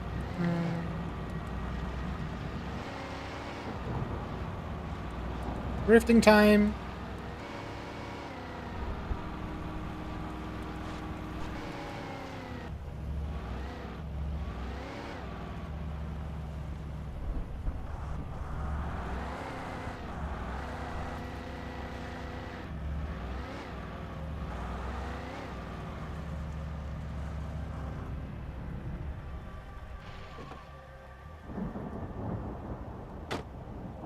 No, Alan, don't turn the lights off.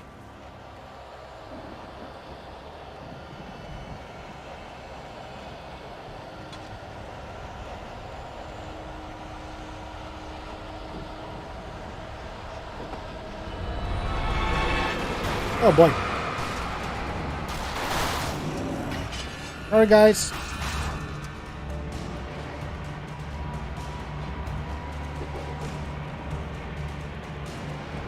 Ooh, another secret stash.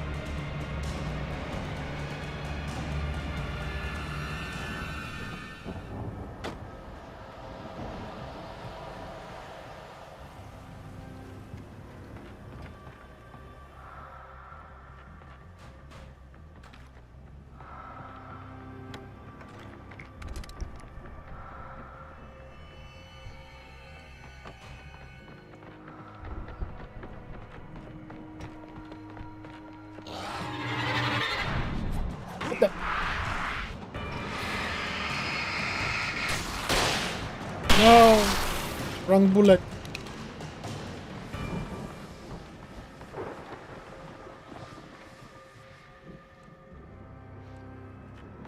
Oh well.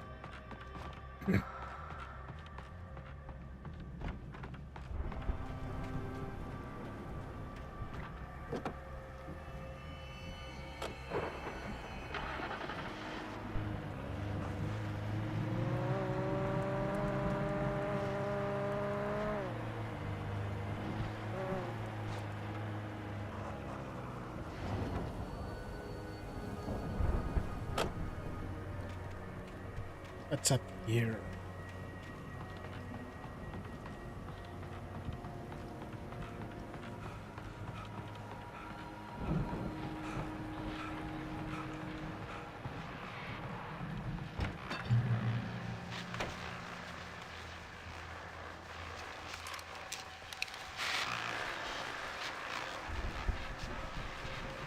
Well, as I'm sure everyone's noticed, that storm we all felt coming is finally here. The boys at the Weather Service reckon it'll last until morning at the very least. Pertaining to that, let me read that missing persons alert again. The Sheriff's Department's still looking for a Caucasian woman, 30 years old, slim and blonde with blue eyes. She may be lost in the woods, and it's possible she's been injured in a car accident. If you see her, please make sure you get her indoors and call the sheriff.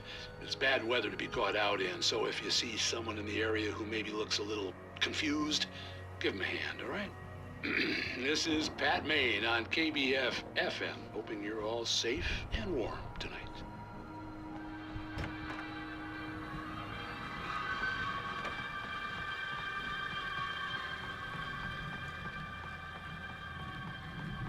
Not spooky music at all.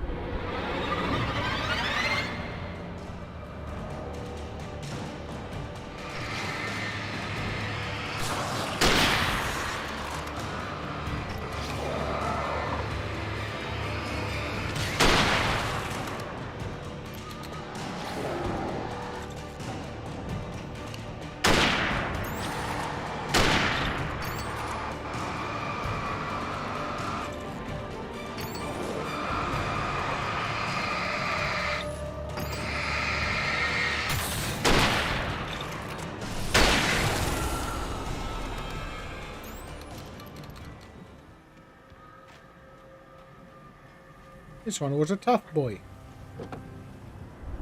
Okay.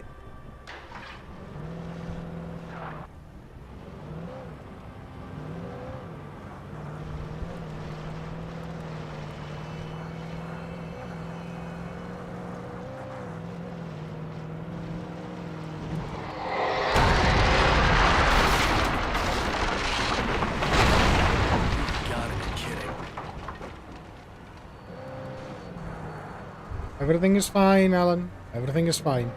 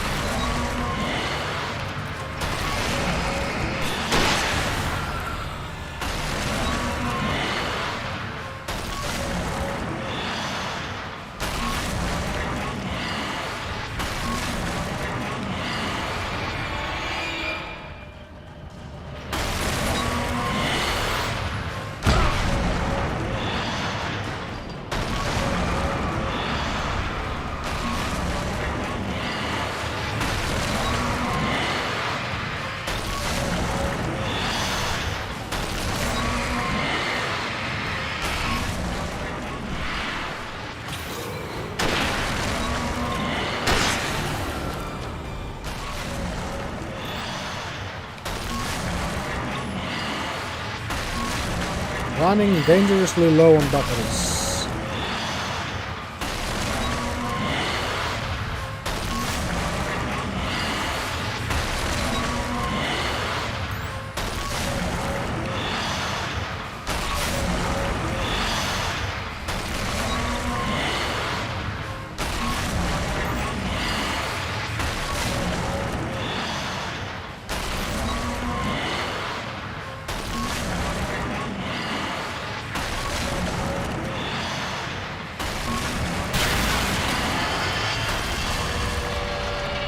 Okay.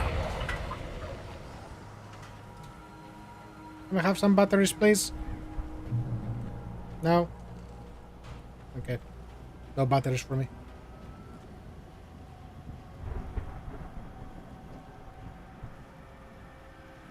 Okay.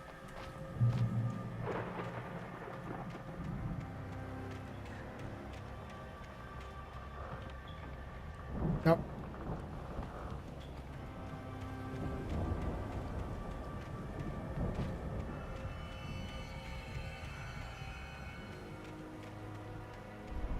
That's a pager, right?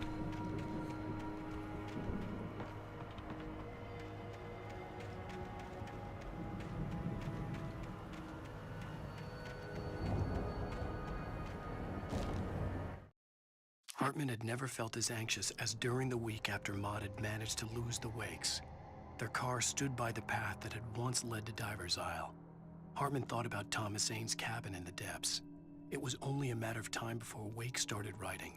They had to be found, and fast. The moment he heard on the police radio that Sheriff Breaker had picked up Wake, he was already in his car driving toward town. That was the only one for this chapter? Yep.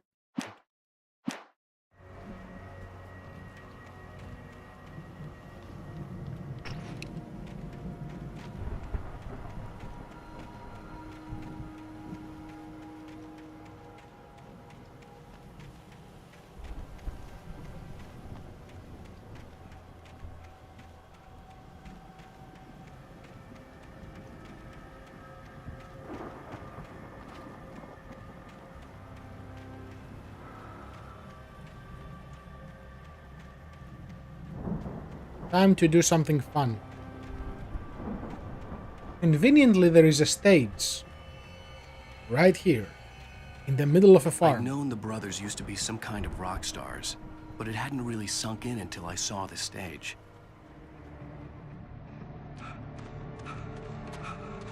Ow!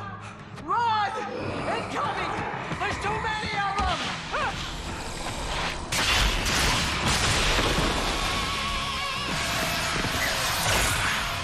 God damn!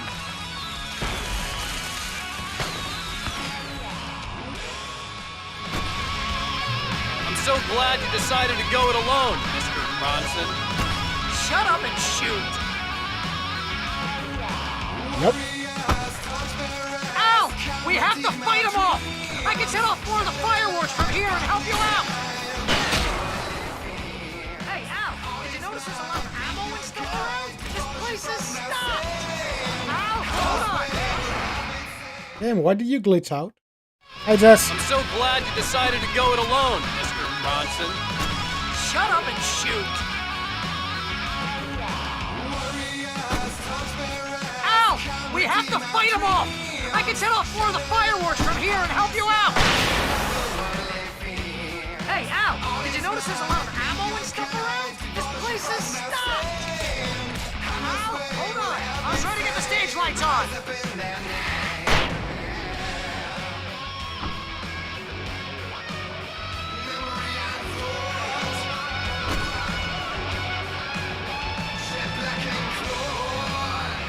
Yes!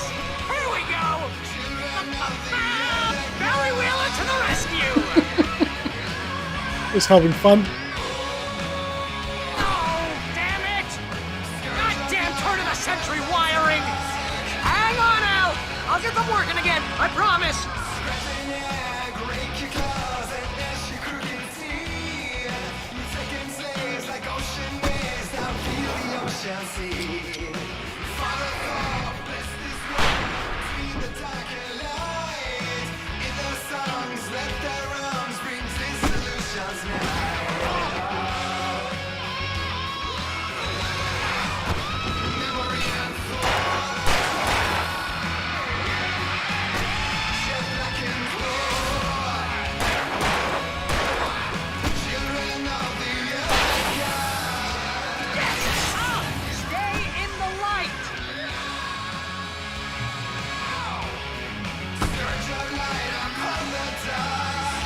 no! Why do you keep doing this to me? Do it for Barry, please, please, please!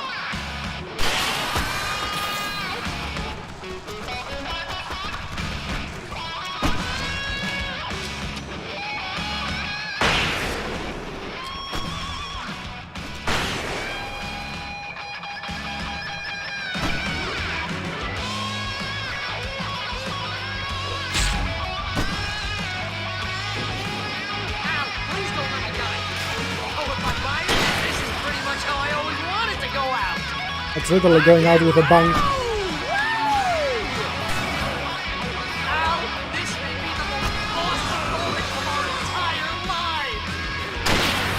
They are trying to kill us. That's the high point of my life? Really? Children of the Elder God!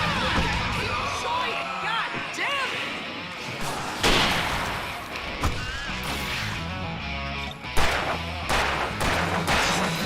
There! Back in the game! Yes!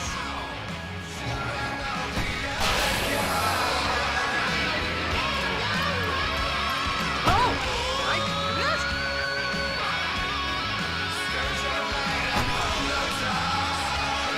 Yep, that's one of the best things in the game. This fight.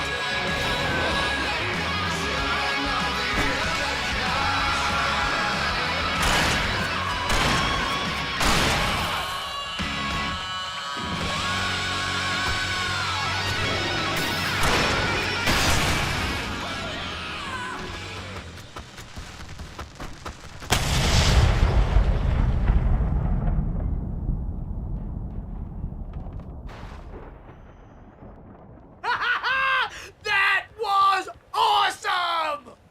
Bright Falls, rock and roll capital of America. Hey, Al! This way to the farm! Yes, Rambo. DJ Barry. Yup.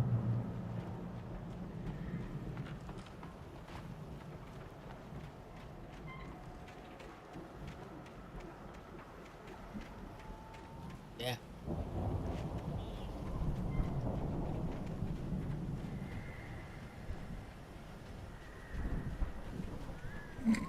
See, bestseller, no reason to worry. Your cutout's good as new, right where I left it. I'll come back for it once we have the place secured. Yeah, that's been my biggest worry all this time. Mm-hmm. Also, I see a page. But I have it already, right? Yeah.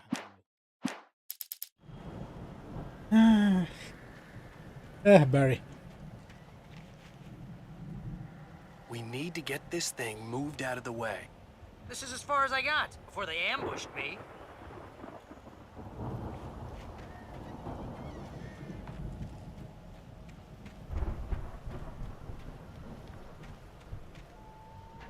So, in the game, the two old guys, they call themselves the Old God of Asgards.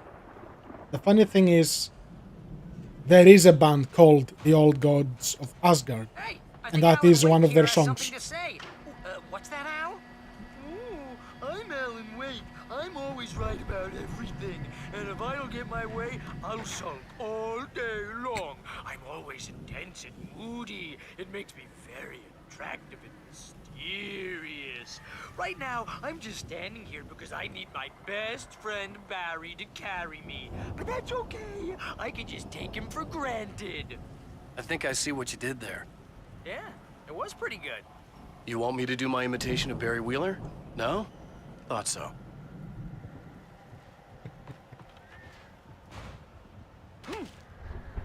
Not a lot. Well, it cost them a bit, but the actual band is called the Poets of the Fall, and they also have a secondary alias, which is Old Gods of Asgard. And they wrote pretty much the whole soundtrack for this game.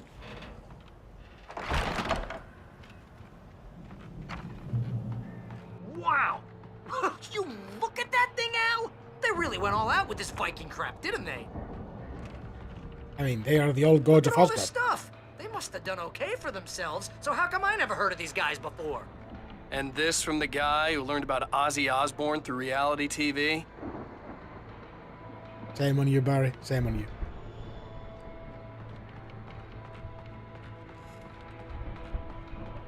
Ooh, stuff.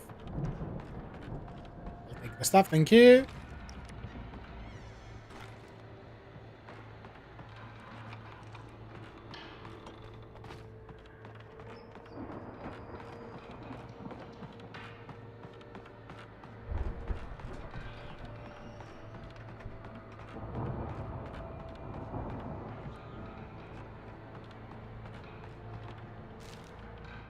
It's 1976. Madness reigns at the Anderson farm.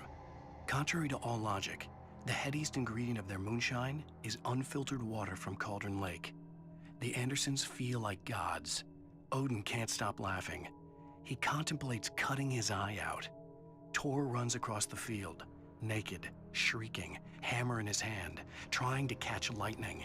Their songs have power. Something ancient is stirring in the depths, coming back. Oh yes, those Viking boat two looked old imposing, guys. almost like a battering ram. Hint, hint. But yes, the old guys are the ones who kind of opened that gate of darkness. The Old Gods of Asgard, 1975, Ragnarok Tour. Seattle, Bakersfield, Long Beach, New York, Newark, Detroit, Jacksonville, Tampa, New Orleans, and Baton Rouge. Right?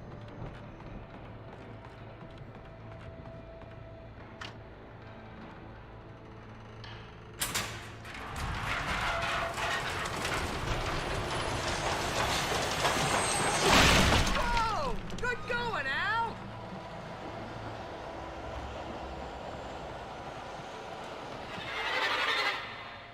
Here they come. Nope. Nope.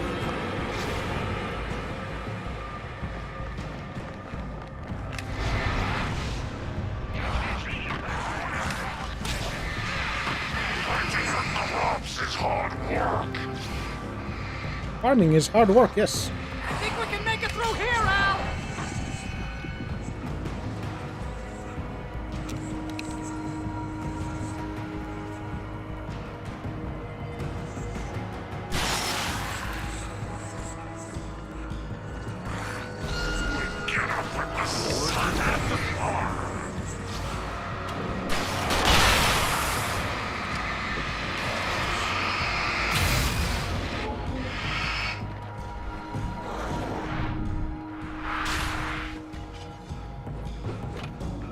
No.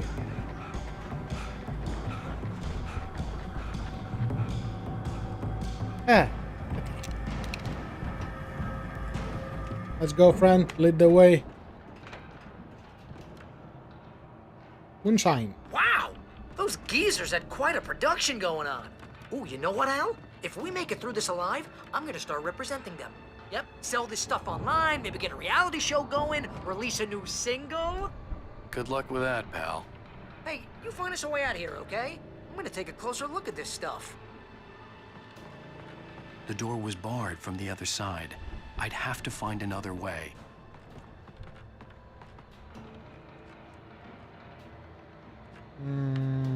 Outside problem.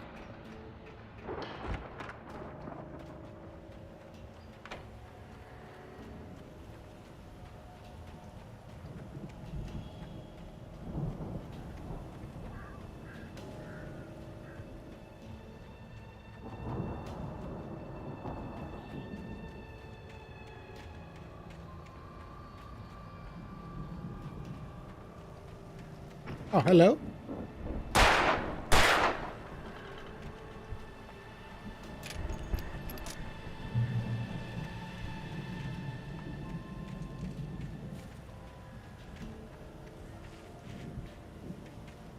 Nothing over here.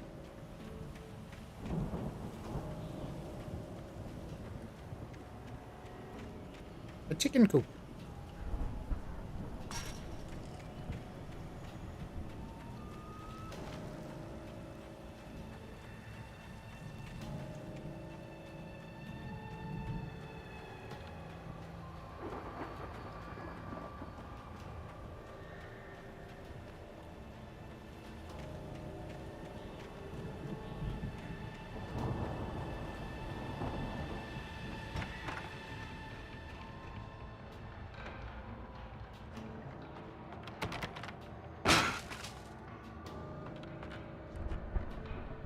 Sometimes the solution is right in front of you.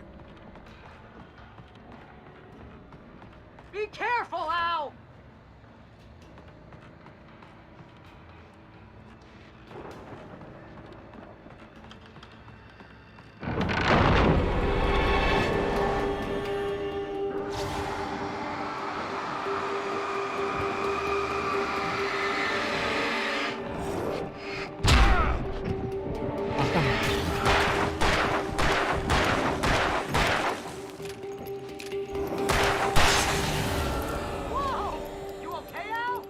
I'm good. Keep your eyes open, okay? Everything is fine.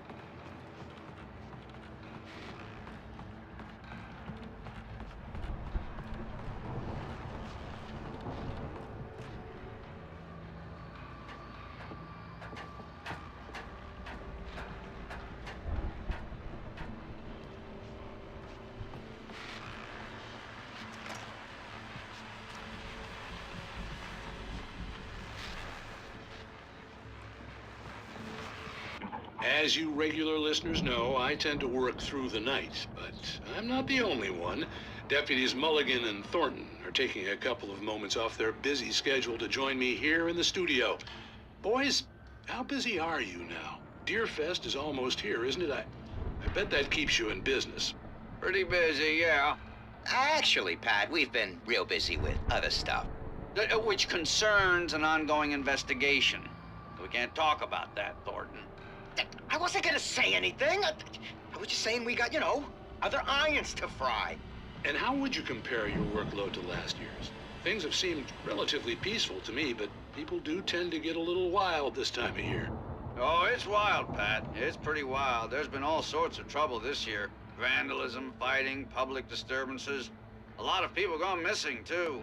Yeah, it's pretty much the usual stuff, Pat. Just, a lot more of it. Now, is it just me, or does Deerfest get wilder every year? People seem to be more drunk, at least, or they start earlier and younger. Oh, it's definitely not just you, Pat, but... Definitely, Pat. Hey, I'm talking here, Thornton. Oh, shoot, I lost my train of thought. Not just me. Oh, yeah, it's wilder, Pat, but actually most of the trouble seems to be coming from grown men.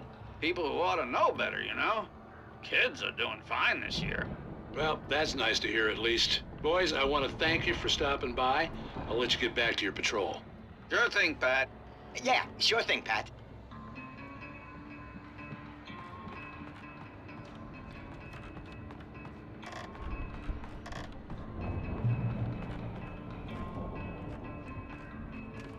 Yeah, no one worries about the missing people.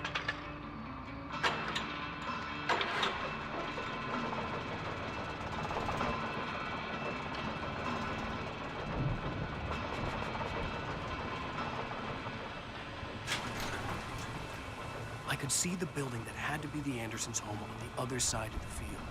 It wasn't far now. I wasn't worried about trusting the ramblings of two burned-out geriatric wrecks. They had the goods.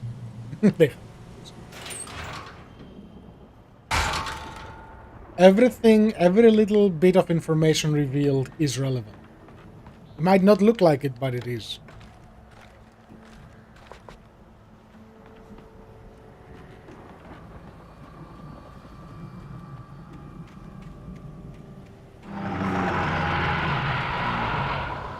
Got to be kidding me. Nope.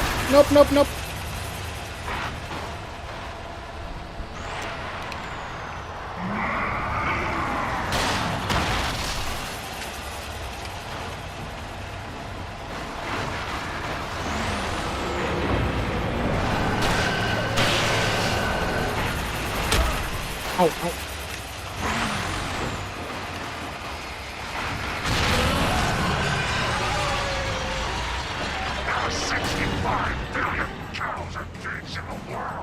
That's a lot.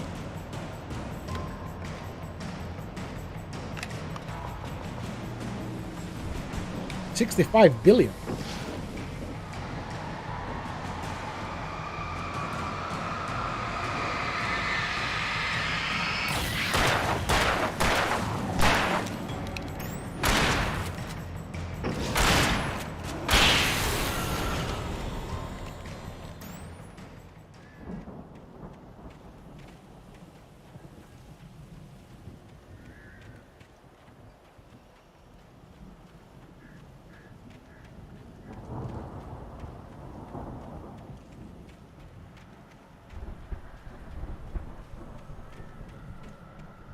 1.3 billion.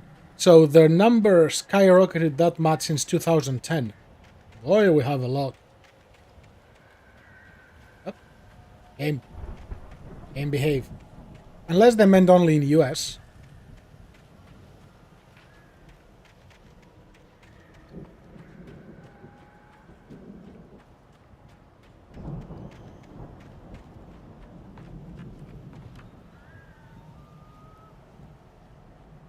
Ah, ladder.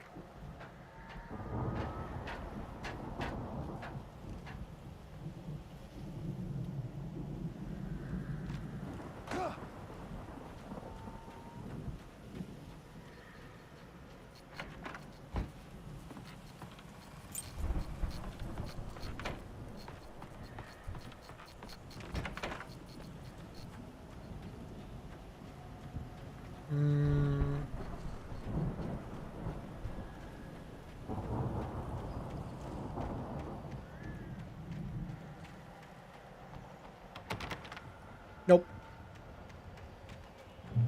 Al? Is that you out there, buddy? Yeah, it's me.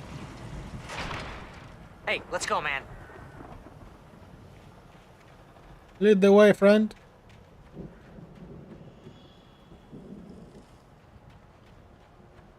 I think we're gonna have to work together to open this gate, Al. Looks pretty heavy. Hey, I think that's the farm on the other side of the field. We're almost there. This farm is a crazy place for crazy people. We should feel right at home then. Valhalla. Nice.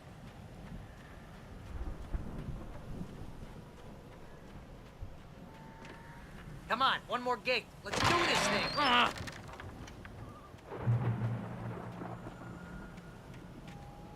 Old gods know the truth. Yes, they do. The lights are out. I guess we better check the fuse box.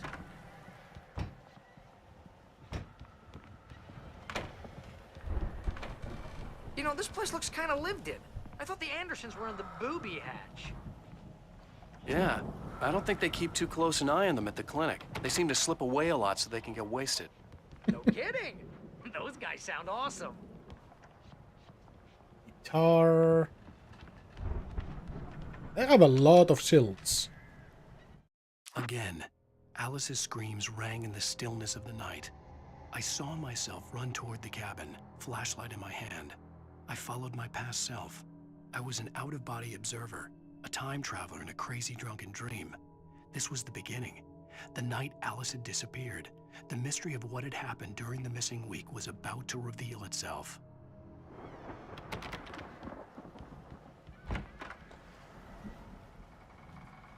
It's a lot of moonshine.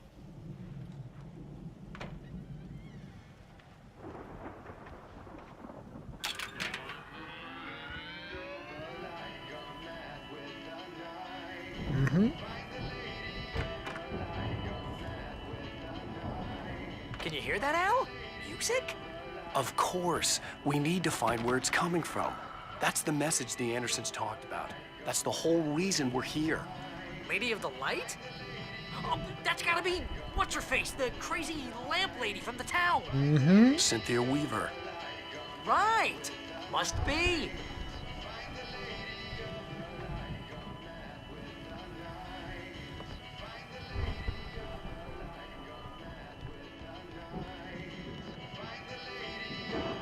Yep.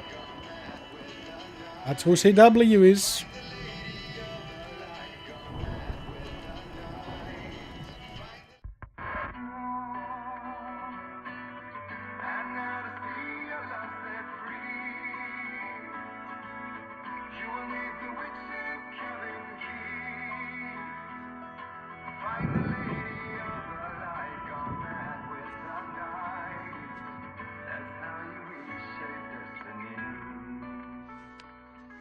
Okay. We need to find Cynthia Weaver. We'll stay here for the night and head back to town as soon as it gets light. Hey, Al. Lots of hours before dawn. Might as well get some rest. And by rest, I mean drunk. Come on, Barry, this is... Yeah, what the hell?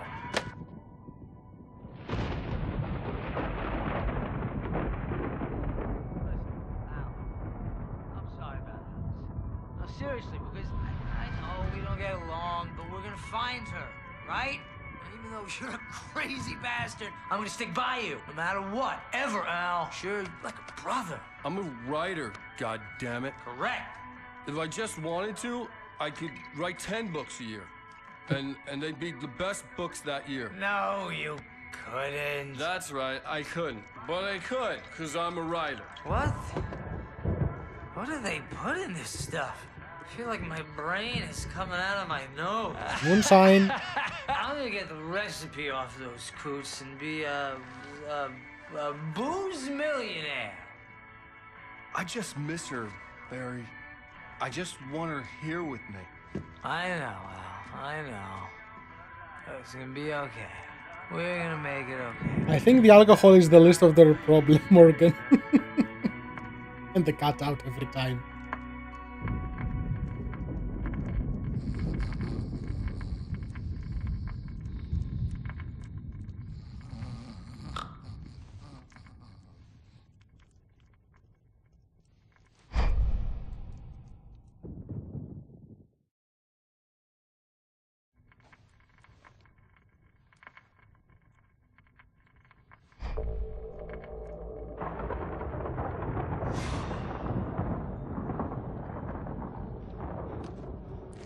Yep.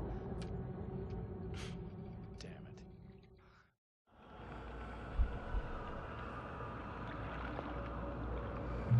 Alan is back at his favorite place.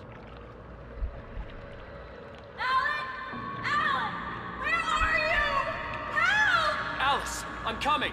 It's all right. I'm coming. It was a crazy drunken dream, and yet it was more than that. It was the truth, a suppressed memory unearthed by the Andersons' moonshine. I was there, an out-of-body observer. This was the night Alice and I had arrived at Bright Falls, the night Alice had disappeared. I had a chance to find out what had happened. I remembered being surprised to see the cabin Alice? dark. Alice would have never turned the lights off. Can I go upstairs so I can show you something? I remember thinking I caught a glimpse of her form underwater, sinking into the darkness. Diving after her was the last vague memory I had of that night. After that, the next thing I could remember was waking up behind the wheel of the crash car and finding the first pages of the manuscript.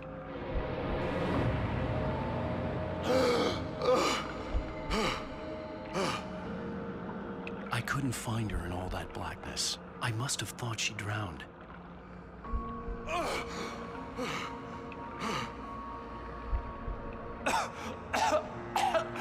Alice! Jagger had Alice, Alice! and so she had me. Alice!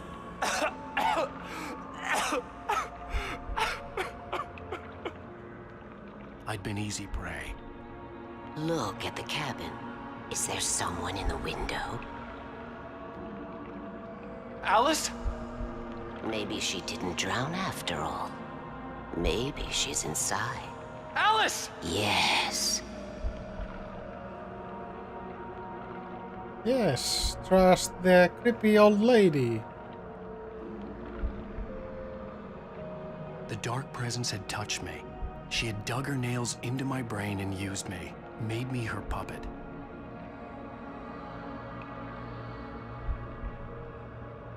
She must be here somewhere.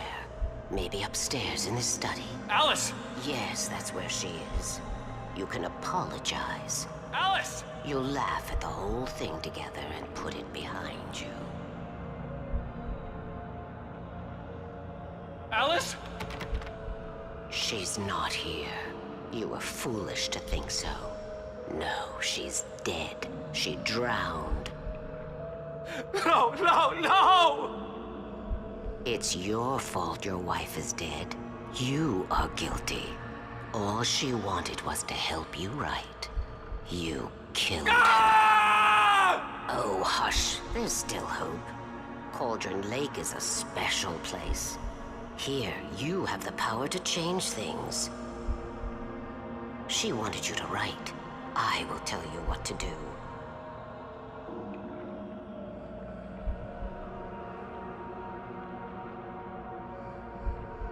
You can write her back. The story will come true, and all will be well again. She had Alice, and the manuscript was the ransom for her.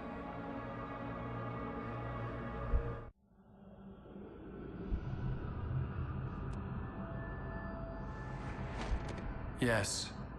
All right. I'll fix it. I'll bring her back.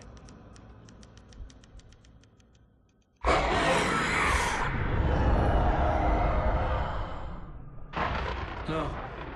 I wrote it. I remembered it all now. In the dark, I'd written for days, a week, almost a complete manuscript of a novel entitled Departure. Jagger had been my editor, whispering in my ear, making sure that the unfolding story would make her more and more powerful. I thought I was saving Alice. Even with the cobwebs she put in my head, some part of me had been aware enough to write my escape into the story, to bring a light into the cabin to release me before I could finish, to interrupt the horror story before the ending, where darkness consumed everything and everyone.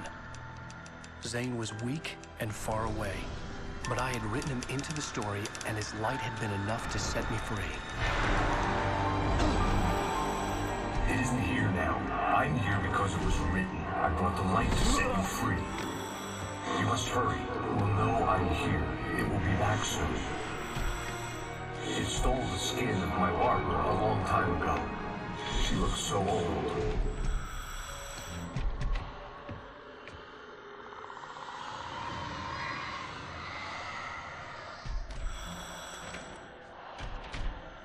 I had woken up, confused and groggy, my mind consumed by darkness and fear. All I could do was to escape.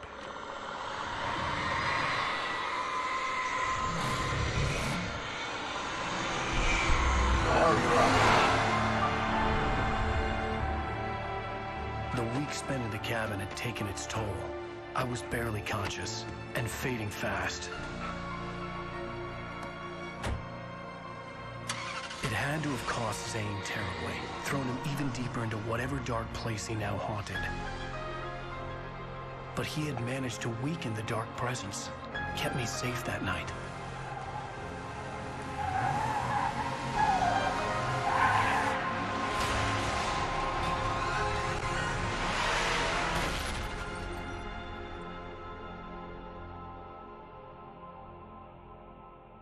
I wrote it.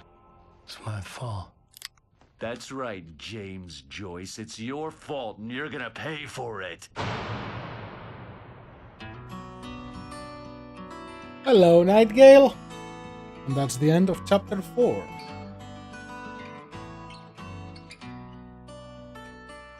And yes, the house had 2 eyes. There's an altar wrought with mystery of Tom the Poet and his muse, and a magic lake which gave a light to the words the poet. And that's from the same band that made the other one before. Now the muse she was his happiness, and he rhymed about her grace, and told us. And the lyrics are very important to the story. Just a little trivia for those who are interested. Previously on Alan Wake. Under the influence of the dark presence, I wrote a horror story that is coming true. Jagger had been my editor, making sure that the unfolding story would make her more and more powerful. Some part of me had been aware enough to write my escape into the story. Together we can create something absolutely wonderful. The lake, it does something to the works of art created here. It makes them come true. My mom gave me this old light switch. The clicker. Alice is being kept in a dark prison. I need to find Cynthia Weaver to fix this. It's your fault, and you're gonna pay for it. Well, we're expecting a record crowd from the neighboring counties. Naturally, we hope to break the record set by last year's Moose Fest in our neighboring town, Watery. Ladies and gentlemen, some people have asked me, what's the big deal about Deer Fest? And I think that this sums it up. It's about friendship and community. We've got a great party coming up, but let's try to hold it in until tomorrow and get through the night in one piece, all right? I have it. Someone will come for it when the time is right. Thomas said so. He wrote it. The key is insurance. It's my job to keep it safe. Safe in the light. Always in the light.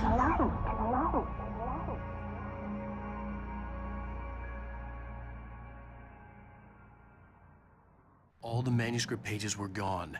The FBI agent had taken them. I think my tongue just took a crap in my mouth. Ugh.